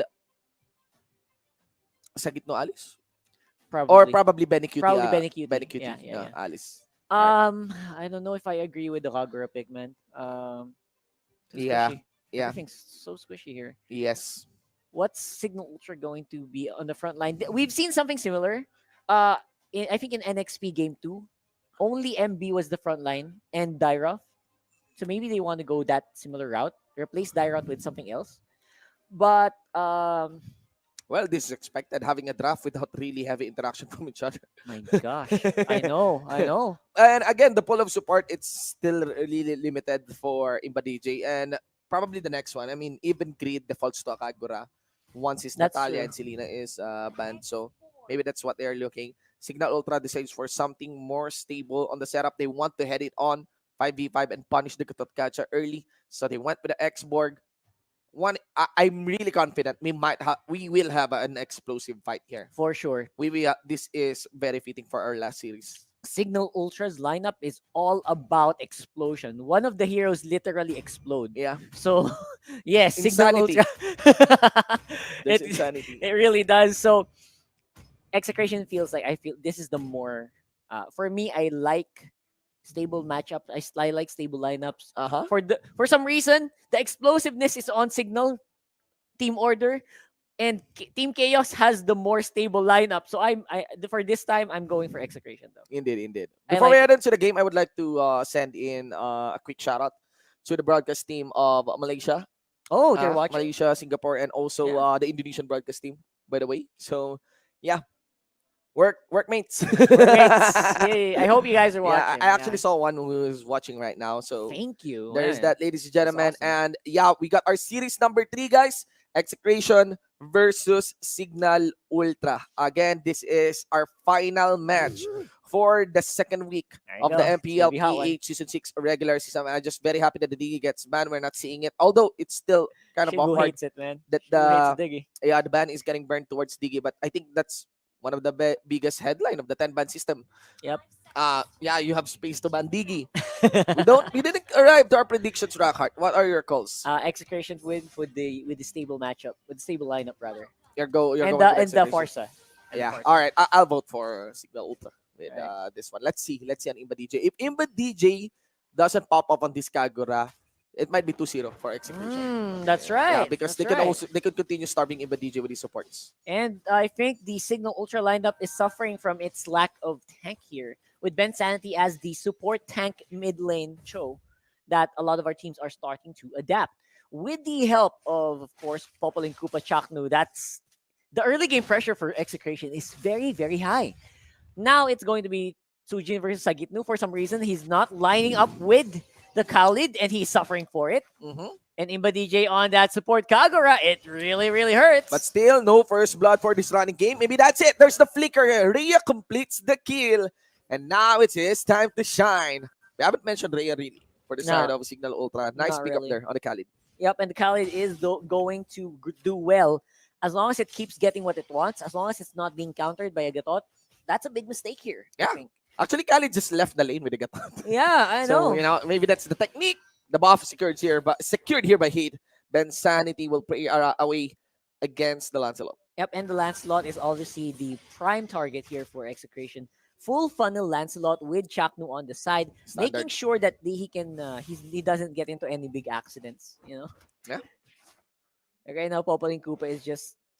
How many teams run Popol and Koopa? I think very few now, right? There are very few. Actually, the peak rate and even the ban rate on PNK. No one cares about PNK It's right now. a bit low. It's very probable that I cannot but feel that skirmishes and fights are now a bit shorter with the introduction of burst, and we have some good high damage heroes in the form of the Khalid, in the form of actually Yuzhong, and Yuzhong, most of all Farsa.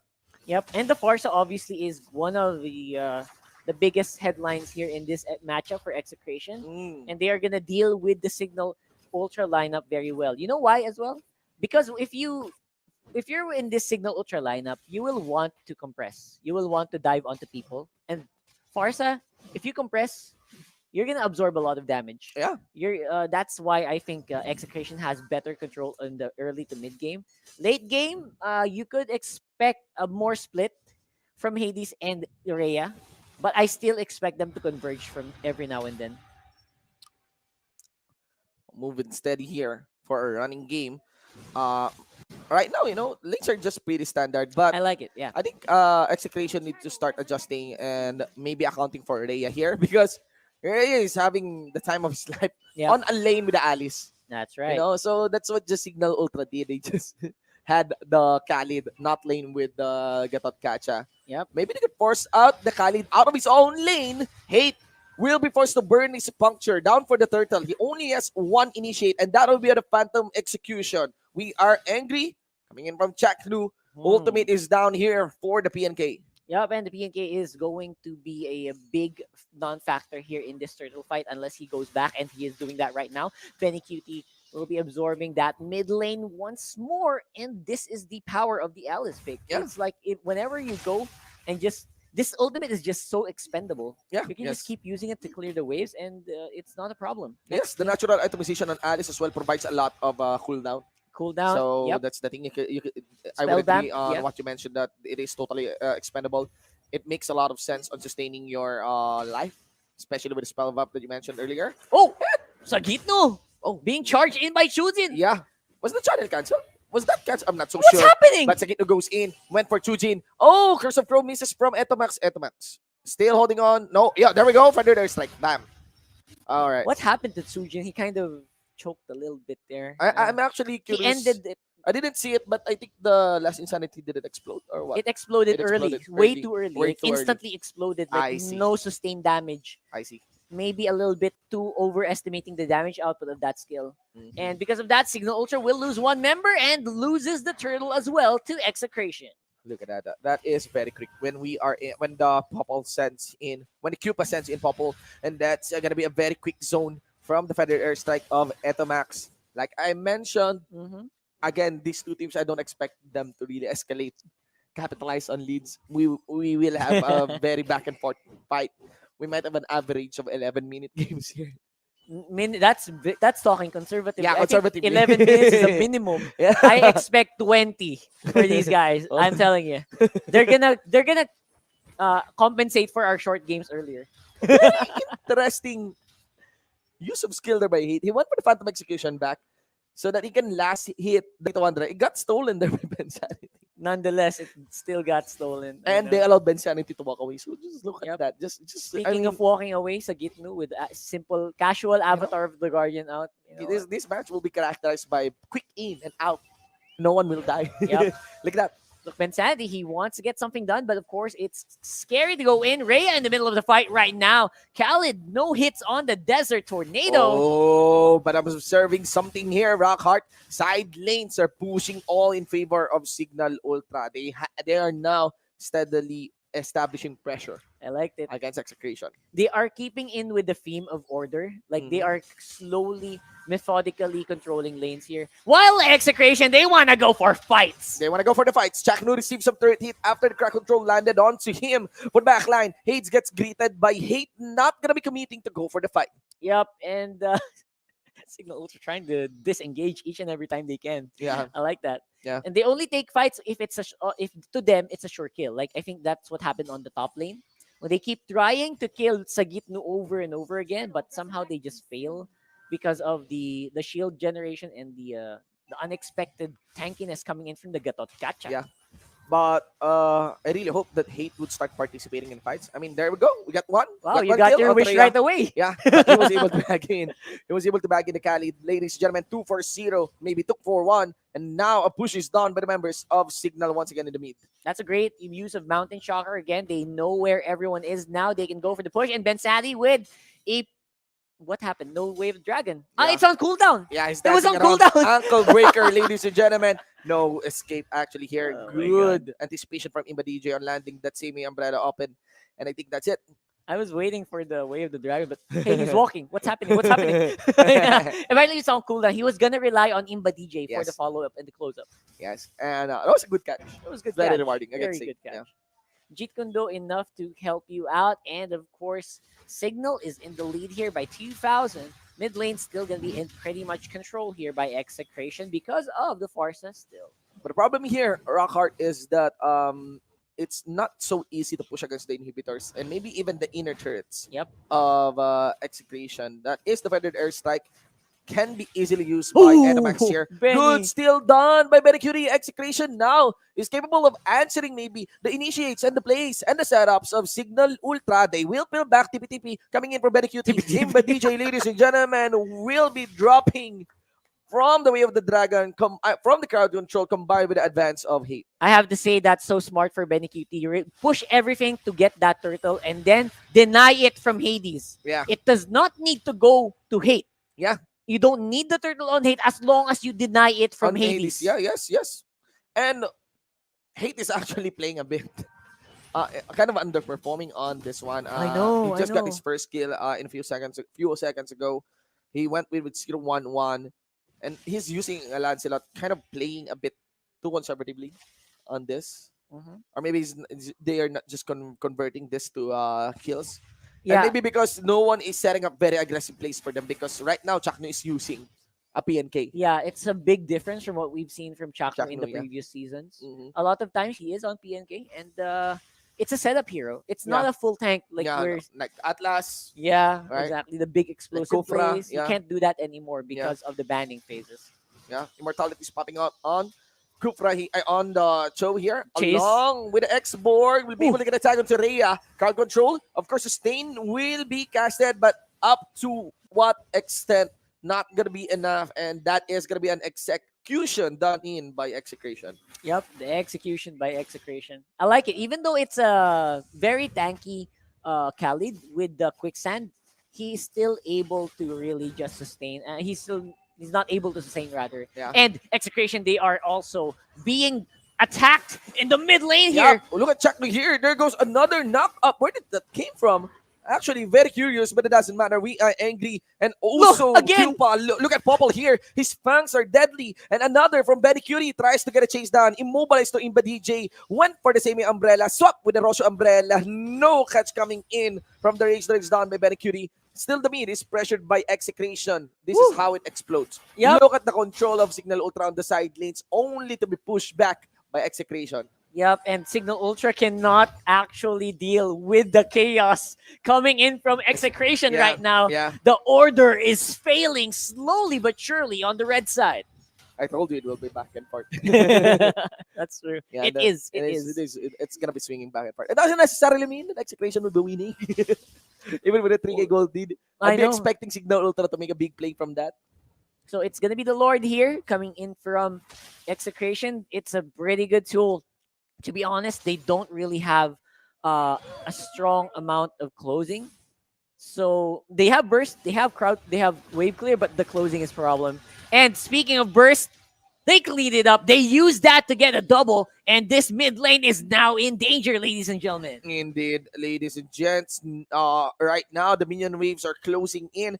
There's enough firepower here. We're just waiting out. Etomax did burn his the airstrike. It doesn't matter. There's another one coming in just in time for the inhib in the mid, and another jump comes in from Sagitnu, and they will be bypassing the inhib. They will be destroying that one. They will be getting close into the base.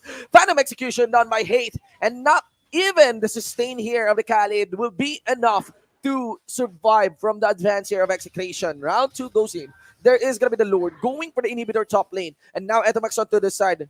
I might be seeing a third. Yep. Feathered airstrike here. No, that's That's Imba true. DJ. Etomax, anytime soon you got a feathered airstrike, that should be it. At least one inhib is just taken by Execration. Yep, I'll be honest, that is super conservative of Exec. They could have probably pushed for more if they wanted top, to. yeah, yeah. But they are now starting to play a little bit more safer, knowing that Cignal Ultra, they're also capable of making a strong comeback.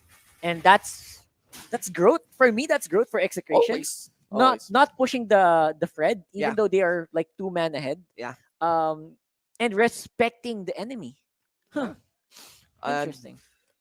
you know, they can rely on the explosiveness whenever they do team fights, right? That's Convert right. that to objectives. This is what's so good about Execration. This is the growth that we keep on talking about Execration. They that change every season. they're starting to become more controlled, more composed, you know? Yep. Not really forcing unnecessary fights. You know? Yeah. And appreciate small victories, right? That's true. Just like that. If this was season 3 Execration, they would Yeah. have dived in They would have dived nonstop. in, yeah. Auto lock onto tower. Let's try to finish this. Yep. You know? Surely, surely. And this is a big change. And Cignal again, they are still looking for a way back here for this match. Considering it's an 8,000 gold lead for the blue side, I'm wondering where is going to be the loophole. Who's gonna be the weakest chain here in Exec if ever it does? Here we go with a fight inside the base. Yeah, well, it's a big one. A catch onto the Kagura. And let's see here. Immortality should still be available for the showdown. For the bottom lane inhibitor turret, doesn't matter. He becomes a gate. And the inhibitor turret is also destroyed. Down from hate. And they will be advancing towards the base. That's going to be the Mountain Shocker. Not going to be enough. You can see the cannons there from the turtle base. There's also the Dauntless Fleet available for Hades. But it's just a matter of time before Execration pushes for one last time. Yeah, the next wave is going to be very critical. So focus on the crowd, but it's not going to be the case. You cannot go to the minions. We will close this up right here, right now. Very cute. He's so explosive. Even with Alice, nice flicker to his ultimate. Ladies and gentlemen, Chujin was forced to flicker in his own base. Hate here. Not going to be focusing onto the base. He wants more kill that generates hate. It doesn't matter. That's it. 13-8, ladies and gentlemen. And Execration takes this game number 1 against Cignal Ultra. Job well done. Gotta say, that was a nice try from Cignal to try to prolong the game. Yeah. And no, it doesn't work against Execration. Tactics like trying to stall out until you have a very strong Yi Sun Shin. Yes. It's very difficult against a team that knows when to dive. This has been their mantra ever since, and Execration is not changing that. They are sticking with their identity of being a good scrappy team. And when I say scrappy, it is a good thing, by the way. That means they always keep finding ways into. I thought it's like the younger version of Scooby-Doo. Scrappy Doo. You thought it was come on, man. Come on. But yeah, that's basically the term for it, right? Yeah. And how they do it is they look for a weak spot and then they press. They keep pressing until it hurts. Yeah, and I just want to emphasize that I will be backing on my prediction unless the draft is far-fetched. We might have a 2-seal here. If Imbadishi just doesn't pop off in this Kagura, I'm starting to feel, Rockart, I'm really starting to feel that Cignal Ultra here. Hi, guys. They're suffering. They are. From the 10-ban system. Starting to feel. Very not yet much. confirmed. Not yet confirmed, but this is the third time that Imba DJ is having some struggles on his uncomfortable heroes like Valier, right? Like Loyi. Like, Maybe he should really use Farsa. the Loyi. I would really recommend the Loyi. Farsa, he is stellar. Yeah, That is what- sure. And That is I sure. think what you're saying is he is suffering from Yeah. not being able to pick the heroes that he really needs. Yes. To Yes. carry the team. Yes. Earlier, you could really feel he was trying to carry it from the support role. Yeah. It's just not working out that Yeah. way. Yeah. Yeah. Yeah. It used to work well for them in qualifiers. I don't know. And in the first week. Let's see. Let's see what is Wolf's insight on this. Naman ulit tayo sa ating post-game analysis of that Game 1 between Order and Chaos. Ayos ba yun? My name is Wolf, your analyst, at pag-usapan natin kung ano ba ang ginawang kakaiba ng Execration sa laban na yun, na laban sa Cignal, kaya sila nanalo. Honestly, wala naman masyadong bago. In fact, siguro yung Alice lang talaga ang magtataka ka kung ano ba ang role. Ginawa ng Bren Esports kanina ang Alice offlane at kitang-kita natin ang lakas nitong hero na to laban sa laban. Bukod sa pag-dive freely, dahil meron ka nga nung flowing blood, then pwede ka pa mag-flicker, tapos magta-transition ka lang. Yung mga classic Alice plays, right? One thing na kailangan take note when looking at Alice is that it's a very good lane equalizer. Napakahirap mag-push when you are up against Alice dahil nga naman pwede siyang mag-ulti sa minions at wala siyang pakialam. However, Cignal, maganda naman yung kanilang start ng game. And they have all the tools in the world to counter their opponents. Yung Xborg lang siguro yung medyo kinapos tayo kasi although maganda siya laban sa sustain lineup, in the end, kinulang din ang si Shujin para sa pagtulong sa kanya mga kampe. Nevertheless, looking at Rhea, pansinin nyo ulit yung Deadly Blade na casual na yan. Bago pa mabuo yung Bloodlust Axe, pick up mo na yung Deadly Blade. And it's perfect for a Khalid kasi bukod sa maganda to dito sa laban because of sustain from the Alice and Gatot-Kacha, okay yun. Ang isa sa mga best na carriers ngayon ng Deadly Blade is this Khalid. That's AoE damage niya. Nevertheless, let's look at the post-game stats and understand what is the impact of each player in this game. Obviously, para sa side ng Cignal, nasa priority nila sa carry yung damage on heroes and turrets. Looking at Execration, however, hate on the Lancelot, performed well. This is a 13-minute game na sabihin natin by 13 minutes, technically late game na yan. But the control of the side of Execration started in the mid-game kung saan na naman nagpakitang gila si Hate on this Lancelot. And he's unstoppable. Ang dami rin kasing poprotekta sa kanya. Imagine this is Popol and Koopa nga offensive and defensive in a way na mabilis siyang tumulong sa Lancelot para makapag-clear ng jungle as well as the minions. You also have the Farsa that's to clear out the wave and trying to help his teammates by also dealing the damage against Cignal. There's not much dive potential from Cignal although meron silang Khalid and Cho. At na-feel natin na hindi nagamit ng Cignal yung kanilang strengths laban sana sa Lancelot. That's also why Execration chose this specific hero. More, I think nasa execution din talaga on the side of Execration. And maybe we can see that in the smart game highlights of game number 1. Knowing na ang gusto na gawin dito ng Cignal Ultra is to constantly push against Execration and try to control the early stages of the game. May mga factor din talaga na nangyari pa na maganda para sa Execration kaya na-depensa nila yung mga tore nila at nakapag-farm dito ang ating Lancelot. In fact, I think that even when there's like a little bit of lead para sa Cignal Ultra, yung Execration, ang gagawin lang nila is to constantly look for fights na nandun si Lancelot, bigyan siya ng kill, tapos mag-work around lang dun sa timings dito ni Lancelot. Also, keeping in mind that they kept this mid lane turret para meron silang control dun sa mid turret, tapos pinush nila yung mid turret ng Cignal para naman dun sa access dun sa purple buff like this. So the invades from Execration happened because they put a lot of emphasis in the middle part of the map. And that's good kasi meron naman silang global potential courtesy of the Gatot Kacha when it comes to defense. Tapos meron pa silang allies na mabilis bumalik sa lane if ever they want to keep their side lanes intact. Very different approach. Pwede nating sabihin na yung ginagawa dito ng Execration is only signature for them. Sila lang siguro yung kayang makagawa ng ganito laban sa team like Cignal. But then again, it's more about how they put the value in each of their resources, kumbaga. So in this game kasi, ang gusto ko lang sabihin ay ang kanilang vinalyo, ang kanilang in-emphasize is channeling the hate or funneling yung kanilang Lancelot. At yun yung ginawa nila.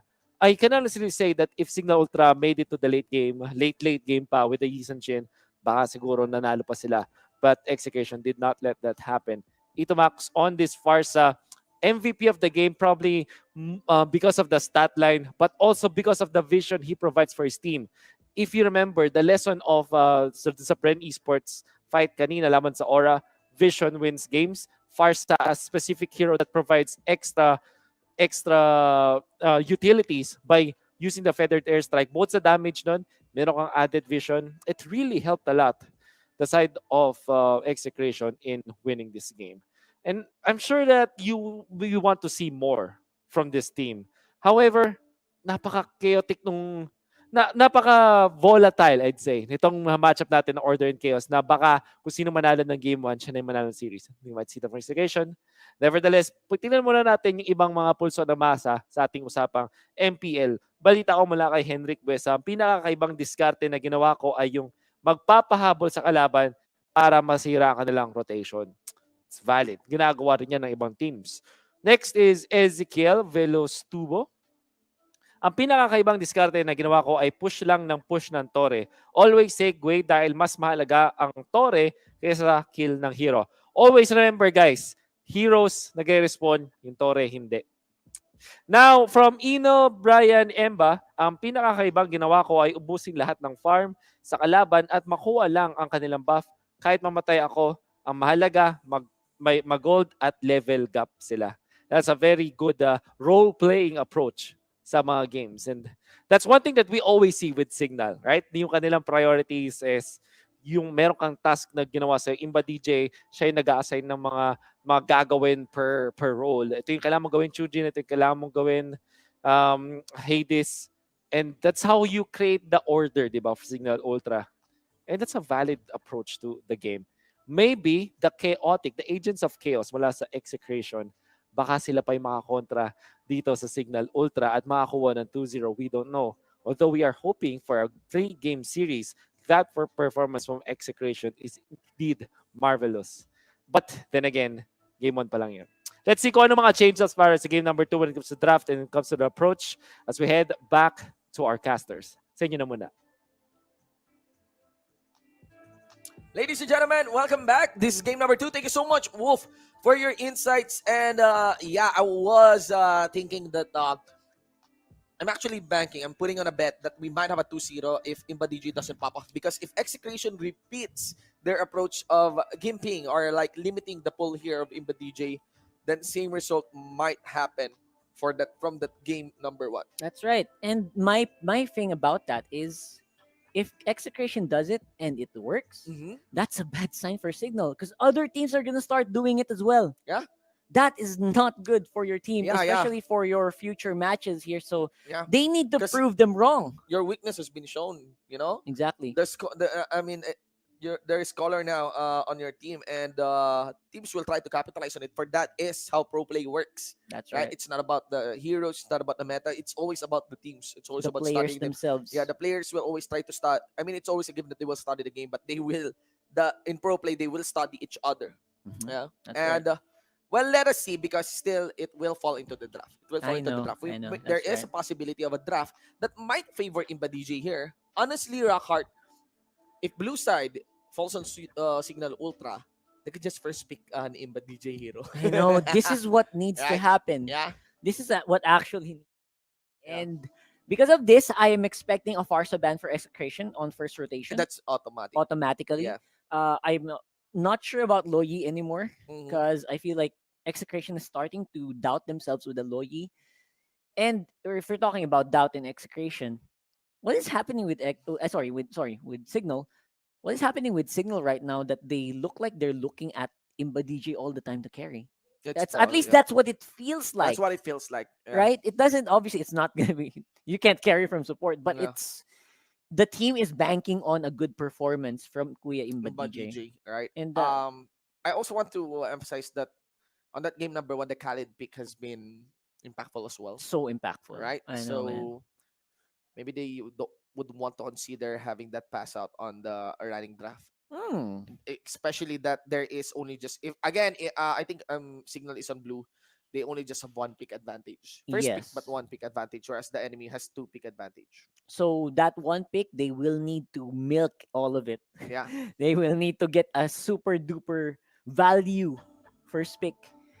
I think they are going to be on the other side because if I was, that's what I would do if I was in Cignal because Imba DJ can really pop off, but the problem is Valier is also one of the heroes you don't want to first pick. That's why they're getting so limited on the draft. Yeah. You can't first pick if you can't first pick Farsa, you're being forced into a Valier or a Loyi, and you can't first pick that. That's not first pick material. So Cignal is getting. Well, I don't I'm know. starting to suggest first pick Imba DJ here just First so pick Imba something can DJ. pop up. I know. But let us see. Let's see. Maybe there might be a maneuver where a Yuzong might pop out. Leave the Yuzong open on first pick. Selena may pop out. Yeah, maybe. Just hoping for something very, very weird here. You maybe could roll out with a hard to push comp like Changle. That's right. Right? That's a smart one. That's a smart one. Or get a draft. You're in the draft here, and the bands are already locking in. You know a thing I'm looking at for Cignal Ultra, what they can do, and I've never seen any team do this. On the first ban Layla, ban Zilong, stuff like that. They can leave a lot of stuff open. Is that even that does that even make sense to you? If you're super desperate, that's what I would do. Just allow for the Just allow for 3-ban setup. yeah. Right? Let force Let the enemy everything team. be- yeah, to be Force the open. enemy team to ban the Yuzong, the Selena. Yeah. I don't know. I'm just that's Actually, in a way, that's one technique that has been done Before. yeah. Yeah, way before. Some teams doesn't even ban. Like Just leave don't the even ban. ban. Just, Yes, they just yes. leave the ban. It's a usual practice for the red side. There you go. The force of insta ban. Insta ban against Imba DJ. First pick here for Cignal. Now let's think about some good first picks for Cignal Khalid. already. Khalid already. Khalid, yeah. You really have a lot of trust in the Khalid now. Yeah. I mean, not trust in the Khalid, but trust that they will pick it. Maybe because they are they're trying to consider what would be an effective side laner. And maybe Mm. Khalid fits the profile compared to the Esmeralda. What's happening? Why are they Wow. banning their own Why hero? they're banning their own Okay, your first pick, that's very interesting. Yeah, dude, you guys are first pick. I mean, Yeah, your first pick. You might be Cignal Ultra. forgetting. Huh? Yeah. Okay. Are we going to see Angela again in Imba DJ? Estes? Imba DJ? Oh yeah, good point. Yeah, I mean, Ima DJ has a hero pool. Yeah, He has but a pretty good he's hero getting pool. punished. He's getting punished. Not as But effective as his own Valier, as his own own Farsa, Farsa. right? Yeah. Gosh. Let's see Okay. here. Let's see. Maybe Signal Ultra is baiting something, but Execration might commit to a mistake here. I'm actually waiting for the final ban because they might not ban the Yuzong. Oh my gosh, yes. Execration needs to do this. All All right, right, there you go. They got pressured. Yeah, I'm talking about the mistake because I think they should really ban the Yuzong. That Mhm. leaves Ben Sanity's Atlas open. There's also the Kufra, Kufra. option though for Chaknu. Yeah, or Execration, they can pick up Kufra, but somehow I feel Chak's Khalid. starting to get more.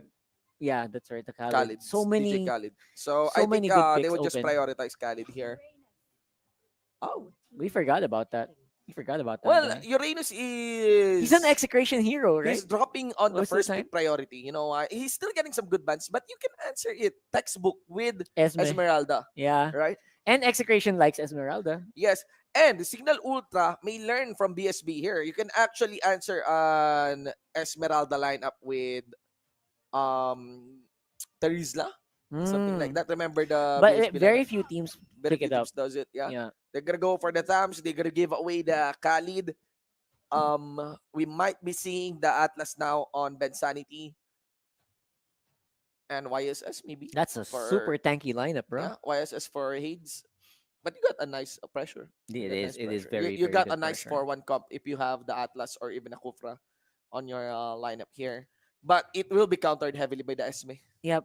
Double off laner comp for Execration means the Esme might be unlikely though. Yeah. Yeah, because you can't have unless this is a funnel Khalid.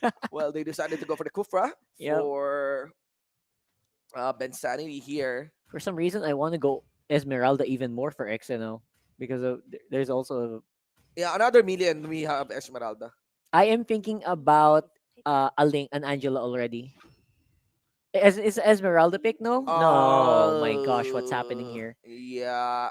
No more Esmeralda. No more That's Esmeralda, Khalid for and sure. Thams for the side of Execration already. You can't. No bans even on the Esmeralda. So Signal Ultra is really eyeing on using Angela. A shield comp. Yeah, this is a shield comp, man. Okay, they gotta be careful. Angeling incoming for sure. Yeah. But the Execration still bans the Esme. I don't know why. Maybe they can just really force their way. Total shield comp, total Yeah. like strong front line here, and Execration is starting to reduce the durabilities and the sustain Mhm. from the side here of Signal Ultra. Signal Ultra can still limit the hero pool of hate here by maybe targeting because they've chosen their own they've chosen their own carry already, which is gonna be the lean. Wow. They're targeting Imba DJ once again. Imba DJ round 2. I don't know. It's No, Signal, Signal Ultra. Ultra banning out Loyi. What's all right? Welcome world to MPL-PH where you ban your own heroes. Not that. Not that. You ban your own top picks. Why? The most successful picks you have, you ban it out. You can just ban the carry. You can just ban YSS. You can just ban Lancelot. Yes. What's up? You can ban Hayabusa. So many carry bans that you could have done here, but you.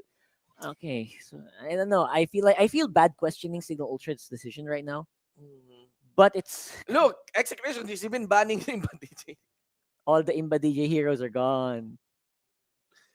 They're gone, man. They're telling Signal Ultra, go Angela, man. Yeah. Go dude. Do Go it. pick Angela. I dare you. Yeah, just go pick Angela.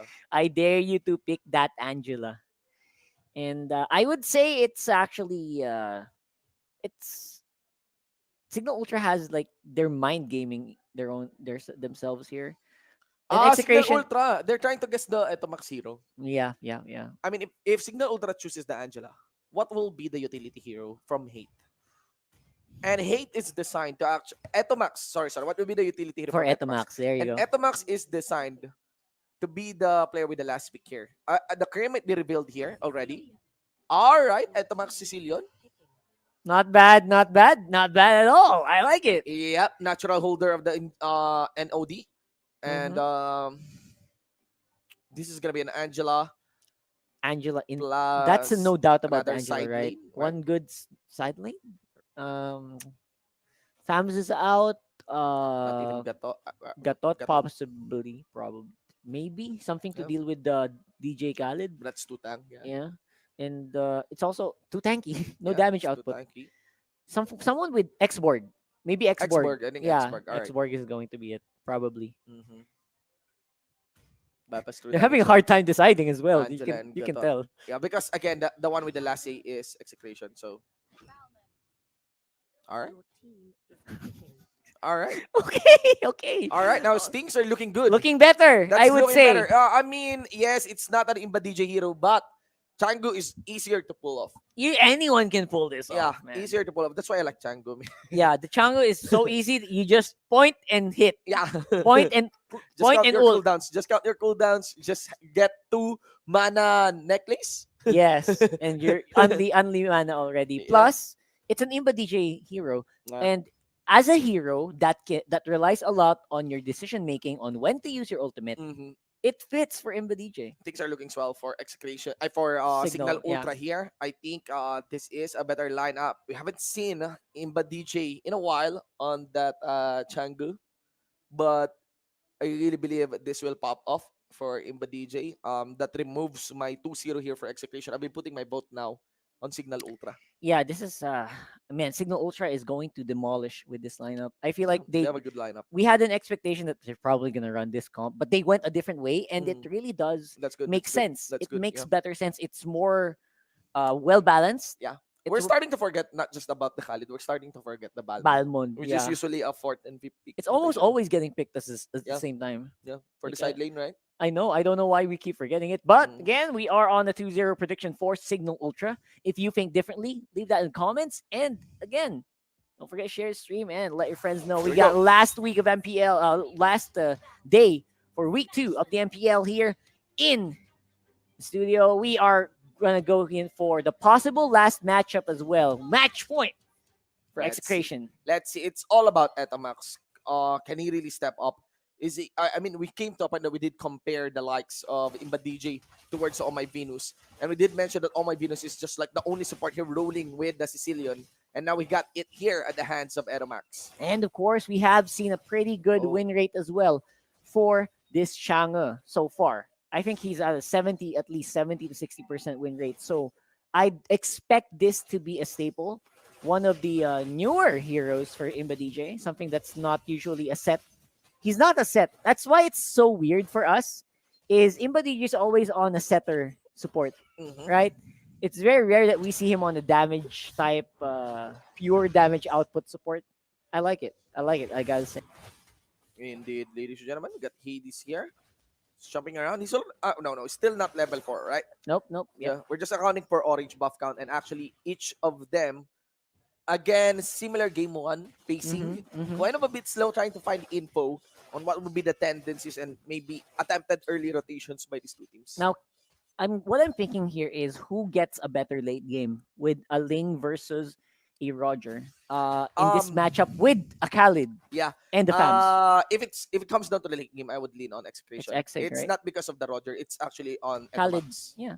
Oh, ito Max. Yeah, on the Sicilian. Sicilian. Yeah, Oh, on the good Sicilian. point. Yeah, right? They're all scaling. Yeah. Oh my gosh. That's heavy scaling. I mean, and clearly that would be a Sicilian with his own necklace of Duran. So even Chujin might be will be surely feel the pain on a late game Yeah, Sicilian. you can't regen that much. Your shields don't count that much. And of course, here we go. This is going to be if Cignal wants to win this, they need to win fights like here with Sagitno just sustaining, but he cannot. And I was a pick up there. great pick off for Yeah. Cignal. I was about to say earlier before we got cut off by that team fight, if Cignal wants to win this, they need to win early to mid. Yeah. Right? That's Yeah. their only win condition here. Yeah, and that's what they are doing here. Actually committing 4 members just to get the easiest skill on the most potential in right lane. That will be of the top lane. That would be against the Khalid. But Execration is starting to maneuver. Maybe get an answer here. Etamax casted his own ultimate. Not gonna be enough though. And members of Cignal will be able to escape. they're not really banking too much onto catching people. They're just scaring. They're trying to scare off Signal Ultra. Like, this is what happens when you try to go for us. So please don't dive us. We are trying to get to the late game. I think that's what the message is for Execration, which is surprising. At the same time, who drafted here for Exec? All of these are scaling. I just noticed that. All Yeah. of their heroes are scaling heroes except for Chaknu. Yeah, man. Look at that. That is gonna be the big quick, and I'm actually looking Dude! forward to Chaknu. Again, Chaknu is back to its root. It's not anymore PNK. This is the natural habitat of Chaknu. Yes. He got a 2-man fatal links, and that resulted to a 2-man kill as well by the members of Execration. This is where Chaknu thrives. This Yeah. is his home turf. And you do not play on even footing against the guy who just likes to wreak havoc Yes. on your lineup. Yes, on the front line On the especially. front lines, yeah. So we Wow. still have Execration. They know they are pretty much ahead. They got the turtle. That is a big swing. The next objective will be to try to invade even further into the map of Cignal. But looks like Cignal is the one who is doing that on the opposite side. Now, how successful is this going to be for Cignal? They are so desperate to take early towers. That's why they're already on the setup to go for turrets right away. Indeed, ladies and gentlemen. It's 2-1. Look at that. You got Hates there. They're already moving up top. It is going to be a quick kill onto Rhea. These are mistakes now. These are starting to become mistakes onto the side of Cignal Ultra. But look at that. Even Sagitnu is actually able to withstand his Hates. Joins the fray. Lycan pounds in. And he was able to get another kill. Chujin tries to make a hog against Sagitnu. No sustain available for Khalid here. And Chujin secures a kill. No one can actually do it up with the Atlas, especially in the back half that can be done by the members of Cignal Ultra. So Execration moves up into the safety of their own turret. Yeah, surprisingly, Execration, despite being ahead, were not able to really sustain against the early game power of this, what do you call this? Of this Chang'e. So I feel like that's the reason why they were supposed to get something there, but they didn't. Yeah. And on the bottom lane, they are doing the same thing over and over again. That's a lot of damage output from Cignal Ultra that cannot be reached right away by XX. So it's going to be up to Chaknu on how to engage this fight because they can't go near. Indeed. And as you see here, again, you have to be wary of the Chaknu. And again, we are still not yet into the phase where there is an obvious counter for Chujin. Chujin anytime. We might this game might justify the head-to-head match because Chujin anytime can pop off, especially in the mid game where usually the Atlas establishes clear pressure after That's after two item security. Yeah, and I expect that to just keep splitting up on the bottom lane. Try to keep cutting the waves once we get to that point.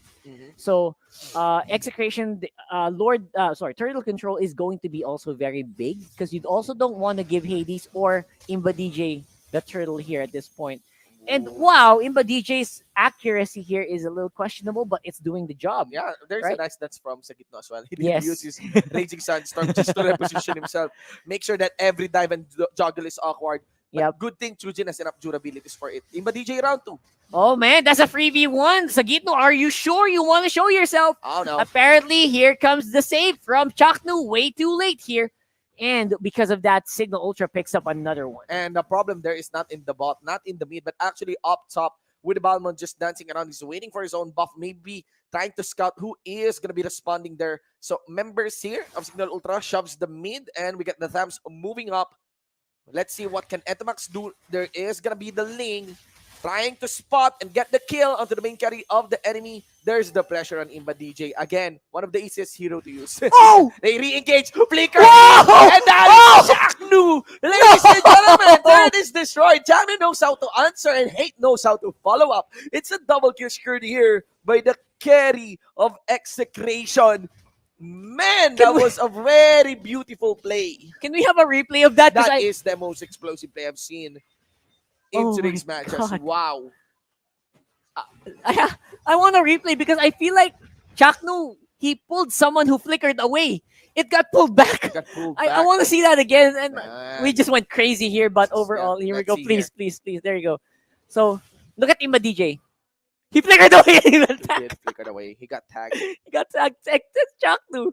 Wow. Mastery of your hero. Yeah. This is what happens when you have full mastery of the hero Yes. that you're holding. And not to mention Chaknu's timing there. Yes, perfection. Perfection on timing. I mean, he really accounted for the health of the turret.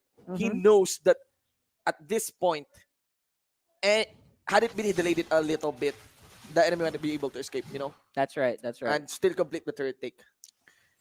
And overall, we lost our minds there a It little was bit crazy. because Chaknu, natural habitat. natural habitat. Yeah. Shinbu mentioned it earlier. Yeah, You don't mess with the dog in his I cage. mean, the guy's play style is always fitting for the front line, always fitting for a setup. PNK, a bit more passive, really, I for know. Chakno. That's why I don't like PNK on Chakno, and that's why you don't give the likes of Atlas Yes, on that's right. Chakno. So, discounting that play, I think overall, Execration still got ahead there a little bit more. Yeah, they got a little bit more. And obviously, they are kind of pushing Signal Ultra back into their bases because of this. So, the Balmond is the only thing that's outlying here. Yeah. Rhea still consistently pushing on top while Execration on the bottom lane will suffer Sagitnu once again, trading him for a tower. I think that's pretty okay for me. That's actually fine. Ray on the top lane. This guy does not want to join the fights at all. But what do you do here when you have a lot of members of Execration? A very angry, a very hungry werewolf on your tail.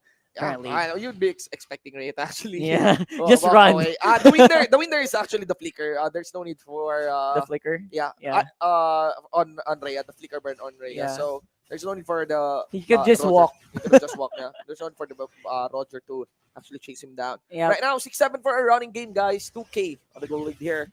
Not that much, right? Yeah, Cignal of Execration. Yes. It's not that much considering the explosiveness that's been happening on the map. I expect Execration to be ahead by more. And I'm surprised that because of Reyes plays, they're getting more gold around the map still. Yeah. Signal Ultra Execution needs to be more careful. Anytime Signal Ultra can come back. Anytime Hades can clean up. Yes. But the problem is Chaknu. Yeah, how do you do Yeah, that? he is very alert right now. And even the likes maybe of Hate here. I'm not sure, does he have the Deadly Blade already? Because even the Uranus is hurting onto the claws of this Roger. Yeah. What I noticed in items is both Sagitno and Benecutie Queen's Wings completed. Yes.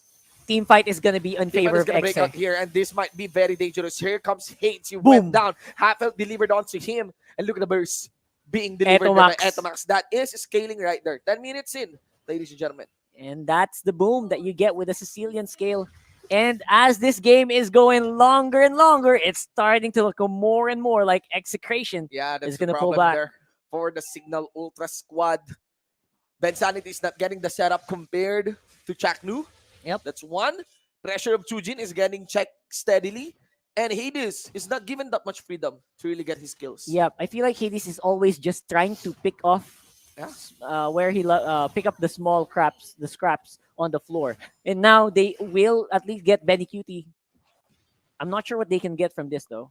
Maybe they can get priority on the Lord from this. Will they do that? With of course we still have Tsujin on the top lane pushing at the same time, but they're hesitating. They don't even want to go out anymore that much. It might be a pivot point here for Signal. Signal. Right. If ever Execration decides to start on the Lord, there is really no necessity for that.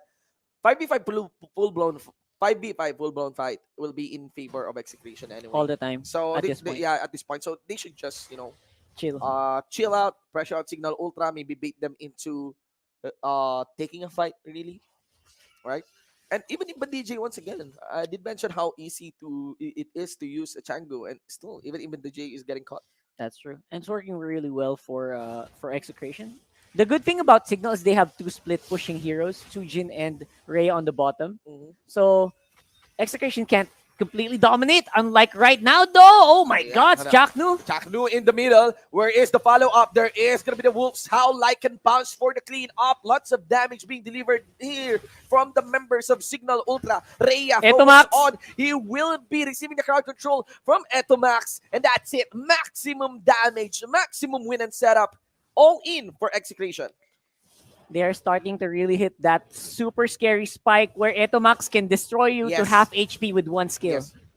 And that's the problem there. The biggest difference between Chango and Sicilian scales. Yep, Cecilia is scaled so well. Again, the opening that Cignal had was about at between 5 to 10 minutes. Yeah. That's gone already. The Changa is actually less effective now Yes. because now Exe can sustain and they're more confident to go around, to navigate around the the meteor shower. Yes, not to mention, there is an open inhibitor lane, right? I went for the mid. There was an attempt to go for the steal. It is still going to be on the side of Execration. I think that is a Luminous Lord. That is a Luminous Lord. Exactly. Now, Execration will just need to wait for this. I think they can close this out. Yeah. Unless Cignal Ultra can pull off something super uh, drastic. If they can pull out something drastic, that's the only way that they're probably going to get back in here. Otherwise, I feel like Cignal Ultra is going to be on turtle mode. They're probably not going to be able to defend even. With the amount of damage output coming from Itomax, they're scared to go near this guy right now. So scary. I wish we could Totally. see like Itomax's an amount, like the scaling, how Yeah. much mana he has and Yeah. stuff like that. I believe Sicilian relies on mana for damage as well. Oh, no. Giving out this inhibitor freely. What happened And there? they invested in Mbadiji's ultimate down for the mid just to make sure that there is The going to be no Lord. Lord, but that's only just at 50%. They can still take this fight anytime soon. Chakna's ultimate will be online. Makes that 2. Gets the kill on the Fatal Links. A mega kill secured as well by this Roger. Onto the backline. Very cutie. Focus on the Mbadij. Double kill once again for that Roger. And that's it. That's the base. Minion waves are not getting cleared. He will be burning his own Blade of Tempest, but this is the third series. Will be closing at 2-0, and that is on Execration. 2-0 for the guys that really like chaos. Chaos Wow. has succeeded tonight. Wow, look at Execration. Look at Billy here. So happy on the pajamas, man. Billy's looking like he's That is big. That is big win for Execration. Yeah. I mean, Cignal Ultra is they're they introduced themselves as a very strong threat. Yep. On the MPL. And for now, it will be a very good victory here. And a lot of that is, I think, MVP for me. I know Etomax is going to get a lot of credit here, but Chaknu really did great. Chaknu. I think And it's Chaknu. one thing I want to mention, this is the advantage, the hidden advantage of insta-banning Diggy. Atlas can do anything Atlas he can wants. do anything, and again, you don't really give those kind of heroes to Chakno. Same way as you don't easily give a Farsa onto Imba DJ. There is gonna be a very heavy demand here for the squad of Cignal Ultra to get back into the drawing board, because I will say it. I think the 10-ban system punishes them heavily. It does. It It is really one. does. It is one. Guys, this is the first week that we got introduced to the 10-ban system, and it has revealed itself, right? It has There are kind teams of... there are teams that capitalized. There are teams that suffered. Absolutely. And it's very clear, not just to us, but to our viewers, which those teams are. Obviously, we can talk a lot more about that, and we can discuss whether or not they deserve the victories that they had today. But of course, we'll have that for us later on. I'm very happy about we at least now we have an idea of where the teams stand, and then next week maybe we can do better predictions. What's a crazy weekend?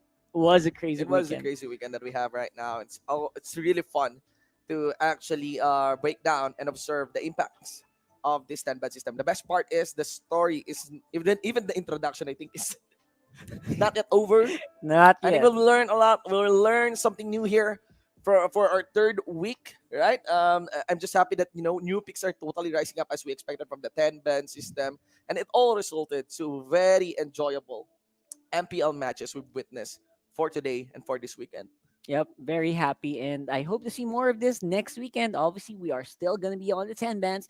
Maybe some of the teams have formulated different stuff already for it, and who knows? Maybe Yeah. we'll hopefully Imba DJ finds a new hero. All awesome. Let's check out the analysis coming in from Wolf. Casters, wonderful day. A lot of 2-0s. Well, wonderful kung nagmamadali ka, but not so much if you want to see more action. Unfortunately, para sa ating mga featured match, back-to-back na 2-0 ang ating makikita. But we do know that Execration showed up today. Kumbaga, pumorma sila, nagpakitang gilas sila ngayon. At sinabi nila, kami ang nasa liga. We belong in this league and we are chasing that podium once again. Now, game number 2, I really like the draft mula sa Execration. Kasi nga naman, yung kanilang last pick na Roger dito, it really put a lot of problems for the side of Cignal Ultra. All of a sudden, dahil nagkaroon na nga ng last pick dito Exec, biglang sinabi ng Cignal, oh no, we aren't prepared for this early game behemoth na tinatawag nating Roger. At Gustong-gusto ko na nag-pair up sila ng Sicilian with the Atlas. You can see kung gaano kalaki ang importance, ang emphasis ng execration sa mga Chakno type heroes. Sinasabi natin, gusto natin mag-pop off yung mga superstar from Execration. Guess what? Isa sa mga star ng Execration ay ang kanilang tank na si Chakno. Napakaganda ng performance with from before yung Minotaur, di ba? Yung Grok, the Kufra, now MPL Season 6. For sure, yung Atlas, nagpapakitang gilas. Now, interestingly, ang ginawa dito ng Execration, kinuha nila yung Sicilian as fourth pick of the draft. And it really helped them na magkaroon ng late game teamfight potential, which we will see later sa post-game stats dahil kitang-kita natin dito damage output ng ating Sicilian, which is 60,000. In fact, Itomax dealt the most damage in this specific game on the side of Execration dahil ito sa draft. Again, early game, you're gonna depend on your Roger, but late game, doon ka sa mage support mo na Sicilian. Not only that, mga kaibigan, I was looking at the game, and by 12 minutes, yung magic damage dito ni Sicilian trumps anyone. I believe it's about 350 plus or even umabot to 400. This is the scaling factor of the Sicilian at yung burst down potential. Couple it with the fact na ang daming setup dito sa Execration side para palakasin yung mga cores. Atlas, Sicilian, ilista mo na the Fatal Links into the Sanguine Claws combo tapos may damage out pa ng Sicilian. Surely kahit sino dyan ma-delete. And unfortunately for Cignal Ultra, na-outplay din sila many times in a specific match. It's not just about the draft, obviously. Kasi yung Cignal naman, yung draft nila, hindi ganun kapag. Hindi sila na-outdraft dito. It's just that mas maganda lang at mas marami lang ways ang Execration para manalo sa laban. At it only took a little bit of outplay coming out from side of Execration to eventually win this match. Why don't we look at the smart highlights of the game to see how they did it? Slowly, nakikita natin yung Cignal Ultra getting a little bit of traction in the early stages of the game. Dahil nga naman sa mga pick-offs na nakukuha nila, they also have a lot of defense. But when Chakno popped off, nung nakakita na siya ng maraming openings, when we start to group up, you can see the strength of the teamfight lineup of Execration at hindi nagtitipid ang Execration sa pag-take nila ng kanilang mga ultimate, paggamit ng ultimates when taking team fights. And I like that a lot from Execration this specific game. Cignal Ultra wants to emphasize more. By the way, that flicker, kumagat pa rin kasi yung kadena nung Fatal Links kaya nahuli pa rin si Chango. That's sometimes what we say na hindi ganun ka-effective ang flicker against the Atlas. You would want to have something like Purify or something very good cleanse na para mapigilan si Chakno. But more than anything else, pag sinasabi dito na Execration na may ultimate si Chakno, Chakno says, let's go. May combo agad, Sanguine Claws. And everybody from Execration side is always ready. So apart from Execration's draft, meron din sila na fights dito. Their communication is good in this specific game. And honestly, ito yung pwede kong sabihin na maganda on the side of Execration. Why is it that Execration can still win against their opponents for all throughout the season? Bakit laging parang may X factor yung Execration? Until now, I don't know how to answer that. Ano ba yung X factor na meron ng Execration bukod sa mechanical skill nila? I guess one thing na binibigyan tayo ng glimpse, surface level, is yung communication. Compared to other teams, communication for Execration is actually top-notch. Siguro kailangan nila na more preparation along the way. But so far, so good. This weekend, I'm sure kung gegradean natin ang Execration, A+. Kung may mas mataas pa sa A+, goods na goods. After this, Hate with a 509 record on this Roger. Very well done. Hindi namatay, hindi na contest, but this is mostly because of how the rest of the squad protected this specific player. And maybe if we'll see more from Hate. Like we said, kailangan ng superstar trigger ng Execration. At kahapon nakita natin yung mga cores nila. This time, Chakno din, sumabay na. Imagine 4 superstars in one team. Make it 5 if ever makuha natin. Even even yung kasama natin ngayon, si Etomax, man, nag-perform ng maganda. Pare Koy, what's up? Oy, hello. So, sige, batiin mo naman mga viewers natin. At Shoutout nga pala sa mga nanonood na MPL, tsaka yung mga supporters ng Execration. Yun. Okay, eto Max, ano yung gustong patunayan ngayon ng Execration para sa MPL Season 6? Ngayon Season 6, syempre, every season naman nag-improve lahat ng teams. Pero sobrang laki ng in-improve namin ngayon. Tsaka yung disiplina namin. Hindi na katulad dati na nung Season 3, Season 4, Season. Yun. Mas iba, mas disiplinado kami ngayon, tsaka mas gutom kami mag-champion talaga ngayon taon. Wow. Gusto ko narinig yan. Siyempre, nakakatakot din Ultra. Sino pa ba yung nilulook forward nyo nakakalabanin sa mga susunod na laban niyo? Yung gusto nyo makalaban? Ngayon siguro sa mga MPL teams yung Bren. Siyempre, sobrang lakas ng in-improve nila, tsaka iba na yung laro nila, hindi katulad ng last season. Ibang-ibang Bren yung pinapakita, kaya yun yung gusto namin makalaban. Kamusta naman yung sa Nexplay? Yung Nexplay kanina, inaabangan din kayo makalaban, and I'm sure yung mga viewers natin gusto rin. Any message para sa Nexplay? Shout nga po sa mga player ng Nexplay. Mag-practice kayo ng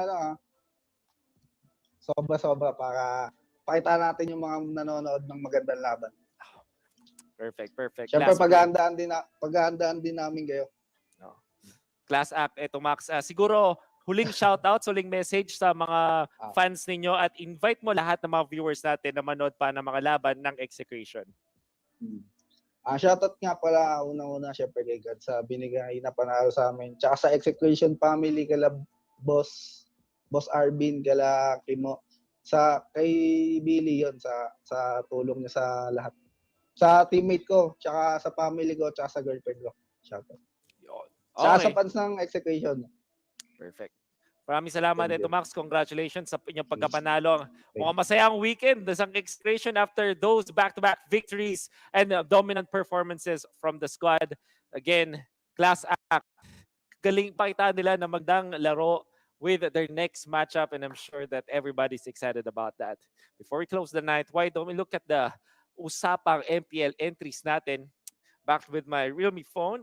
Believe na meron tayong malalapit na mga messages ulit mula sa ating mga nag-participate, sa usapang MPL. Alright. So, this is from Justin De La Rosa Reyes.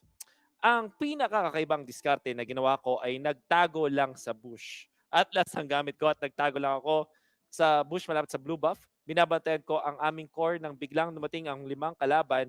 Gumamit ng third skill para may tali sila at maihagis sa aking kakampi. Naubos namin sila at nagdala sa tagumpay. Very dramatic. I like it. Alright, now from Toby, the most unique strategy I've done is split push. You should try to push another lane whilst the rest of the players in the game are distracted. If you are able to take down more towers whilst the enemies are distracted, you can easily turn the game in your favor. That's right. At from Frian, alright, ang pinaka-kakaibang strategiya na ginawa ko ay ang nagamit ng flame shot. Nakita ko ako ng 5 na kalaban, sabi ko sa ampi ko na mag-standby lang sa turret gamit ang first skill ni Nana. Nakaagaw ako ng buff. Ito rin yun ay para mapansin na ako ng kalaban na itakan nila ako, pero nag-flame shot ako. Kami ay nanalo pagkatapos. Alright. Little bit of a different approach para sa flame shot. Those are the entries for usapang MPL. And dahil nga maraming maraming sumali sa ating mga pa-contest dito sa MPL Season 6. Umabot tayo sa in-expect na 10,000 entries. In fact, we went to 20,568. Because of that, we have bonus giveaway codes. And if we keep on doing this every week, guys, I'm telling you, hindi tayo mauubusan ng bonus giveaway codes. Nevertheless, what amazing day number 3 for week number 2, triple header Sunday na puro 2 zeros. Kung nung nakaraang week, puro tayo 2-1 for 3-game series and very tight matches. This time, it's more on teams stomping their opponents. And we like that. It's still very much competition, right? Although we want to see 3-game series sa mga favorite na teams natin, iba rin talaga pag nagpakitang gilas yung mga idol natin ng dominant performance, hindi lang sa isang game, pero sa entire series. I think that really gives us a lot of competitive edge when watching our teams. Nevertheless, that has been it for our week number 2 ng MPL Season 6. I'm sure you enjoyed. Before we call it a night, why don't we thank the sponsors, the entities that made this possible, our official tournament telco partner, Smart. Forge stronger bonds with your team as you try to conquer the battlefield with Smart Giga Games 99. Kung gusto nyo ng 1 gigabyte of games all day for Facebook gaming, Mobile Legend, at kung ano-ano pa, just dial star 123 hash and choose Giga Games 99. We also would like to thank our official sponsor, Realme. I believe that we still have our first Realme Fan Fest and the hashtag Dare to be Realme campaign. And all you have to do to know more is to visit their official page at fb.com/Realme Philippines. MPL-PH Season 6 is also brought to us by our official sponsor, Gillette. I believe that we can get up to 50 diamonds with every purchase of Gillette's Mach 3 Razor, Vector 3 Razor, or Blue 3 Simple Force Pack in select Pure Gold stores nationwide. Hashtag Shave the Day with Gillette. MPL-PH Season 6 would also like to thank our partner in esports, Pay Maya. Get up to 7% balikbayad when you purchase your gaming pins via PayMaya, the better way to pay. Promo runs until August 31. Isa pang partner in esports natin, it's TikTok. And if you want to win premium skins, napakadali lang. Search nyo lang ang MLBB sa TikTok. Again, search nyo lang, legit, ang MLBB sa TikTok and you'll get the chance to win skins. Of course, we also would like to thank our official gaming headset partner, Logitech G, Here Like a Pro. And all of this is powered by Moonton. Mga kaibigan, napakagandang resulta para sa ating Sunday. But before we call it a night, why don't we watch the top 5 plays of the series? My name is Wolf, and on behalf of my co-casters are now signing off. Kita-kits next week.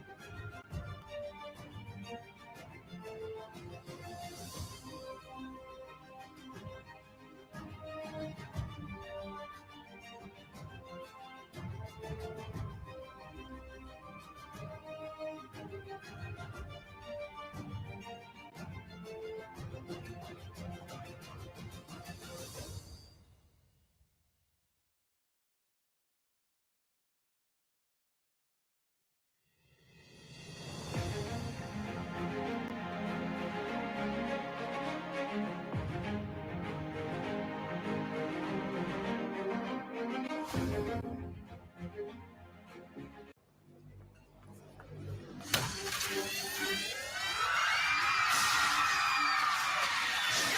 you game to be great?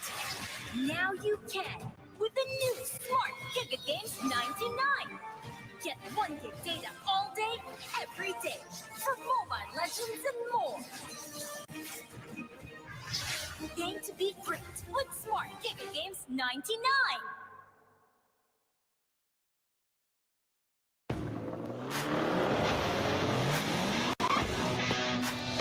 The way you live your life depends on the network you choose. Your movies, music, and games can only be as good as network speed and strength. Slow means game over. But the Philippines' fastest mobile data network means game changing. Choose the network that gives you what you truly enjoy. How do you know about this Giga Life? Simple and smart ako.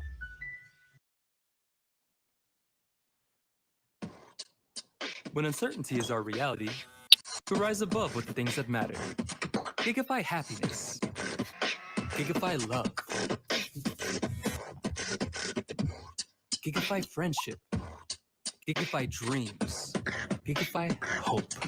With smart Giga music, video, games, work, and stories, we let our passions run free in the new world we face together. Smart, live Giga.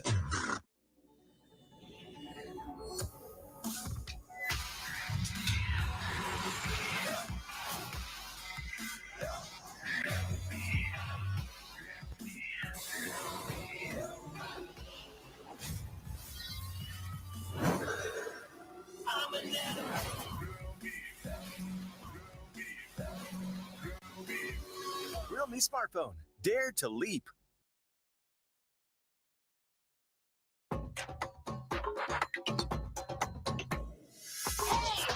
Watch me, feel me,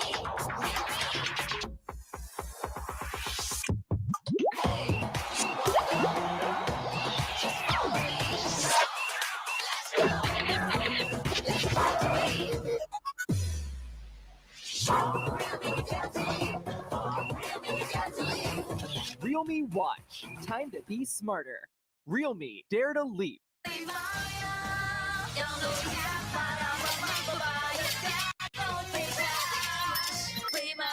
Kaya, don't pay cash. Pay Maya. Para may balik kaya ka.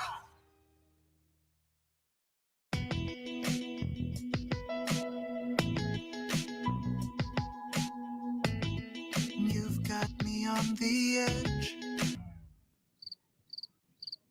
Legit, right? Not quite. Just like your disposable razor.